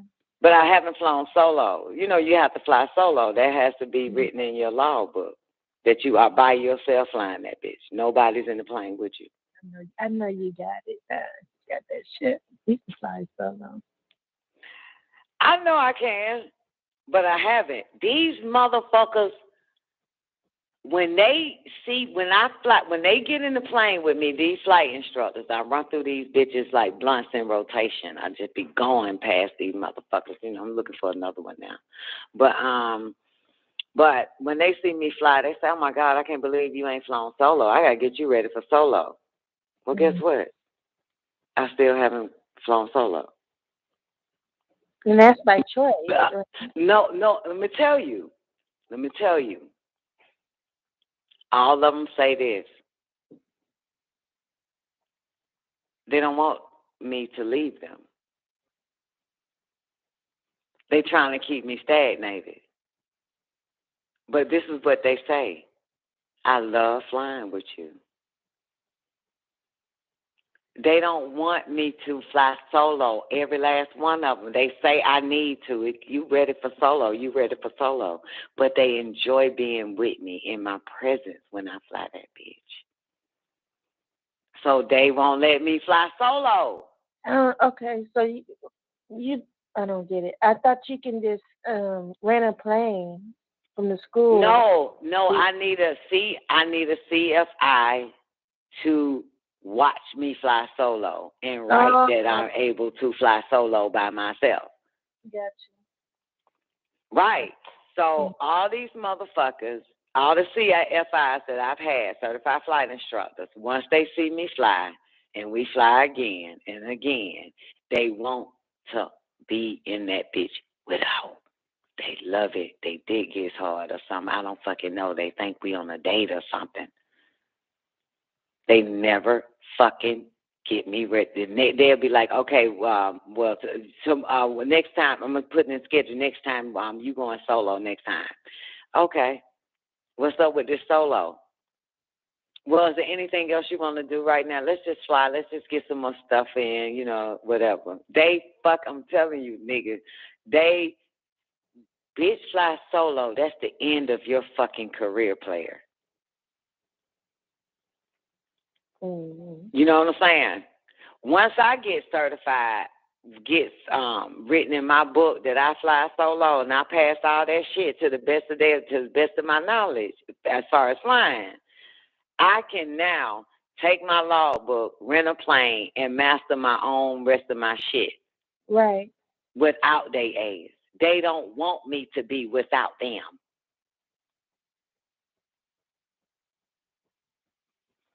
You see what I'm saying? Yeah. Mm-hmm. Yeah, it must be a turn on. They get their dick hard or something. I don't know what the fuck it is, but they won't let a bitch fly on her own. They have to write in my book that I solo and I can continue to solo. Then I can do cross country by my motherfucking self. Got it? Mhm.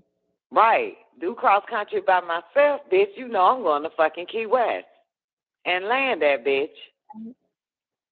And let the goddamn ground traffic tell me where to park that bitch. Mm-hmm. And then I tell them to fuel that bitch up, and I'll be back in 4 fucking hours.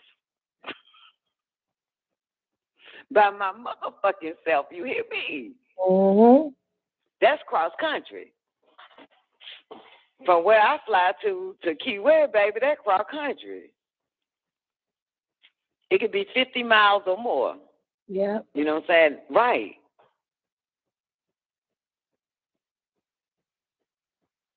I already flew 300 miles. I've got a lot of fucking hours on them. But yeah, they don't, man. Every last one of them, girl. Even in fucking Milledgeville, Georgia, with that Chinese bastard, I flew that plane for the first fucking week, for the first time in my fucking life. That nigga said, I gotta get you ready for solo. You ready for solo? And what's crazy is I haven't even landed the bitch yet. Because I was afraid to land. Then eventually I started landing. But prior to that nigga was still yelling, I gotta get you ready for solo. This motherfucker just wanted to fly with a bitch.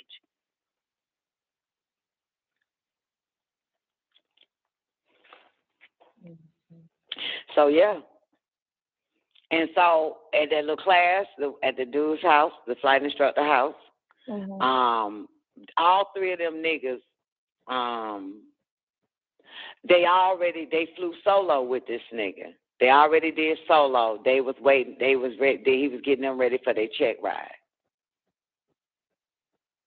Check ride, Twank, is when one of the certified testing people fly with your ass and test your flight skills and everything like that. And ask you a few questions while you're on that fucking plane. So that's a check ride. So yeah, he was getting them ready for a check ride. And I still ain't got my solo. This a new nigga I got. They get stuck with me. I'm going to tell you something, too. When he called me to fly the Bahamas with the motherfucker, you know what he said? What? See, this is another indication. They all like that. Every last one of them. Team. I really didn't hear everything that came out of his motherfucking mouth, but he was like, are you in town? I said, yeah, I'm in town. He said, you want to fly with me to the Bahamas? I said, yeah. I said, when, what time, what day, or whatever. He said, it's going to be tomorrow, but I'll call you back because right now I'm about to, take some passengers to the Bahamas today, blah, blah, blah. So then he called me back once he landed and got off or whatever like that. And then he was like, yeah, so, it's going to be 8 o'clock in the morning, this, that, and the third. He said, somebody else wanted to go. He said something wanted to go, but I want you to fly with me because I really enjoy you. That's all they want. Mm-hmm. That's all the white boy want. Yeah.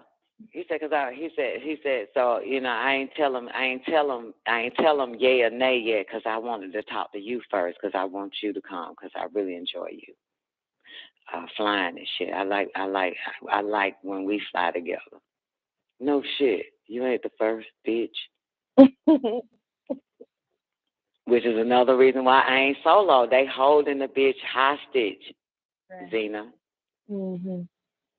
And the first nigga I had here in Florida, once I found that other school about to do with another dude that we went to Key West with, but the first dude, that motherfucker loved flying with my ass. But motherfucker, he was like, you ready for solo? But we would just fly and just talk shit. Talk about a whole bunch of shit while I'm flying, doing traffic patterns and shit, just kicking it. Flying here, flying there, landing and shit, going through airspaces and all that fucking shit. But anyway, so when I broke up with that nigga, you know what I'm saying? Yeah, I broke up with him because I ain't getting no fucking where. You know? Shit. He texted me. I broke up with him on a text message, and he was just like, anytime. Nick said, Nicole, please, anytime you just want to fly, man, please holler at me. This white boy here. I said, well, you know you my flying buddy, man. You know I goddamn fuck with you, shouting. You know, that type of shit said about that white boy. Oh, this shit sucks. They holding the whole hostage. I gotta do solo, and none of these niggas won't let me. And home, and the flight instructor, to keep me with this nigga, all he doing is spoiling me with different fucking planes I've never flew. You loving it? Oh, that part, yeah. I don't give a fuck. Fuck that solo shit, bitch. Get in the car. Fly this bitch. Give a fuck. Yeah, you're right, but he know it. He know that shit because he you know a new nigga gonna already know you went through 5, 6 niggas in 8 months if you was a hoe like me, right? So he trying to figure out how to fuck to stay relevant. So he keep bringing me these fucking planes I ain't never flown a day in my life. So, you know, he trying to wind it down a bitch, and now done took a hold of motherfucking Bahamas, bitch. Come on now, think about it. Think about that shit. And keep saying I'm fucking ready for solo, man. And then he gonna ask me one day, he was like, Nicole, what do you really want to do? Like, are you just want to just fly around or some old shit, or are you really, you know, some shit like it's like I'm holding me back. You feel me? He flipped the shit on me one time, like I'm holding me back. I said, motherfucker, I want to fly this bitch. Motherfucker, let go. Get your ass on in this motherfucker. Show me the switch. Show me the bells and whistles, motherfucker, so I can goddamn take off on this motherfucker. Asking me no shit like that, bitch. How the fuck I'm going to fly solo in a fucking plane I never flew before because you keep sending me you keep trying to spoil me with different fucking planes. Right. I can't fly solo in a plane I don't know. So even in the meeting, even in the little class at his house, he was like, Nicole's ready for solo. And Nicole, which plane you want to fly? You want to fly the Diamond, or you want to fly the Archer, or you want to fly something different? I said, motherfucker, listen. And I told this nigga this before there was a class, before there were niggas all in his damn house. I said, look here, like I told your ass, I'ma fly solo in a fucking Cessna. Mm-hmm. And I'ma take my check ride in a fucking Cessna. Mm-hmm. And I'ma motherfucking cross country that bitch in a Cessna. Period. Mm-hmm. But keep giving me goddamn different planes to fucking fly, bitch. But when it's showtime, motherfucker, you gonna have to bring me a goddamn 172, 19. 30. Bitch.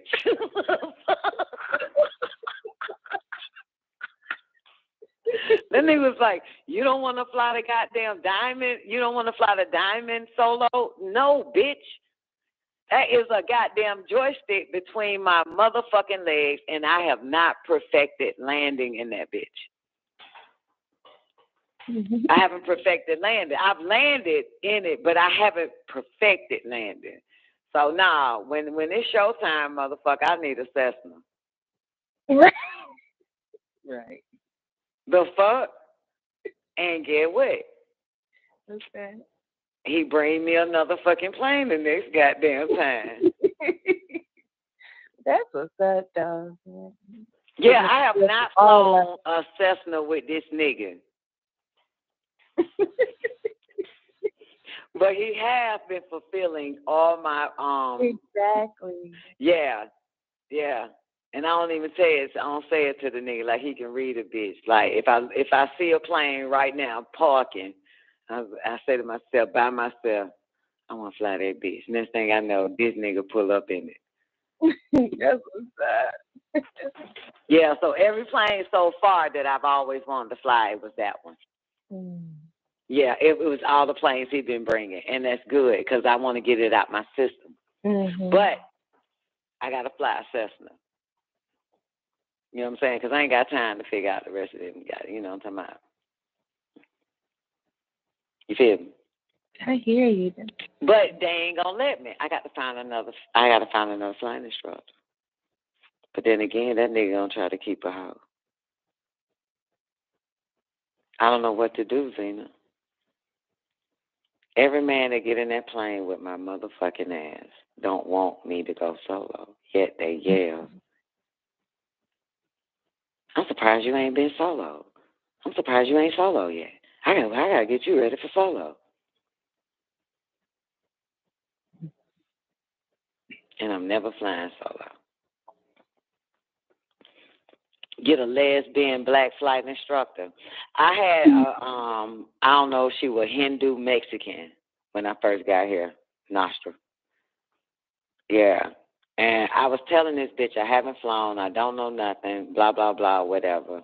And she flew the plane to me, got in the bitch, and she was like, well, I'm just going to see if you have any memory of anything, this, that, and the third.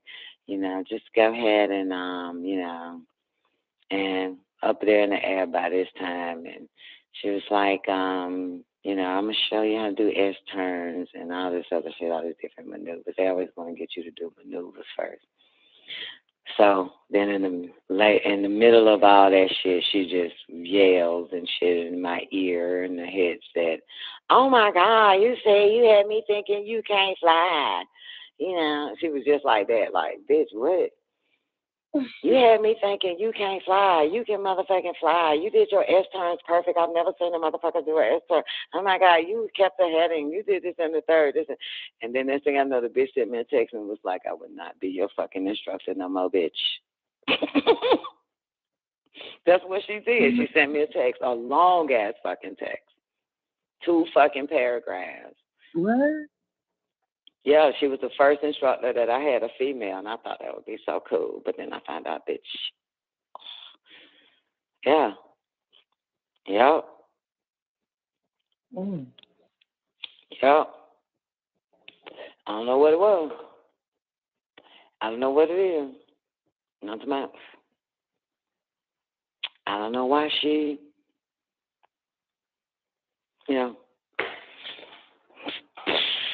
So that was the end of that. You feel me?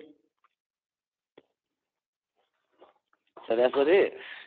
They got to send you an instructor down.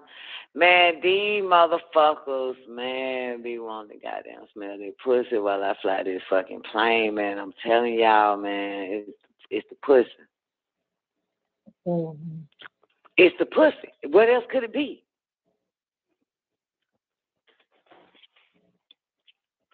I mean, I done seen they dig it hard. That I don't mean like real dig, like I'm looking. Remember, I got to fly a plane 90% outside the windshield. So I ain't got to stay out there.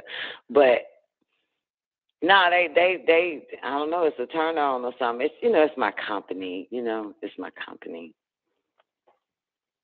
They don't want to lose me. But they don't understand that a bitch ain't loyal, bitch ain't faithful, bitch trying to get a bitch on the mission, so I got to move the fuck on. So I'm looking for another goddamn, I don't know. bullshit. I want to get my license, you know? No, I really don't want to get my license. I really want to fly solo so I can cop them fucking planes and go about my fucking business, you feel me? Right. Like, can you understand that shit? Like, I got my student pilot license. I can fly solo. I will be renting planes every fucking day. Y'all hear me? I swear I will be copping a fucking plane every day with a student pilot license that is already certified to fly solo. I would. My daughter's an hour away. Her say, Ma, what you doing? Oh, you want to go out to eat? Yeah. Well, Fort Lauderdale. Okay, bitch. Give me goddamn 2 hours, bitch.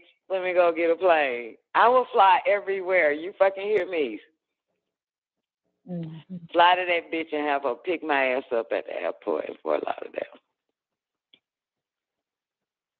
Just to have lunch with my daughter. Fly me back to the airport, hop on the fucking plane, fly 20 minutes back to my fucking house.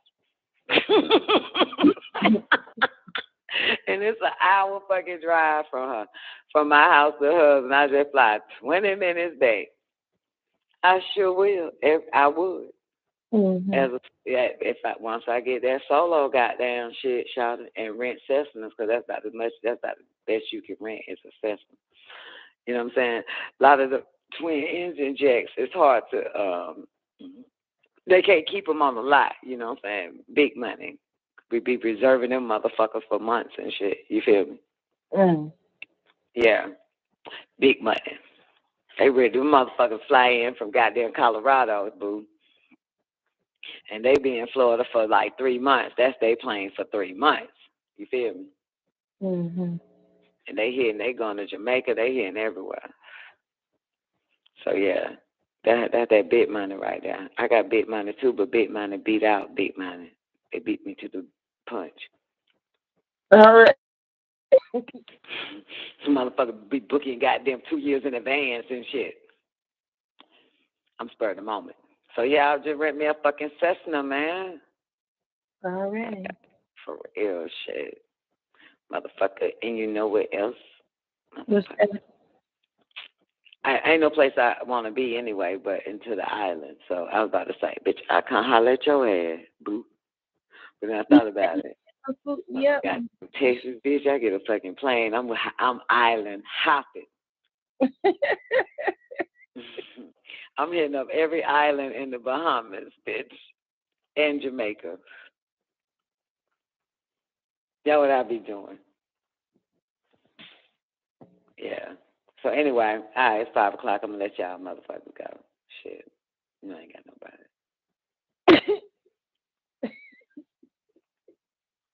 Well, what y'all finna do? Watch some X-Files. X-Files, that's right, I do. So what, do you eat anything when you watch X-Files? Or you try to goddamn watch that shit without eating? I usually don't eat when I watch it. You know, because I always end up going to sleep, so I know I don't be eating at night. It'd be late. Oh, well, like 5 o'clock right now, if I go watch X-Files, I'm going to end up going to get me some cashews or some crumbled up oats, whatever that shit called, granola. Man, that's snacking, Don. That's not really. Oh, well, when I say eat, that's eating to me. It is eating, but that's my meal. Like, yeah. Yeah, I don't mean, okay, so I didn't mean eating like you're going to get you some chicken, some mashed potatoes, a biscuit, and some green string beans, and some red beans and rice. I'm thinking snacking. Sorry, snacking for you, but that's eating for me. And you're doing it in a healthy way. Because I got to fight the mind. So I've been doing good. You know what I'm saying? I can't have and I realize all the Uber Eats is poison. So shit. Mm-hmm. Yeah, so I just got seeds and cashews and Yeah, Steve's cashews and the granola. It's the chai granola. It has chai in it. Chia, whatever that shit called. The chia seed. Yeah. Yeah. I like that shit. So I take a spoon and eat it out the bag. I used to add almond milk to it, you know, make it taste like cocoa pebbles. Yeah. But I found out that almond milk is bad. It's not bad, but I found out that coconut milk is way better for the stomach. It eats up a lot of fat in your stomach, coconuts. And I don't like coconut. You know what I'm saying? But I ain't got no choice but to like that shit now. You feel me? Because I need this fat ate up. It's something about coconuts. I was watching another video, one of them infomercials. And it was a doctor explaining the different kind of milks, like not cow milk, because we don't do that shit. Mm-hmm. But it was explaining oat milk, coconut milk, almond milk.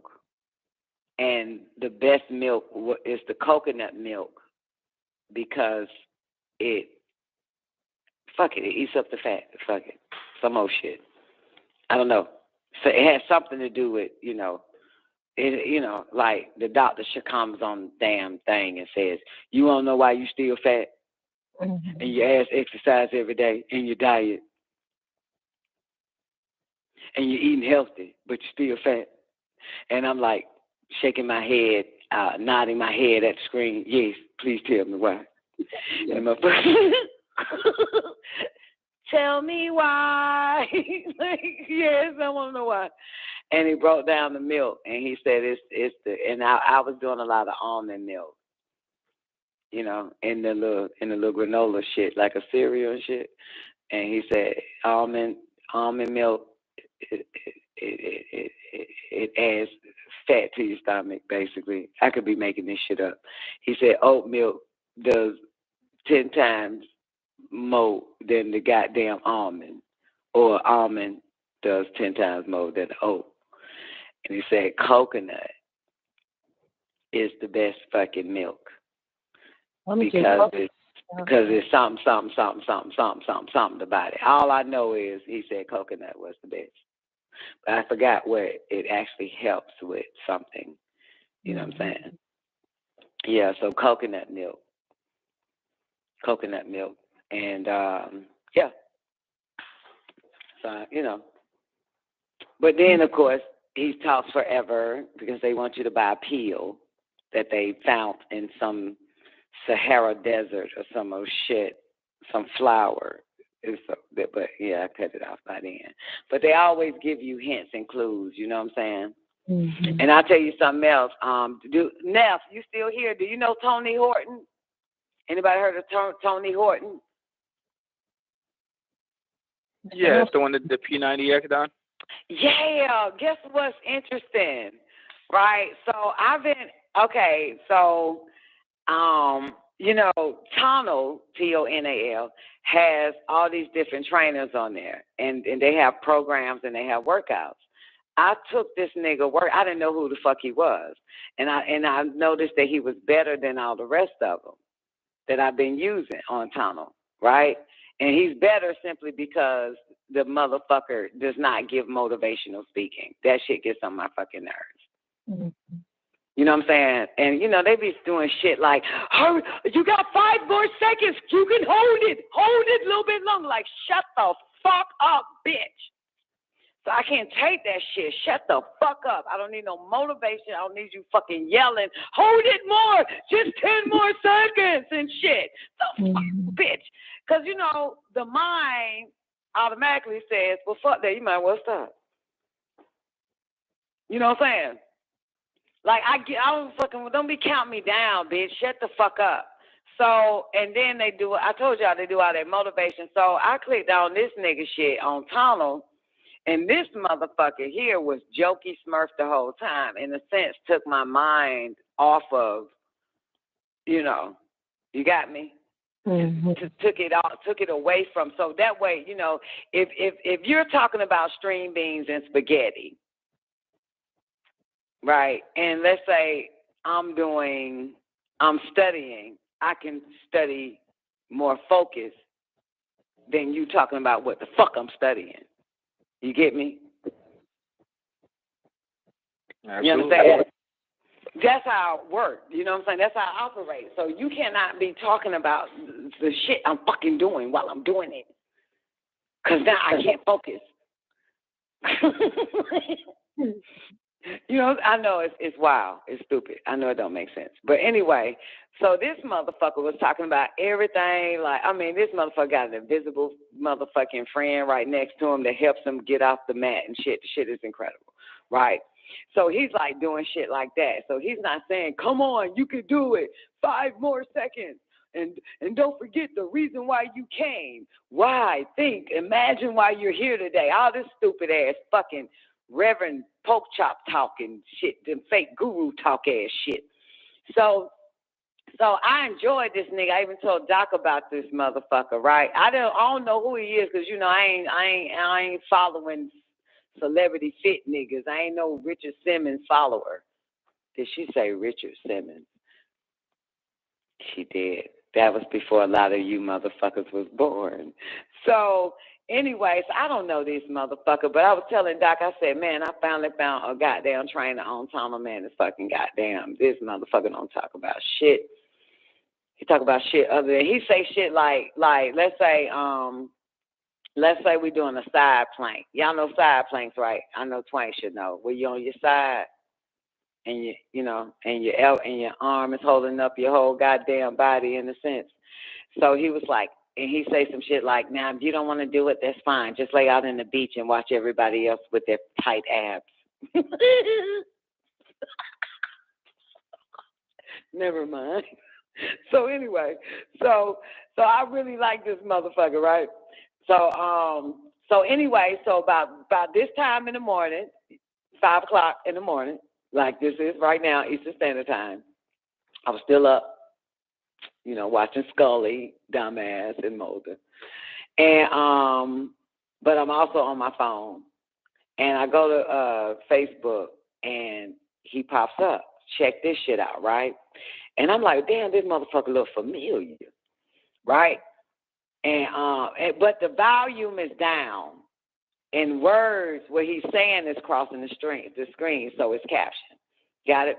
So I'm just reading the caption, and he is in front of a chalkboard, Zena. Listen to this. This is important. And Tony Horton, right? He's in front of the chalkboard, and it looks like he's in a science lab. Got it? Everybody clear? And so I'm reading it, and he has a balloon. And I think at this point, I pause. Yeah, I pause X-Files and turn my phone up. I shared it. That's right. I did share it,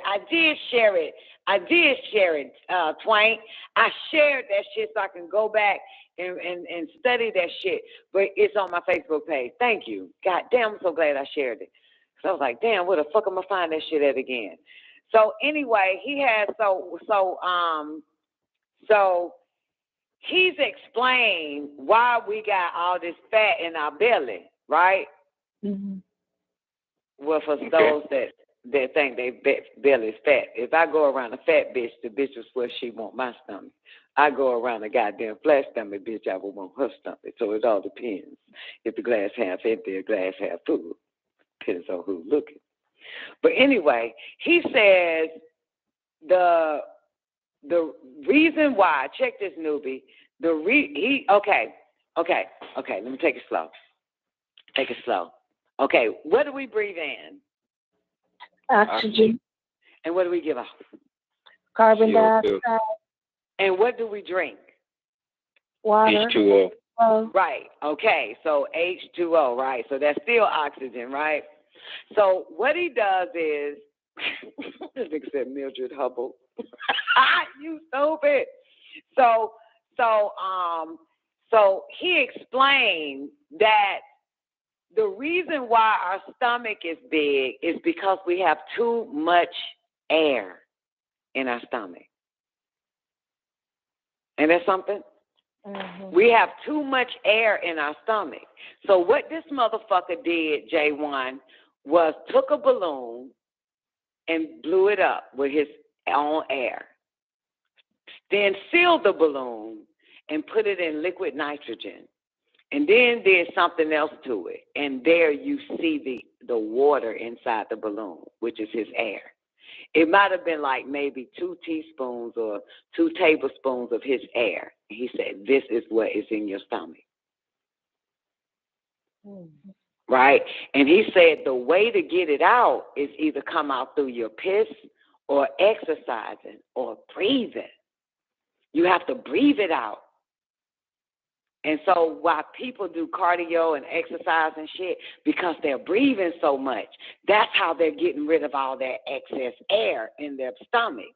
This shit wild, right? Ain't that something? Mm-hmm. Never mind, bitch. You're going to sleep now. Any fucking right. No. Man, this some whole ass shit, man. Every time I get ready to really give y'all something, y'all motherfucker ready to go sleep. You stayed up for the sex jokes. You stayed up for the goddamn white bitch not coming. You stayed up for the goddamn PlayStation or the fucking Xbox. And now you want to stay up for this most important fucking shit. I ain't gonna lie to you. I was thinking breathing will create more air, but okay. No, you have to keep exhaling. You have to get it out. So it actually comes out through your piss or you exercising or breathing. You have to let the air out. That's why people lose a lot of belly fat because they're doing a lot of cardio and their sweating is coming through their pores. Remember that air turned into liquid inside the balloon, H2O. Mm-hmm. That's wild, right? It was water. Is any of you there? Hello? Yeah. Anybody home? You can't hear me, Don? But yeah, I hear you. Oh, you said nitrogen, John? Don? He blew in the balloon, right, and filled the balloon up with his own air. Then put it in the balloon in liquid nitrogen, so it froze it. Got it? And then took it to the next stage, and the balloon is frozen, but the next stage he did to it, and you see the water inside the balloon. That was the air that he put in the balloon initially. That was his breath, air. So it showed the water there inside the balloon. What did he do? Add heat to it? I can't remember that step. I don't remember that step, but the whole point of it, you still see the balloon, but it's fucked up from the liquid nitrogen. But you can still see the water. You see the water inside the balloon. Get it?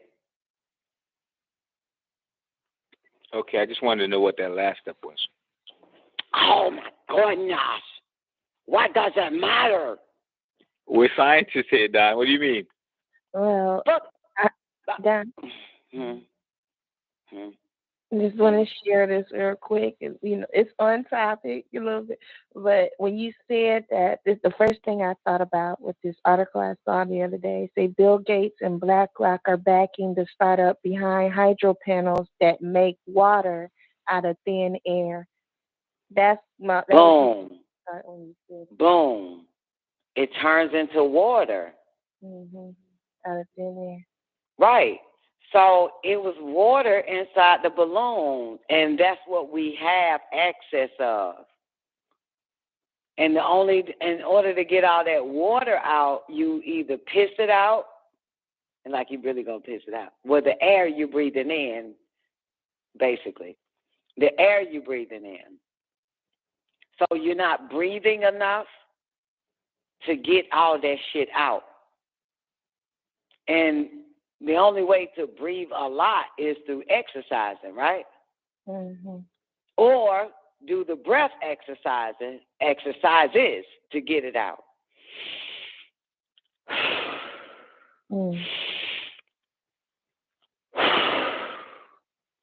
Yeah. Did he read that, Don? That's what I'm saying, girl. Yeah. That's what the breathing exercises is for. Is to get that shit out. Yeah. Thank you. I remember that. Yeah, filling your stomach up like a balloon. And inflate your stomach and deflate that bitch. In your nose. That sounds like the breath book, Don. Duh, breathing exercises. He said it's only 3 ways that shit can come out your body. Yep. One, peeing, which people just do because they don't want to exercise. And another one is getting it out through your pores by exercising. But he said basically it's breathing. You have to fucking breathe it out.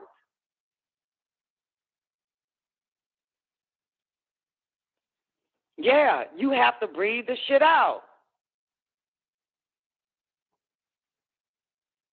So when you're not exercising, so what I did was when I read that little part or whatever, I laid on my back and started doing breathing exercises, get some of that shit out. Common sense, right? Immediately, I was like, fuck, I'm about to get this shit out. The fuck? And I tell you, and I'm not going to fucking over-exaggerate this shit. I'm not going to embellish. I went to sleep. Of course, everybody goes to sleep, right? And I woke up today, or yesterday to some of you motherfuckers, and I walked past the mirror and my stomach was flatter. It's still big in my book, but it was flatter. Just by I did breathing exercises to get some of that shit out. And the stomach was flatter. But still big. Got to work on it. But it was flatter. Yeah. So I realized that we have to breathe it out. Even in exercising, we naturally is huffing and puffing, right? We naturally doing that shit. And pissing, you ain't doing a goddamn thing. But if you're not exercising, you need to breathe it out. You need to do your breathing exercises. Is there a proper way to breathe it out? In your nose and out your mouth. Mm-hmm. Yeah. Yeah. And in some exercises, I think, the breath book, we probably need to open that bitch up. But anybody that one's powerful, Don. The breath book, very powerful. Anybody? Okay, good. So what did it say do? When you inhale and you raise the upper part of your lungs, because women breathe from the bottom part of their lungs. They're trying to say to breathe from the top part of your lungs and hold the air in and count to 10. And then when you release it, no, I'm serious. No, she's laughing at me. She's not laughing at you. I was just pretending I was dying for 2 seconds. And then when after that, you release it and you completely empty your lungs all the way and you do the same count. You count to 10. And you keep doing that.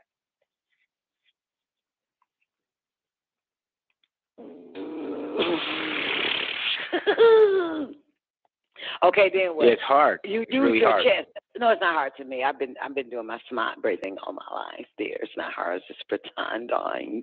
No, it's not hard. For y'all lazy motherfuckers, it is. But this is watch.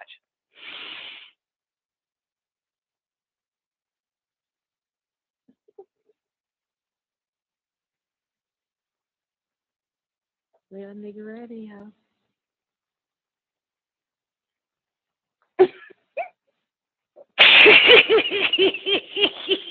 You made me break it. You made me spit it out.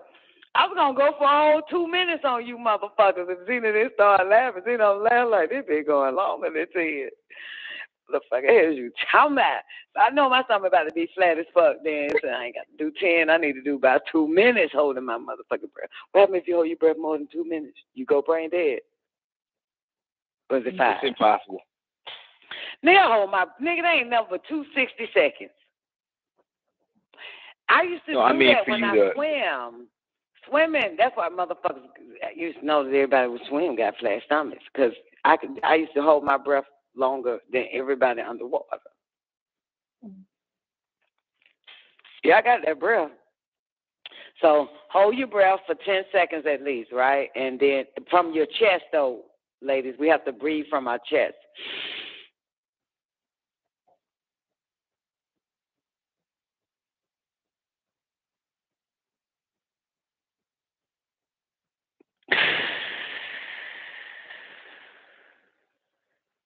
You're right. It feels better. We do breathe. We inhale from our stomach. We should be inhaling from our chest. I feel the difference. I feel so holy. I feel pure. You feel that shit?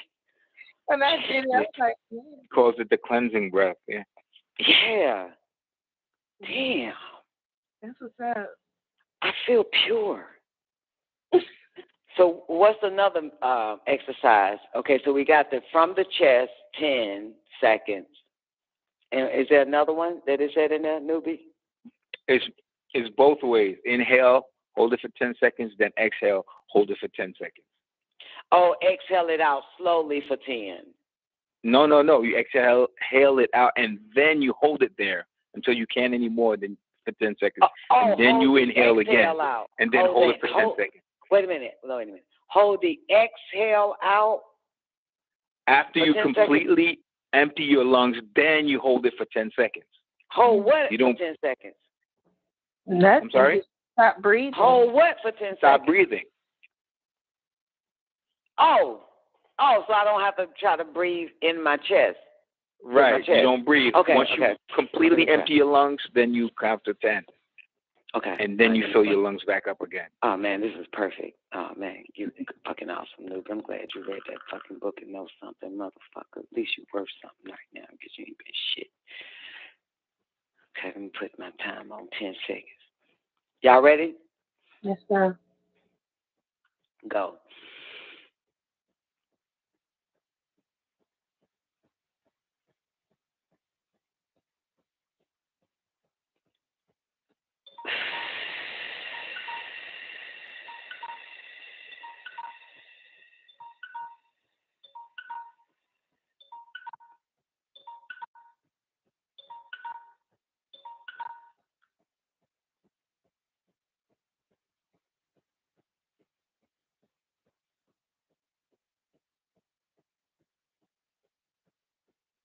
All right, I did it. That was easy. Okay, so I held it for 10 seconds without breathing. What's next? So we did it. We did the inhale. You keep repeating that. Chest. That's the cleansing breath. Okay, so we did the inhale for 10 seconds. Then we exhale and got all the wind out. And then don't breathe for 10 seconds. We did it. Everybody did it? Mm-hmm. So that's called the cleansing. Mm-hmm. And then we repeat. How many times? As many times as we want to? As many times as you can. Man, I'm going to do that shit for a whole hour. And you're supposed to inhale slowly, Don. You inhale slowly until you can't inhale anymore. Shit. Then you hold it for 10 seconds. Well, motherfucker, why you did not tell it? Now, that's going to be hard. This is a learning process. All right, fine. I'll try it. Okay, inhale slowly. Okay, got it. Hold on. Let me get some air out. Slow. Inhaling for 10 seconds, right? Slow. And then okay, so does the 10-second clock start while we slowly inhaling? No, the 10-second clock starts after you finish. You fully fill your lungs up, and then you hold it in for 10 seconds. Oh, so you're not breathing in for 10 seconds? No, the breathing in is what you do slowly. So you breathe in slowly until you can't anymore. Then you hold it push the clock for 10 seconds. Okay. All right, let's go. Okay. All right, here we go. Oh, slowly. Hold on. Let's practice breathing in slowly first before we start this clock.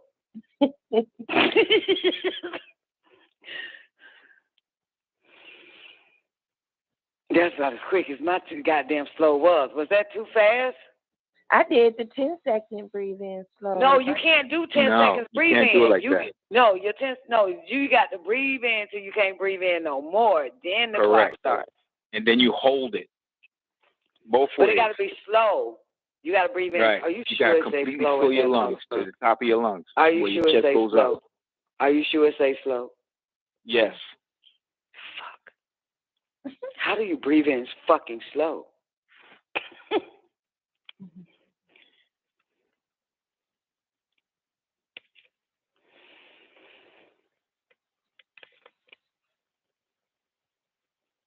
Okay.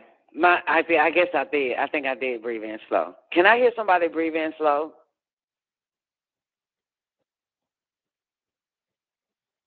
Are y'all breathing already? I breathed in slow. Did you hear me? No. Oh. So breathe in slow doesn't make a sound. Breathe in fast makes the sound. Right. Oh, that's true. Oh, shit. Okay, I'm ready. I get it. I'm ready. Hold on, let me get some of this out.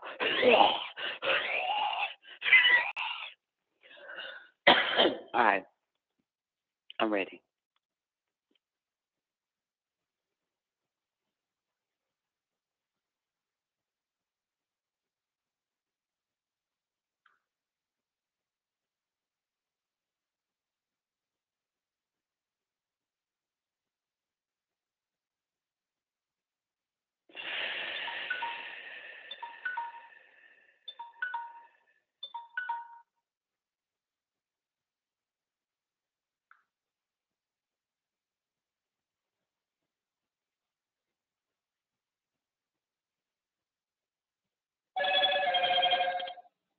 I did it. Mm-hmm. Yay! So I breathe in slowly, all the way till I can't no more. Then hit the clock. Then exhale. And then just hold my breath. That's it, right? For 10 seconds. For 10 seconds, right. So that's the cleansing. Yep. Is there any other exercises in there? Oh, there's a few others. You're talking about rhythmically breathing. No. Trying to see What's how the step for that? That's what I was trying to. Are you in the breath book? I am. They say he knows that by rhythmically breathing, one will bring himself into harmonious vibration. Can we just give us a step? We got time for all that harmonious fucking conversation. Just give us the next exercise. We don't need all that introduction shit. Is it an exercise to this rhythmic shit? Say again, Don? I'm asking Zena. She's on the rhythmic. Oh, she has the breath book? The rhythm of the night. Rhythmic. Yeah, she got the book. Okay, you said good. There's other exercises. This shit got me gassed. Now I got to poop. Is that what's supposed to happen? Anybody been pooping? No, you'll feel it, Don. You will feel it. I have the Vladimir Putin right now, dude. I feel what? Something coming out, huh? I guess it is a cleansing. Yeah, it cleans you. You get cleaned out. My butt is exhaling.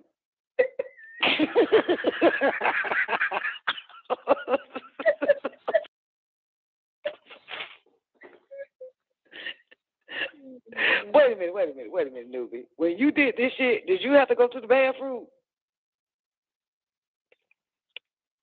It was hard in the beginning. How do you know it's a cleansing? That's what he calls it. Oh, wait, I am now pooting in my stomach. Anybody got stomach poops? You know how your stomach poop? Oh, my God, I got all types of shit that's happening. God damn. First of all, my butt, now my stomach poop. You know how your stomach be poop? Growling? You know your stomach poop. Oh, Lord, something coming down. I ain't did one actually correct, and all shit, it's got law. Oh, shit, wait. Trying to hold the butt in. I do not want a boo-boo. I'm boo-boo at 4:40. That's why you were breathing to let it out. Oh, my God. I'm about to poop. Y'all better hear me poop. Get it out. It's a cleansing, breathing exercise for real. I want to go boo-boo. I don't want to boo-boo at 4:40 in the morning. That's nasty. Too early, boo-boo. For real, who the fuck boo-boo at this time of night? The fuck? Oh, shit.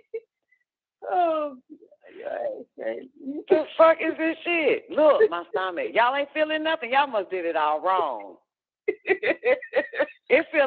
just feel like my whole intestines is pushing shit down now. Like it's coming out somewhere.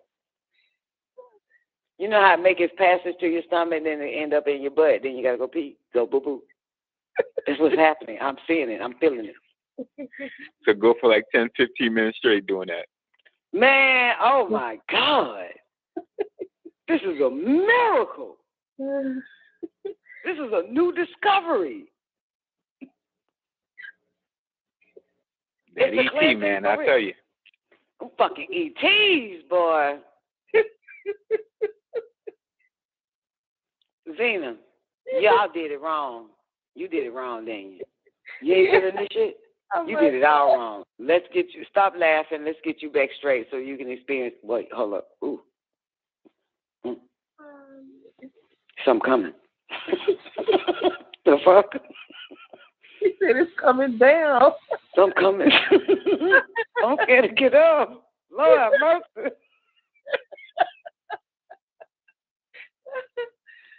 What the hell? Come on, Zena. You got to do it right. Breathe in slow till you can't no more. Then hit the clock. 10 seconds. Hold it. You breathe in with your chest or the stomach? Using your chest, not your stomach. And then hold it. Once you can't fill up your lungs no more, your chest no more, then set the clock. Then hit the clock button to 10 seconds and hold it.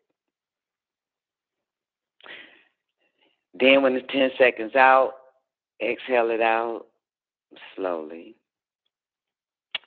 And then hold your breath for 10 seconds. You know, make sure you completely empty your lungs. Yeah, you got to completely empty it. That's why you got to go like a balloon. That's how you breathe. I've been doing it right, haven't I, newbie? Yep. I know.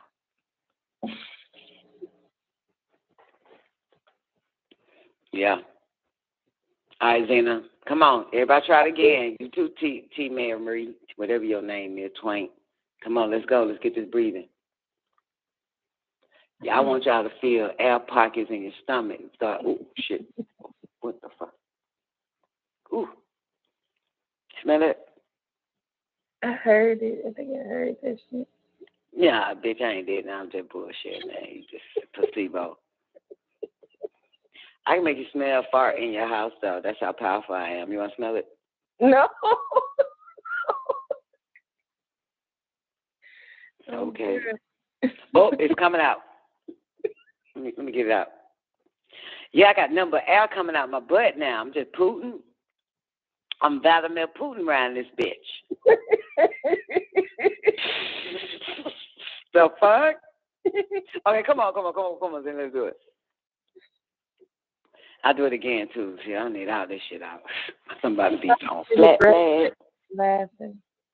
Okay. Ready?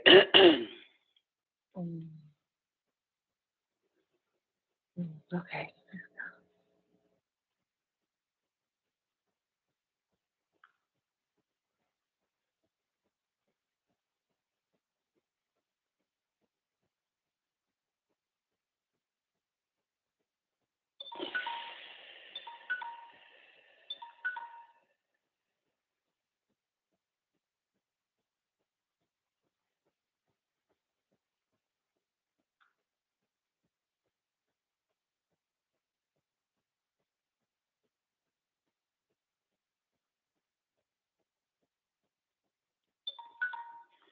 Done.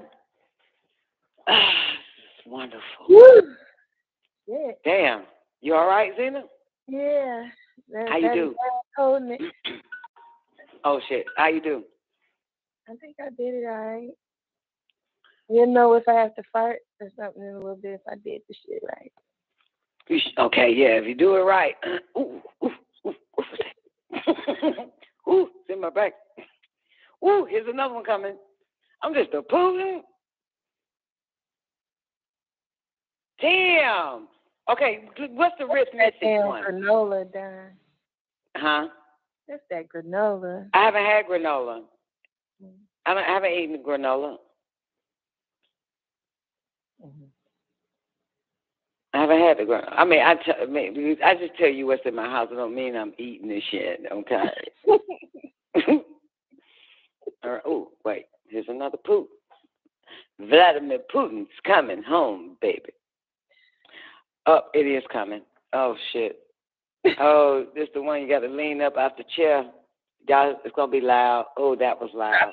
Y'all didn't hear it, though. That was it. It's going to be even louder if I do this breathing exercise one more time. No. Did you do it right? It keep coming, man. Every time I ask somebody a question, they think I know I got to Vladimir Putin. The fuck is that? Find the rhythmic shit. I got to change the vibration around this motherfucker. That shit fire as fuck. When I get here, we're going to do breathing exercises. It's going to be fun. Take this nigga to another level. You do breathing exercises with your companion? Solo. Oh, my goodness. Poor thing. I know, right? How does that sound? Coming to a motherfucker like, hey, baby, come here. Let's breathe. Sit your ass down. Hey, baby, you want to breathe together?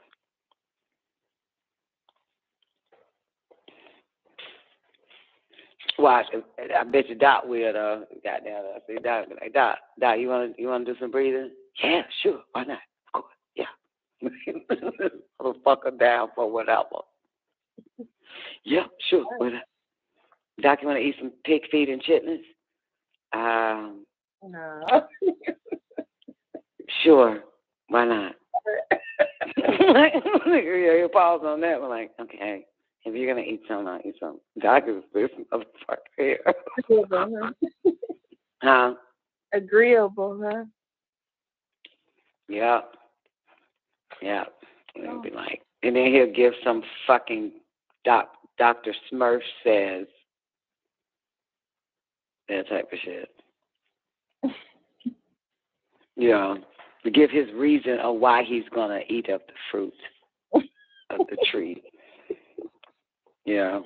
Got to have some type of logic behind, some saying. But anyway, so what's the rhythmic shit, Zena, before we get out of here? Because I'm doing the breathing. Oh, shit. Every time I mention breathing, my belly starts making noise. I'm surprised you don't have the breath book. I have fucking 50 copies of that garbage. Oh, okay. And have not opened it. Really? Okay. Yeah, man. I mean, I've been hearing about the breath book since I was younger. You know what I'm saying? For years, probably 20 fucking years. Man, you gotta get that breath book, man. That breath book, something. But when you hear niggas say about every fucking book Dr. York put out, man, you're just not interested. That's the book right there, man. You got the breath book. Even with the psychoanalysis for hood, man, you gotta get that book, man. You got the man for the rich man. Oh man, that man for the rich man. You got them powerful, man. You got the mind book, got your potential. Oh man, you got the Christism. Oh man, that shit is the fucking shit. You gotta get the Christism. So you just hear just niggas just yelling all that shit, and then just just Got you. Yeah.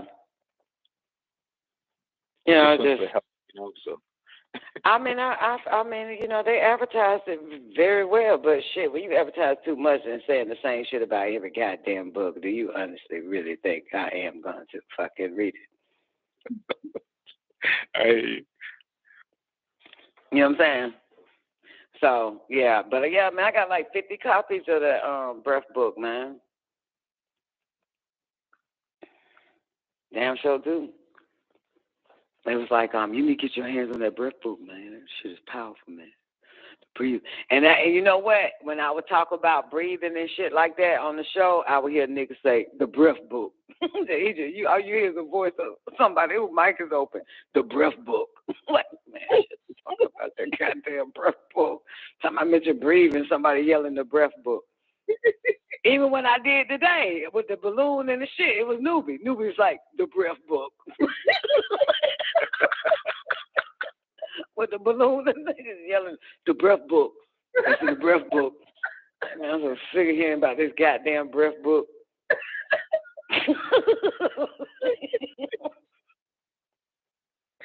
Every fucking time, man. Some nigga got to yell, that's in the breath book. We do need to learn how to breathe, though. I ain't gonna say we. I do. I mean, not learn how to. I already know how to breathe. I just don't breathe. You get it? You know what I'm saying? Yeah, you know how you know how to, but you just don't. That type of shit. Yeah. You know, the proper way of breathing.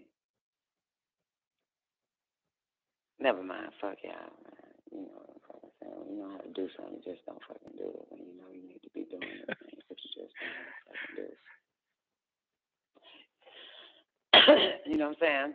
So thank you, Newbie. I wish I had an applause button for you to give us that, though. For real.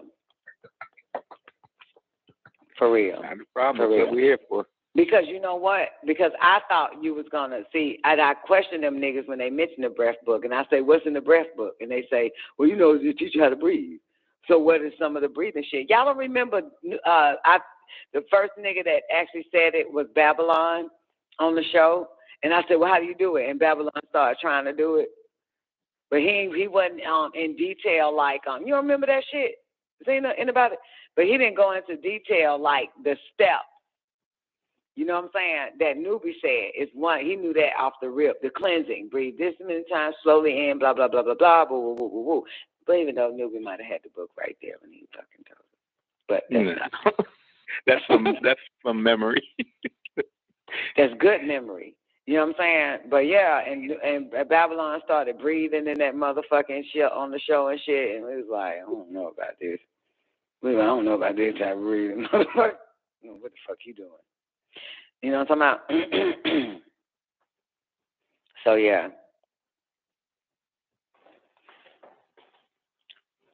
Yep. So, Zena, anything about the arithmetic before we get out of here? No, I just opened up to that page. That's what it said, but everything before that don't talk about how, like the way Newbie described it, you know. He just, you know, talking. But I don't see no exercise. Oh. Mm-hmm. Oh. But they got a lot of good information in here, though, about the digestive system and breathing. What does it say about the digestive system? Okay, like this right here I'm looking at.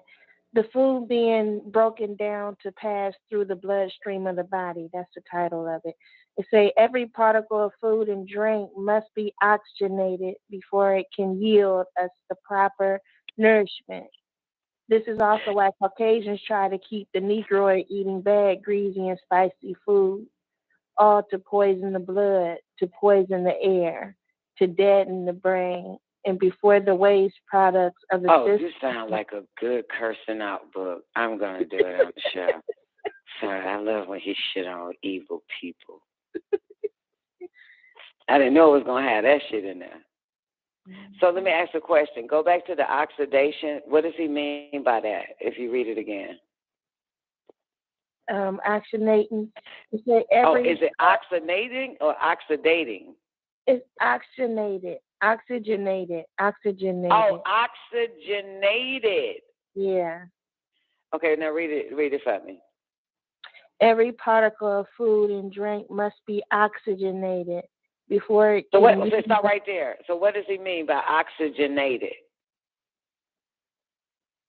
What is he saying? What is oxygen? Do I need to look? Do I have to ask this AI for every goddamn thing? It has to be exposed to air, Don. It has to be what? Exposed to air. So wait a minute. So you telling me that he said every food and drinks has to be oxygenated in order to what, Zena? Before it can yield us the proper nourishment. And keep going. This is also why Caucasians try to keep the Negroid eating bad, greasy, and spicy food, all to poison the blood, to poison the air, to deaden the brain. So the air in our bodies, the blood in our veins, and the brain in our heads is why they do that. So that's, okay, so what he's saying, that's why everything is all packaged the fuck up, because it's not getting air. Is that what he's saying? Like fresh fruits and vegetables that need oxygen to develop to where, you know, the nourishment that he is, instead of greasy, fried shit that can't be oxygenated. I don't know. I'm just okay. I like that thought, but I'm thinking because everything he got is prepackaged. Like even the meat is sealed up in some plastic saran wrap. But fruits and vegetables are just right out in the air, being oxygenated, like you said. Yeah. Right. Right. So I gotta say goodbye to my cashews. Now, wonder they leave nuts in a bowl open. You get it? Mm-hmm. Yeah. We're doing it wrong. We're doing it wrong. We shouldn't be eating popcorn out of a bag. We're supposed to put it in a bowl.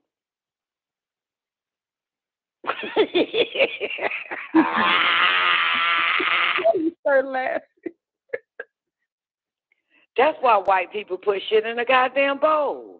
Mm-hmm. They open up crackers and put it in the bowl so it can get oxygen in it. They open up goddamn cheese whiz and cheese it and put it in the fucking, we eating that shit right out the fucking bag. They open up a bag of Lay's potato chips and put it in a fucking bowl. We eating the shit out of a fucking bag. What the fuck? They fucking get a bag of M&Ms and put it and pour it all in a bowl, and we eat the goddamn M&Ms in front of the goddamn bag. We drinking the M&Ms out the bag. We pour it in our mouth. It don't even get no oxygen. They take the bag and fuck me.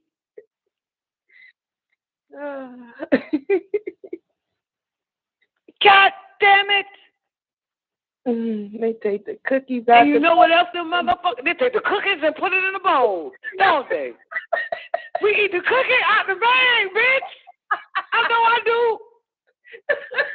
Don't get no damn plate. The cookie jar, Dad. Cookie jar. No, I won't do no cookies in no cookie jar. I'm a nigga. I eat the shit out the bag. Everything come out the bag, motherfucker, in my mouth. Don't let no air hit that shit. The fuck is this shit? And niggas be putting their apples and oranges and shit in the refrigerator. Them crackers put it in the bowl and sit that bitch on the table. Yeah. We put the apples, the oranges, put everything in the fridge. And it's still in the bag at that. And we get the fruit, we get the orange out the bag and we eat it.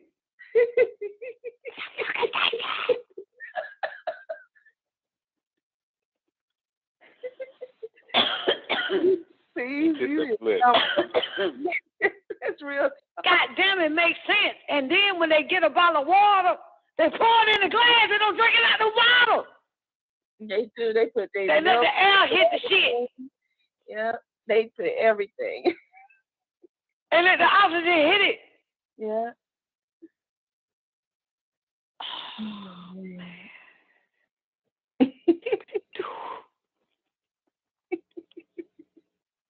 Everything got to be oxygenated. Fuck. I got to let my cigarettes out the fucking pack.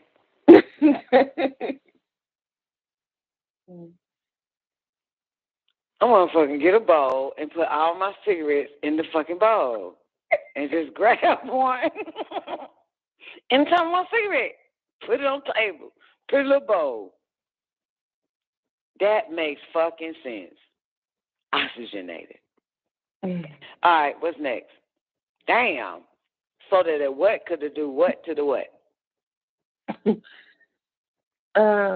So oxygenated before it can yield us the proper nourishment. This is also why Caucasians try to keep the Negroid eating bad, greasy, and spicy food, all to poison the blood, to poison the air, to deaden the brain. And before the waste products of the system can be reduced to the proper condition to be eliminated from the system. I read that wrong. That was period at the end of that. So yeah. Lack of sufficient oxygen means imperfect nutrition, imperfect elimination, and imperfect health. That's the plot.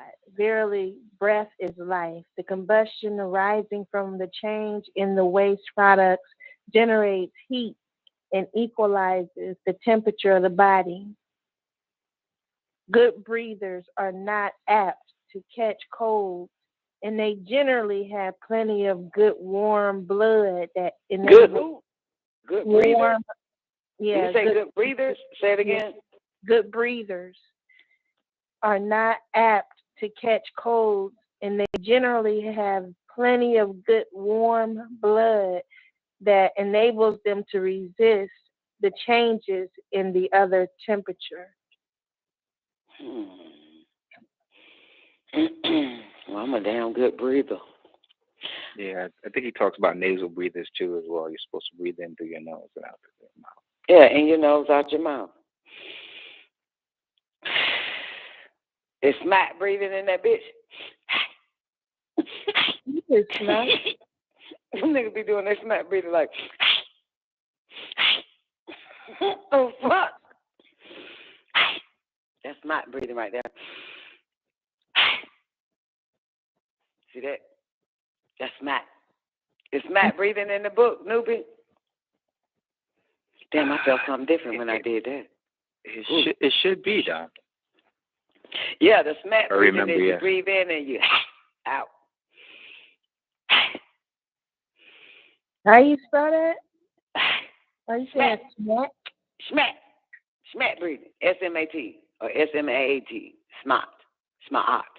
Smart breathing. Smart.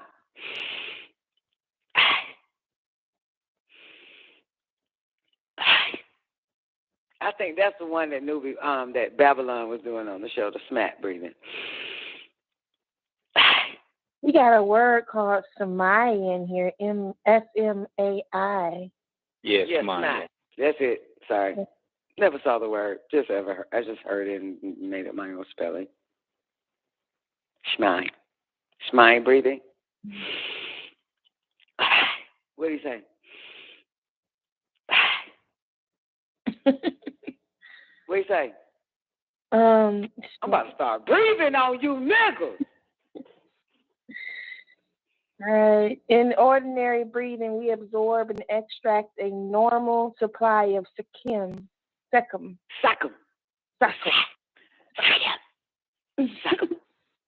Yes,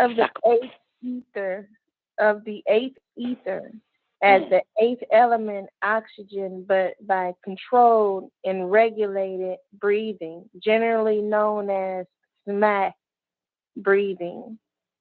We are enabled to extract a greater supply, which is stored in a way in the brain and nerve centers,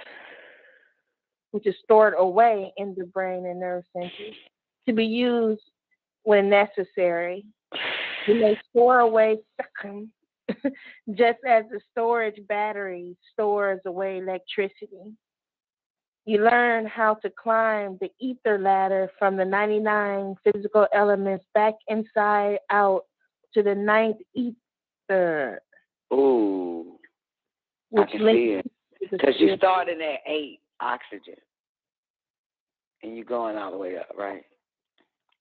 Then to ninth ether, which links you to the spiritual, then mental realm of your ethereal parent, However, first you have to be given the secret key. And here he go with this bullshit. 3.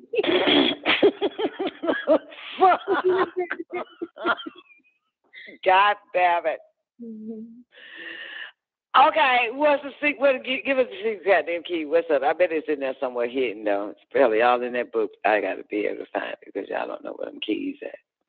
Come on, secret key. Let's go.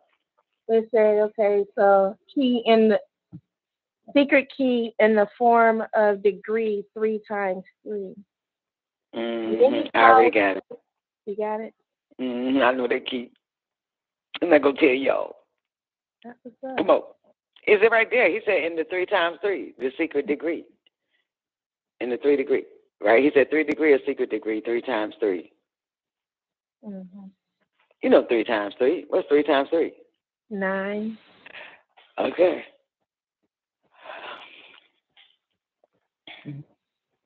Come on. What else?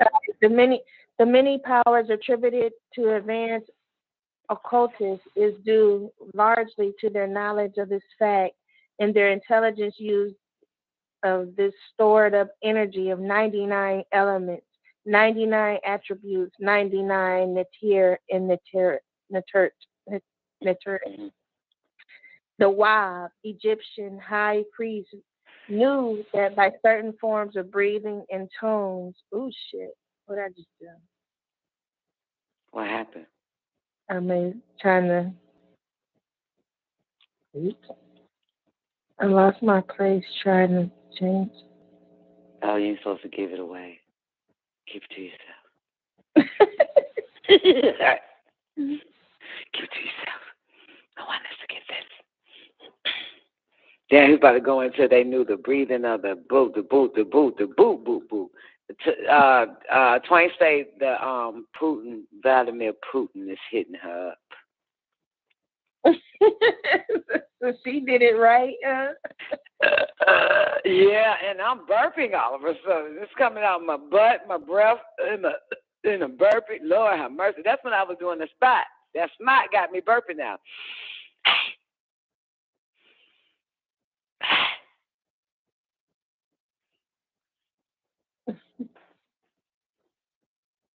Yep, now she thinks she got a shit. Nope, it was gas. See, told you. That's that shit. You did it right. It's the cleansing. And I'm doing it with a cigarette in my hand. Lit.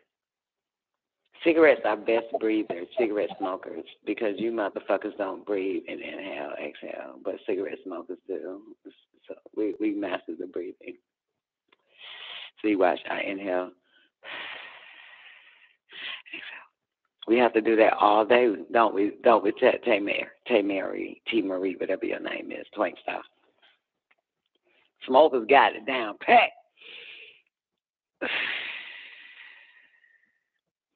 I bet I can hold my breath the longest, and none of you motherfuckers smoke.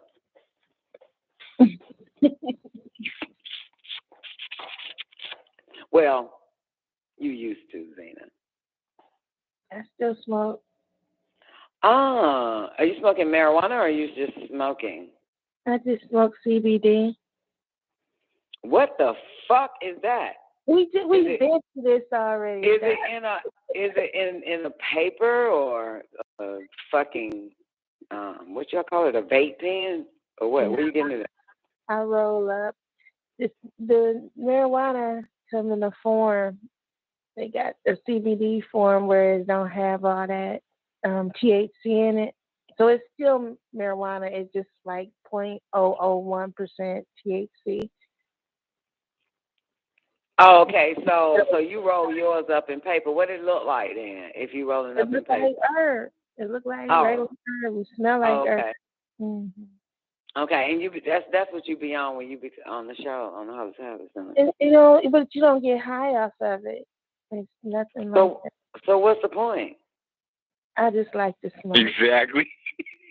Oh, okay. That's right. You like to smoke. I understand. Damn, I should try some of that shit then. You know what I'm saying? 'Cause I like to smoke. Maybe it's better than what the fuck I've been smoking. Mm-hmm. You know what I'm talking about? Yeah. I should get me some, shouldn't I? Gina, don't they do edibles too if you don't want to smoke it? Yep. They got CBD edibles. Then so then why are you eating it? Because I just like to eat. No. I don't think they go together. It got to be something they getting from this shit. If anybody finna just be eating no edible. It got CBD in it. And what is CBD then? What does it do for you? That's like the medical, I don't need that then. Ain't shit wrong with me. It's like for headaches, anxiety shit. It ain't really. Oh shit! I don't need that shit. Ain't shit wrong. So you got cramps. You can rub the CBD oil on your belly. Shit like that. Does it get rid of belly fat? I don't know. It may. I don't know. That motherfucker get rid of belly fat, man. I'm talking about a whole goddamn gallon of that shit. Hey, Neff got all this shit. I meant to how that is. Neff got it on her website. Greener Green. Oh. Oh. So what is it doing for you? Nothing? It helps when, really, like, in my period, it helps me with cramping. It helps me, Right. Right, but you're smoking it regardless if your cycle's on or not. So right. you're just doing it because you like to smoke. I like to smoke. I understand that shit. I like it. Me too. Well, I only smoke when I'm having a conversation. Other than that, I'm not smoking. I like to smoke when I'm watching shit, like this X-Files and shit like that. Oh, no, I can't smoke and watch something. That's I only use it because I'm a social smoker. That's Yeah, I can go a whole day if the phone don't ring. I won't light a cigarette. Mm-hmm. Yeah, so the phone ring, man, I gotta goddamn answer that bitch and I grab me a cigarette if it's gonna be longer than 30 seconds. Conversation. Yeah. That's interesting. Okay. Yeah. Okay. All right. I'm game, Zayna. I feel you. I see you, boo. It helped J1, I think, stop smoking too. It helped her stop smoking? Yeah, well, stop. So wait, is she doing eatables? No, I shouldn't say stop smoking, but I think J1 used to smoke. I don't remember J1 smoking. Why you throwing up them eyes, J1? Yeah, J1 used to burn. And then she started doing... You're talking about marijuana, though. That's what you're saying. No. Oh, yeah, man, I remember J1 coming in here talking about she had a black and mild one time. I don't know. Man, that black and mild and put a hole in your head. Maybe I'm wrong. Better stay the fuck away from that shit. Okay. It's healthy. Okay. I don't feel like rolling no goddamn CBD and I don't come already roll. I just too much work. Yeah, I got shit to do. Did it pre-roll? I like to roll it up. And you like to roll it up because it makes you think you're smoking marijuana, like you roll your shit up, lick it, and seal it. Yeah, you want the whole roll up feel. No, it seems like the ones that's already pre-rolled, they didn't grind that shit down to a fucking pulp. I don't know what. I like some buds in my shit. You like to hear it pop? No, pop. What? You know when the shit pop, man. You hear that shit shit pop it with seeds. When they hit the seed and shit. Okay. No, I want to hear well, it pop. I mean, it's a seed in there. Oh, okay. So ain't no seed. They just grind it up real good. Yeah, it'd be real fine. What does it smell like? It smell like herb. Oh, I don't want to smell like herb. It's better than smelling like cigarettes, but I don't want to smell like herb because then people be like, "How you smoke?" I don't want these niggas to know fit. I like to keep my shit fit. I'm gonna get some. I'm gonna go to you think they have it here in Florida? I'm gonna go get me some. Just tell me which kind to get. Neff salad. She got on her website. I don't know what Florida hitting on. I said Neff salad. That's trafficking, ain't it? That's drug trafficking, ain't it? No, it's like the CBD form. Neff told me, she was like, I can't send it to you though. Some more shit. Not the real. Neff told me something that she couldn't send it to me because of the laws. That's because Neff in California, so she can get the real. Is Dina not hearing me that Neff can't send it to me?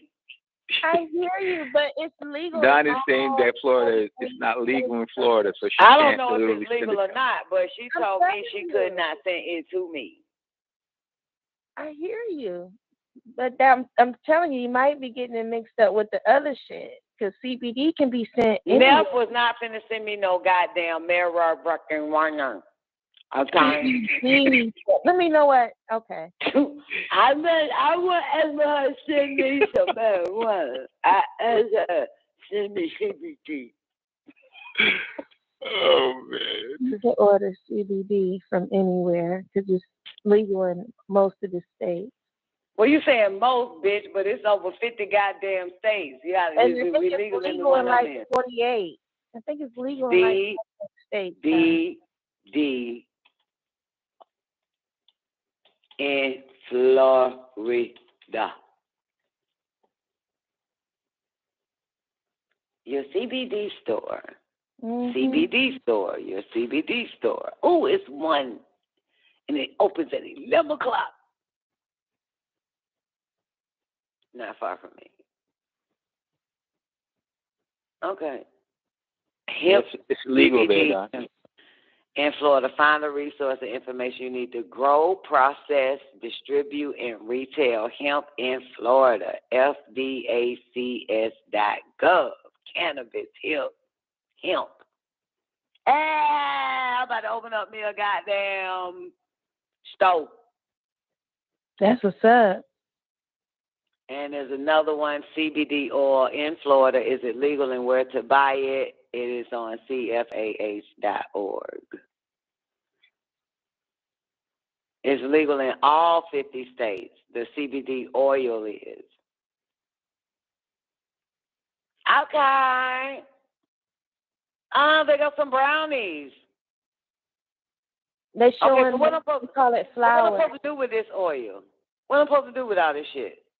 Okay, the oils you can use for anything. Your headaches, stomach aches. I don't have headaches. Yeah, I drink water if I have headaches. Toothaches, whatever. You can just ingest it because it's healthy. It's good for you. But that's what I want to know. If it's healthy, don't give me no ailments because ain't nothing wrong with it, bitch. I'm just saying. So tell me what it do for the body health-wise.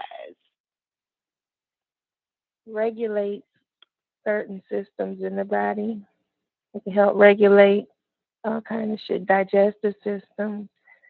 Good for heart health. All kind of stuff. Good for your body. I can't tell you exactly what it is. Yeah.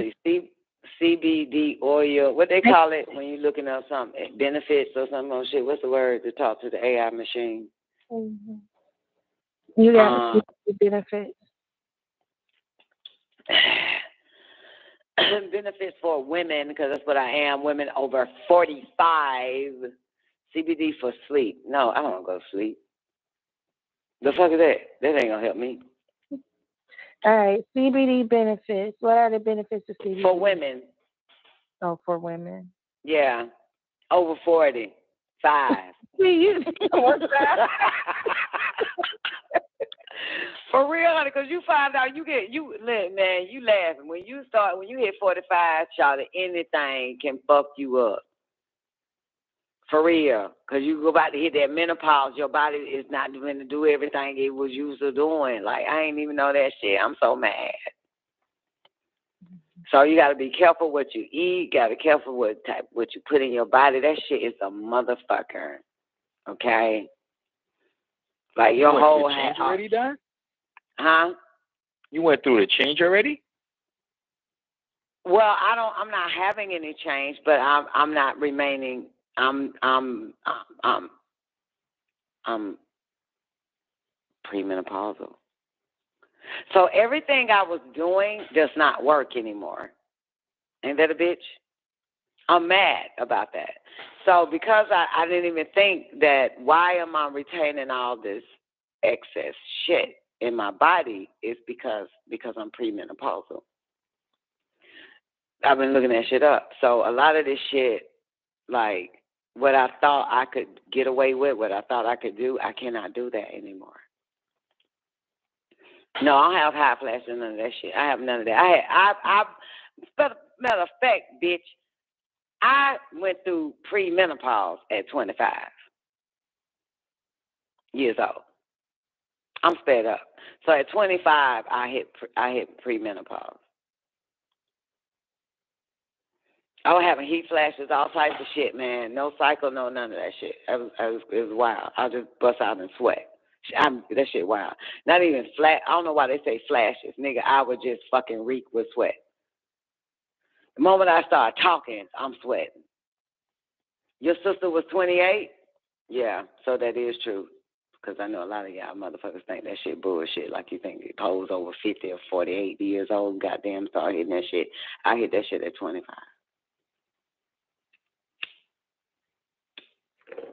Just bust out sweating. All right, I found something, menopause CBD for women. This is about Wait, I don't want no menopause CBD. I just want to know the benefits of women. I'd be damned to have that in my life. I'm not claiming no shit like that. I rebuke that. I will not sin in the face of L-U-L and knew who is the creator, bitch. That is a no-no. I'm not living that life.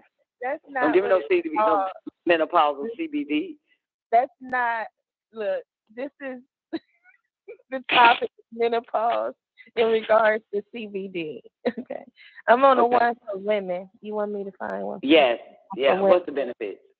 All right. For as far as menopause, say CBD may have the ability to help balance out mood changes, reduce sleep disturbances, and lower the rate of bone density loss that can happen during menopause. Now, that's true, bone density loss, but I won't have that issue because I do strength training, mobility, and exercise. And exercise to keep your bones hard. Yeah, and the only thing I'm lacking, that was another thing I want to tell y'all, that he said that there was a chemical. Twain, remember he said there's a chemical that our body naturally needs to produce muscle mass. Remember that after the balloon and shit. It's called a HM something. Go grab it real quick, Twain. It's called HM something, right? I'll go grab it. No, I don't know, but I'll go grab. But anyway, doesn't matter. And so they, newbies, so patients over 60, right, that had hip replacements, they gave them this HM something molecule or something, right, in the hospital as a study. And gave other patients over 60 that had hip replacement the placebo effect. The ones that actually got the HM, some old shit molecule in their body or whatever, they recovered within 15 days after surgery. They was up and walking. The ones that got the placebo effect were still bedridden for however many months and days it took for their dumb ass. So when they found that out, they started giving the athletes and people who work out a lot, they started taking it. And the athletes was building muscle at a faster pace and all of that shit, and their bones was blah, blah, blah. But then they found, I think I threw the bones in. Don't worry about the bones, minus that part. What are you talking about, HGH now? No, it wasn't HGH. I would know it was HGH. It was HM some old shit. Not HGH. Nah, it wasn't HGH. You know what? What if it was? Let me go to goddamn my Facebook real quick. I don't think, damn, now if I would have known it was HGH he was saying, right? It wasn't HGH. Please tell me it wasn't HGH. Here it is, right here. Listen. I'm guessing most of you don't know the answer because I didn't, and I've been in this body business for 35 plus years, helping countless clients, some of them quite famous, lose weight. And yes, I can tell you how they lost the weight, but not where that weight went. Was it burned off? Was it sweated off? Was it pooped out? To understand. HMB. Thank you, Twain. HMB. Newbie. HMB? HMB, okay. I'll do some research. What's HMB? I don't know. I'm doing some research right now. Let me fast forward then and see when he gets to HMB. First, you need to know what a fat molecule is made of. Fat consists of 3 kinds of elements. You've got hydrogen, carbon, and oxygen. Your body breaks down those fat molecules into 2 forms, water, or H2O, and carbon dioxide, also known as CO2. Water and carbon dioxide. Aha! Now I understand where the weight goes. Everyone knows.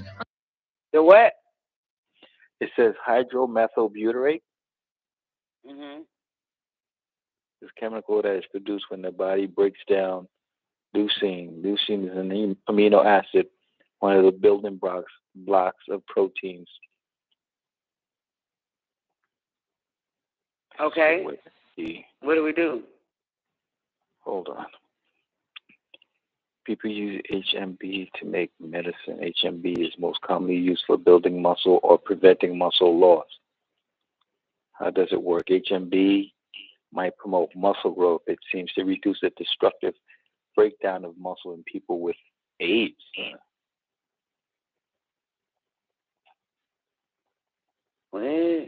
WebMD.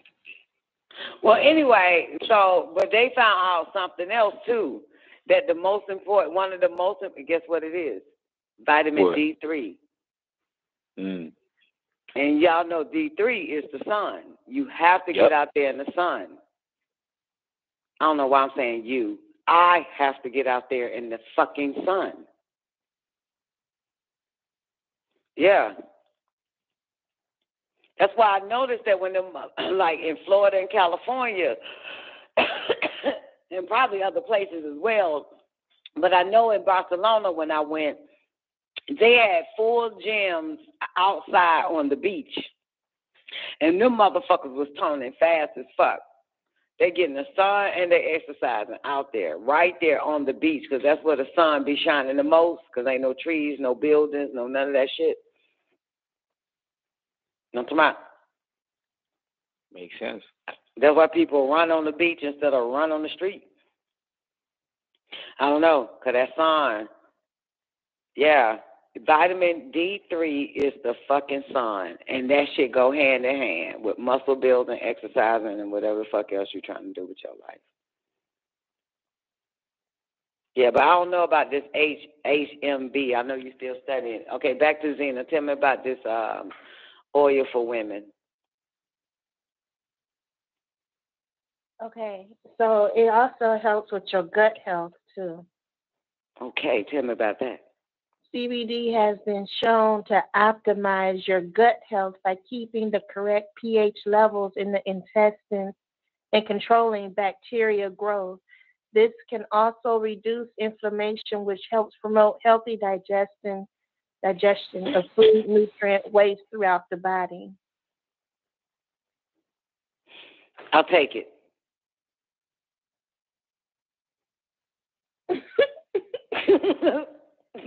I'm so what do I do? Just swallow the oil? Do I eat the oil? Yeah, put it underneath your tongue for a little bit. Let it assimilate to the body. Yep. They say it helps with the GI system. I'm pretty sure if bitches rub it on their stomach and their uterine line is all inside their whole goddamn womb area, whatever the fuck that shit is, then obviously I can rub it on my stomach. Yeah, I rub it on my stomach. Like I said, yeah, because your cramps is from the inside or the lining of your uterus. Mm-hmm. So if you rub it on your stomach, that shit go away. I just rub that shit on my goddamn stomach like all day, like every day, like just sit down, just rub all day, just rub, add more, just keep rubbing, keep rubbing. That's what I'm gonna do. I don't have cramps. Never had. Well, I had cramps, but when I start exercising and proper eating, I don't cramp. Mm-hmm. Yeah, I have great cycle days. I changed my life a little bit. A little bit. Got more work to do on this motherfucking body. That does work. Yeah. No, that's real talk. I changed my diet, and I'm not crawling up the walls the way I used to. Yeah, it's a diet like a motherfucker, ain't it? Mhm.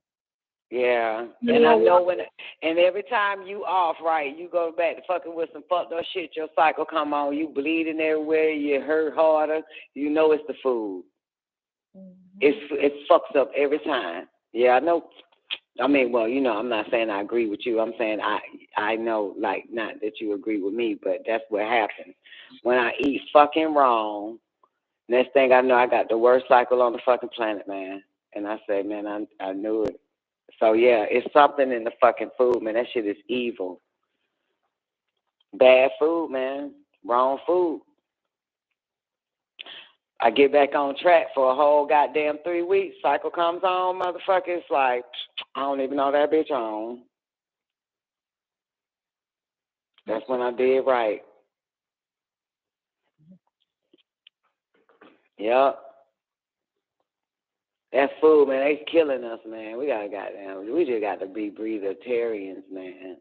Just breathe the molecules in air. That's what I'm about to start being, a breatharian. I'm for real, man. You can breathe and be full. You know what I'm saying? Mm-hmm. Yeah. Just breathe. I mean, you know, that's really what's, never mind. Okay, CBD oil on the stomach. I'm game. You want to hear about the your gut microbiome and how CBD works for it? The who? Your gut microbiome and how CBD is good for that. My gut micro who? Biome. Microbiome. Who the fuck is that? That's your Who is biome? What is biome? Gut microbiome? Yeah, BIOME. Microbiome. BIOME. What do they do for that? They say, okay, let me read this little section. It say your gut contains a microbiome, a collection of trillions of bacteria, fungi, and viruses that all live in balance inside your body. One part of the job this microbiome carries out is the digestion of food and absorption of nutrients. In addition to this, it produces the vast majority of neurotransmitters used by your body. Also, it regulates cognitive and physiological processes daily, including the immune system. As long as the vast collection of microbiomes stay in balance, everything works well in the rest of your body. However, an imbalance called dysbiosis can occur and lead to significant health problems. This is one reason CBD for gut health assumes such importance. The importance of good gut health comes to the fore when considering heart disease. Also, good gut health helps your heart by increasing the level of HDL cholesterol, hardening of the arteries, and can come from poor gut health. When arteries harden, the risk of cardiovascular. How do you know you got poor gut health if your stomach's flat?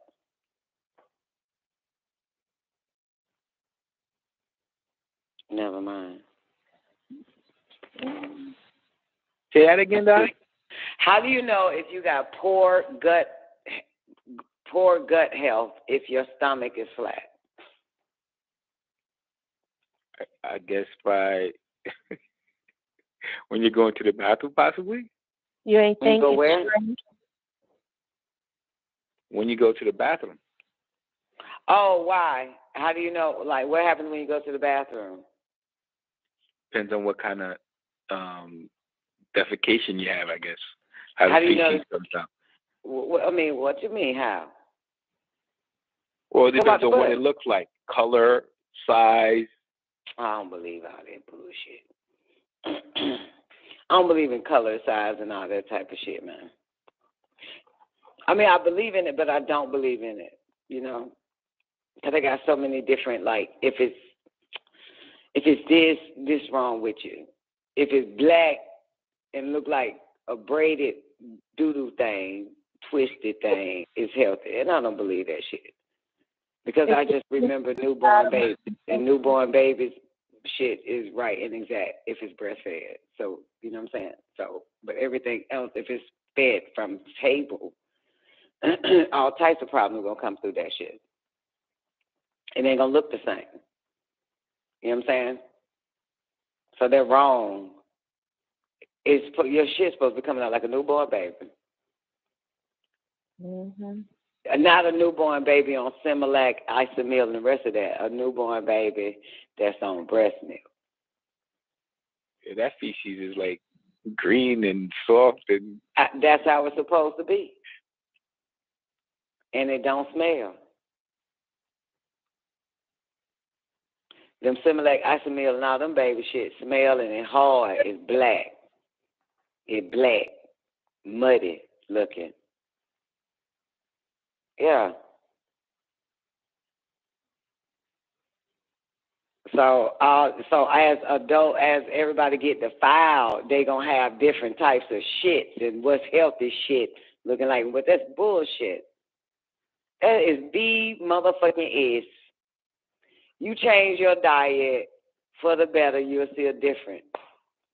And if you're familiar with any newborn babies and breastfed babies, that's how that shit end up being eventually back to healthy, and it cleans you out.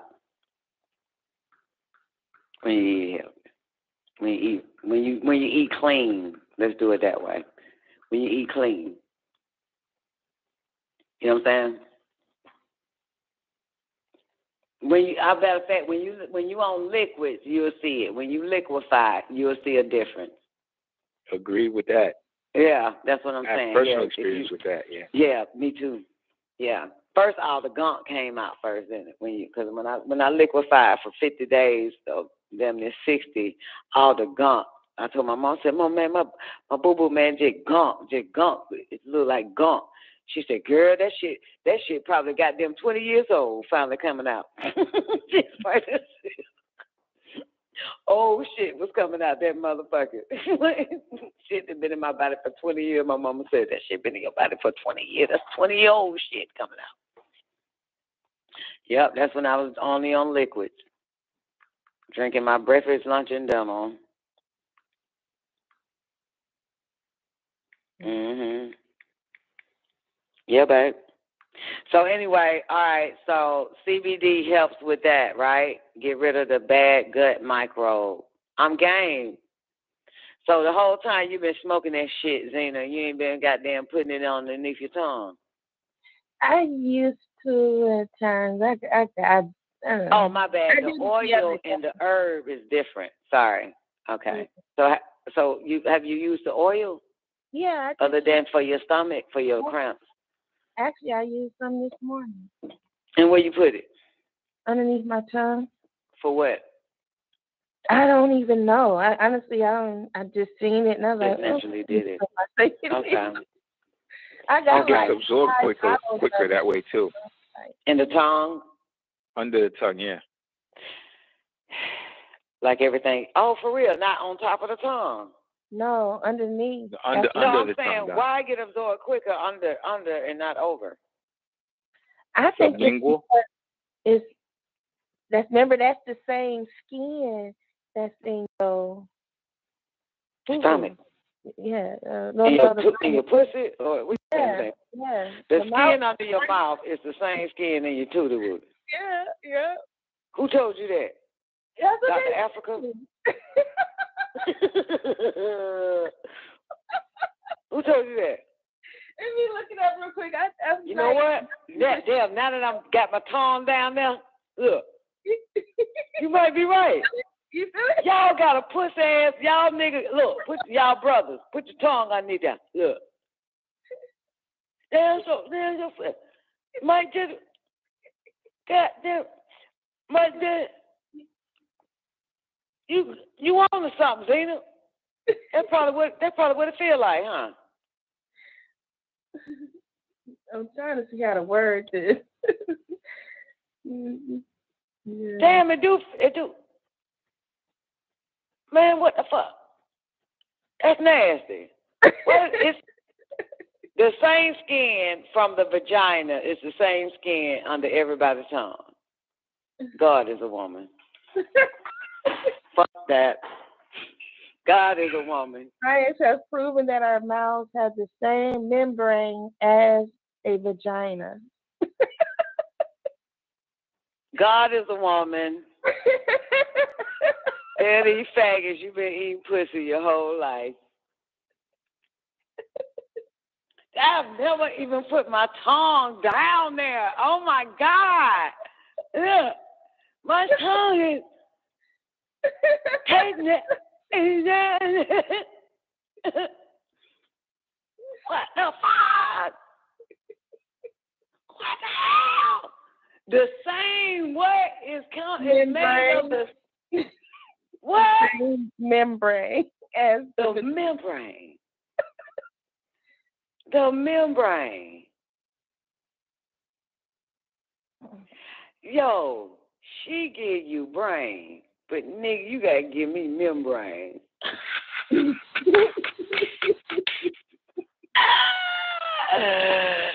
Membrane.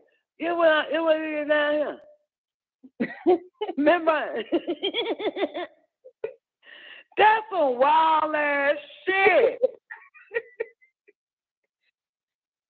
What the fuck? What up, L God? What the fuck?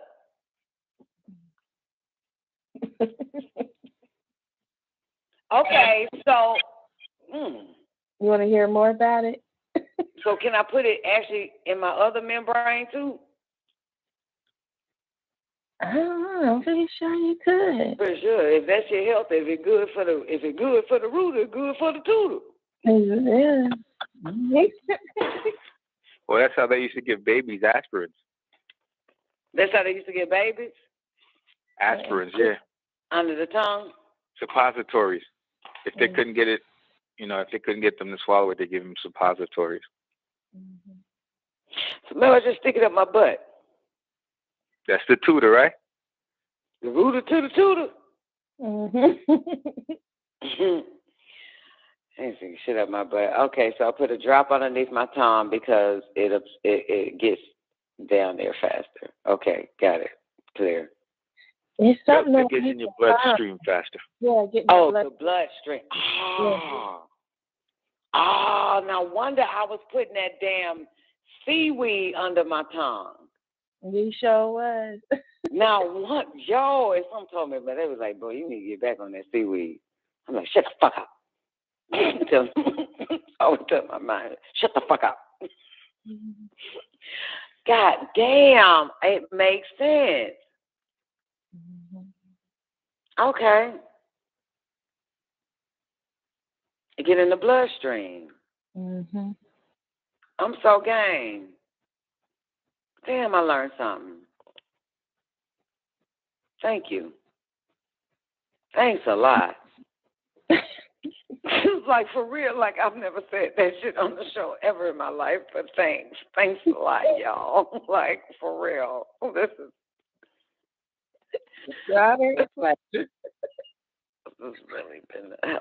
has been helpful. I'm gonna get some CBD oil today if they sell on Sundays. Mm-hmm. Now, is there any kind I have to make sure I get, or does it matter?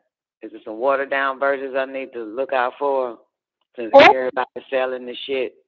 Yeah, actually, I'm learned something new the other day about CBD. There's I don't want to confuse it, but it's a CBD. You call it CBDA. I guess the other CBDs kind of gets rid of that one component of it. That's why it just say CBD. But the original one that's supposed to be good and healthy would have that A in it. So, and I just learned that from Get Real the other day. Actually, Young T. Taekwondo. Yep, because I think he sell it. So, and that was the one that he told Get Real to get. And I was reading in on it. I was like, damn, they broke it down real well. But yeah, so I learned something new. So yeah, what I caught Young T got. Supposed to be some good shit from when I looked into it. CBD with A in it, CBDA. So I need to get the CBDA. Yeah, because I guess. So what happens if I just get the CBD? From what I understand, after all they process and the shit that they do, that A somehow gets deleted somehow, or it loses it. So. Oh, got it. Same way if you goddamn cook vegetables. Something like that. Yeah, when you cook vegetables, it loses it. Yeah. Okay, now I just got to find some CBDA. Yeah, it still helps though. Hmm. The regular CBD still helps. Oh, the regular CBD still helps, but get the A because I'm on some other shit, so I need to get the CBDA. Yeah. Okay. So what else it does? Oh, darn, it does a lot. It's good for your hair, skin, shit. Hair, skin, so I can put something on my hair. Yeah, it's good in your hair. Or I just put it under my tongue and it's gonna work for everything, right? I guess. So it's CBDA, and that has all the healing, healthy benefits. I wonder why they went on and let this shit hit the world like this. Yeah. When I was reading, let me see if I can find it. And I think Guru said young tea salad, so we probably have more information. But yeah, that was new to me. I didn't know that. It's all the same shit. So what's the difference is there a difference between CBD oil or organic hemp? Is that the same? Now, the hemp, it don't have the CBD in it. It's just hemp. Okay, because this article I'm looking at, I ain't reading it, but it's just on the search. It says organic hemp is the best source of CBD oil. Oh. Hemp plants are bioaccumulators.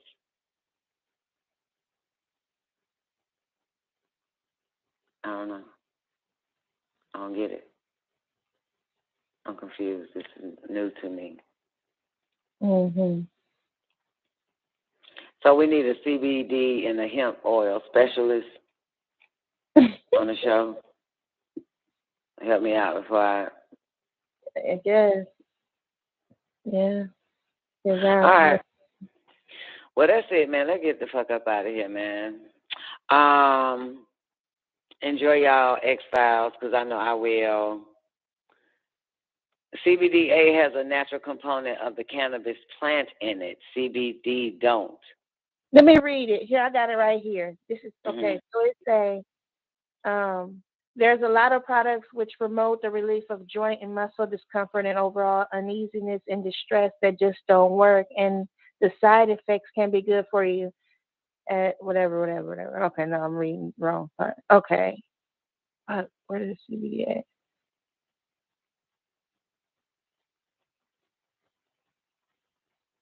at? Shit. Never mind. It was in the video that they discussed it in this video. I don't see it actually wrote out. Never mind. Sorry.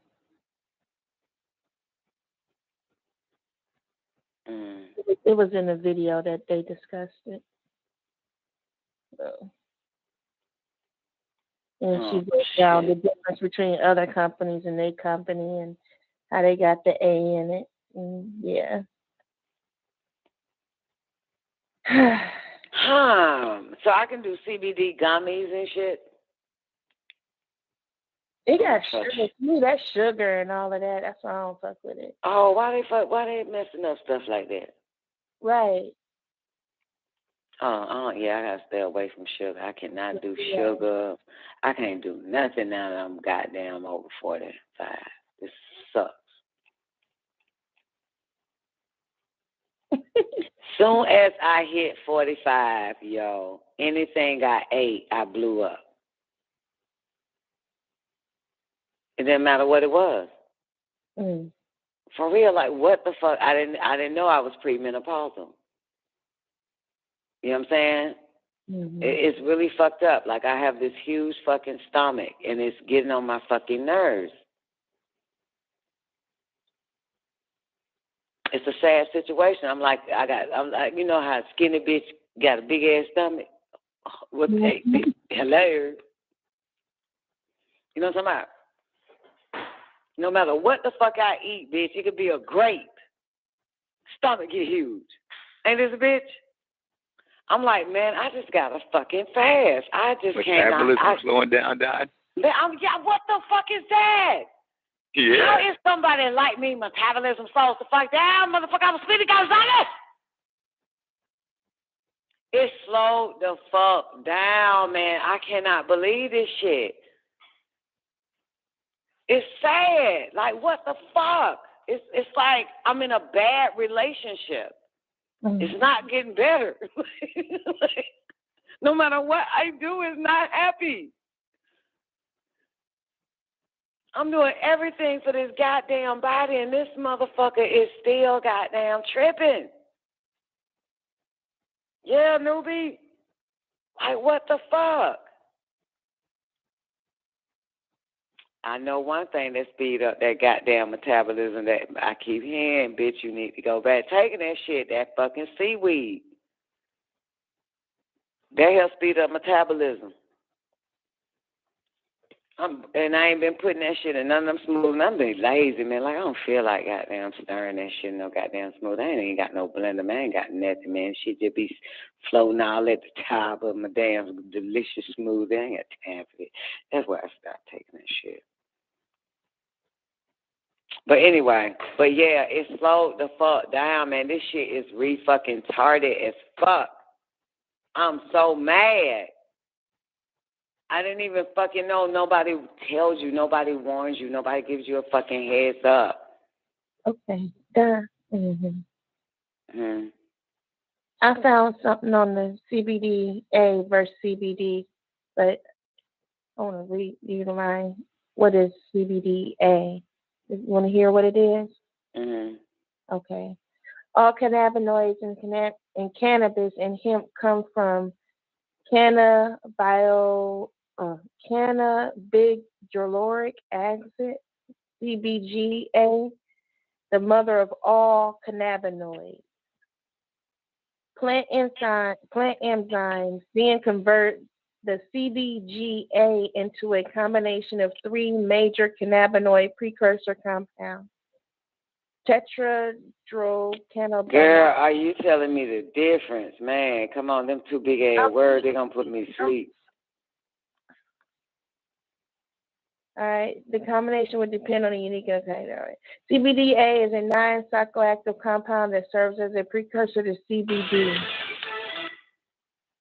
More specifically, CBDA is decarbonized, whatever, to create CBD. So it's whatever, it creates CBD. Who does? The CBDA. Oh, the CBDA creates CBD. Mm-hmm. It's a precursor. Got it. All right.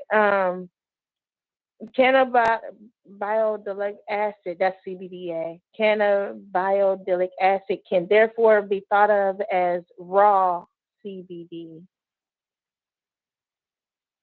CBDA is most often found in the live or raw hemp plants bred for high CBD levels. Okay. Using benefits of raw form. Okay. They got cream topicals. Okay. So that's what CBDA is. It's in its raw form. Okay, and that's what we need to fuck with, right? The raw form. Well, I need to fuck with the raw form. CBDA. About juicing it too. They say, however, the raw juicing cannabis trend is bringing CBDA into the spotlight. People are wondering about the difference between CBD and CBDA, and if CBDA is better than CBD. So is it? And then it goes into that part of it. But that's what CBDA is. And they're talking about people juicing with it, and that's, you be on your juices. Like to add a little bit of that in your juice. Oh, then shit, I'm gonna be fucking CBDA and all day and up. All right, boys and girls, let's get the fuck up out of this bitch, man. The sun, daylight, gonna catch me up again. Gonna catch me up again. Some people just getting up, but I'm just getting in. I'm ready to goddamn take my 5-mile goddamn run now in the morning. Oh! Daylight. That's the Holy Tablet Show, ladies and gentlemen. Every last one of you motherfuckers that know how to stay up till the sun appear to rise. All right? I'm about this bitch, man. Let me end the YouTube stream around this motherfucker. Y'all having a award day.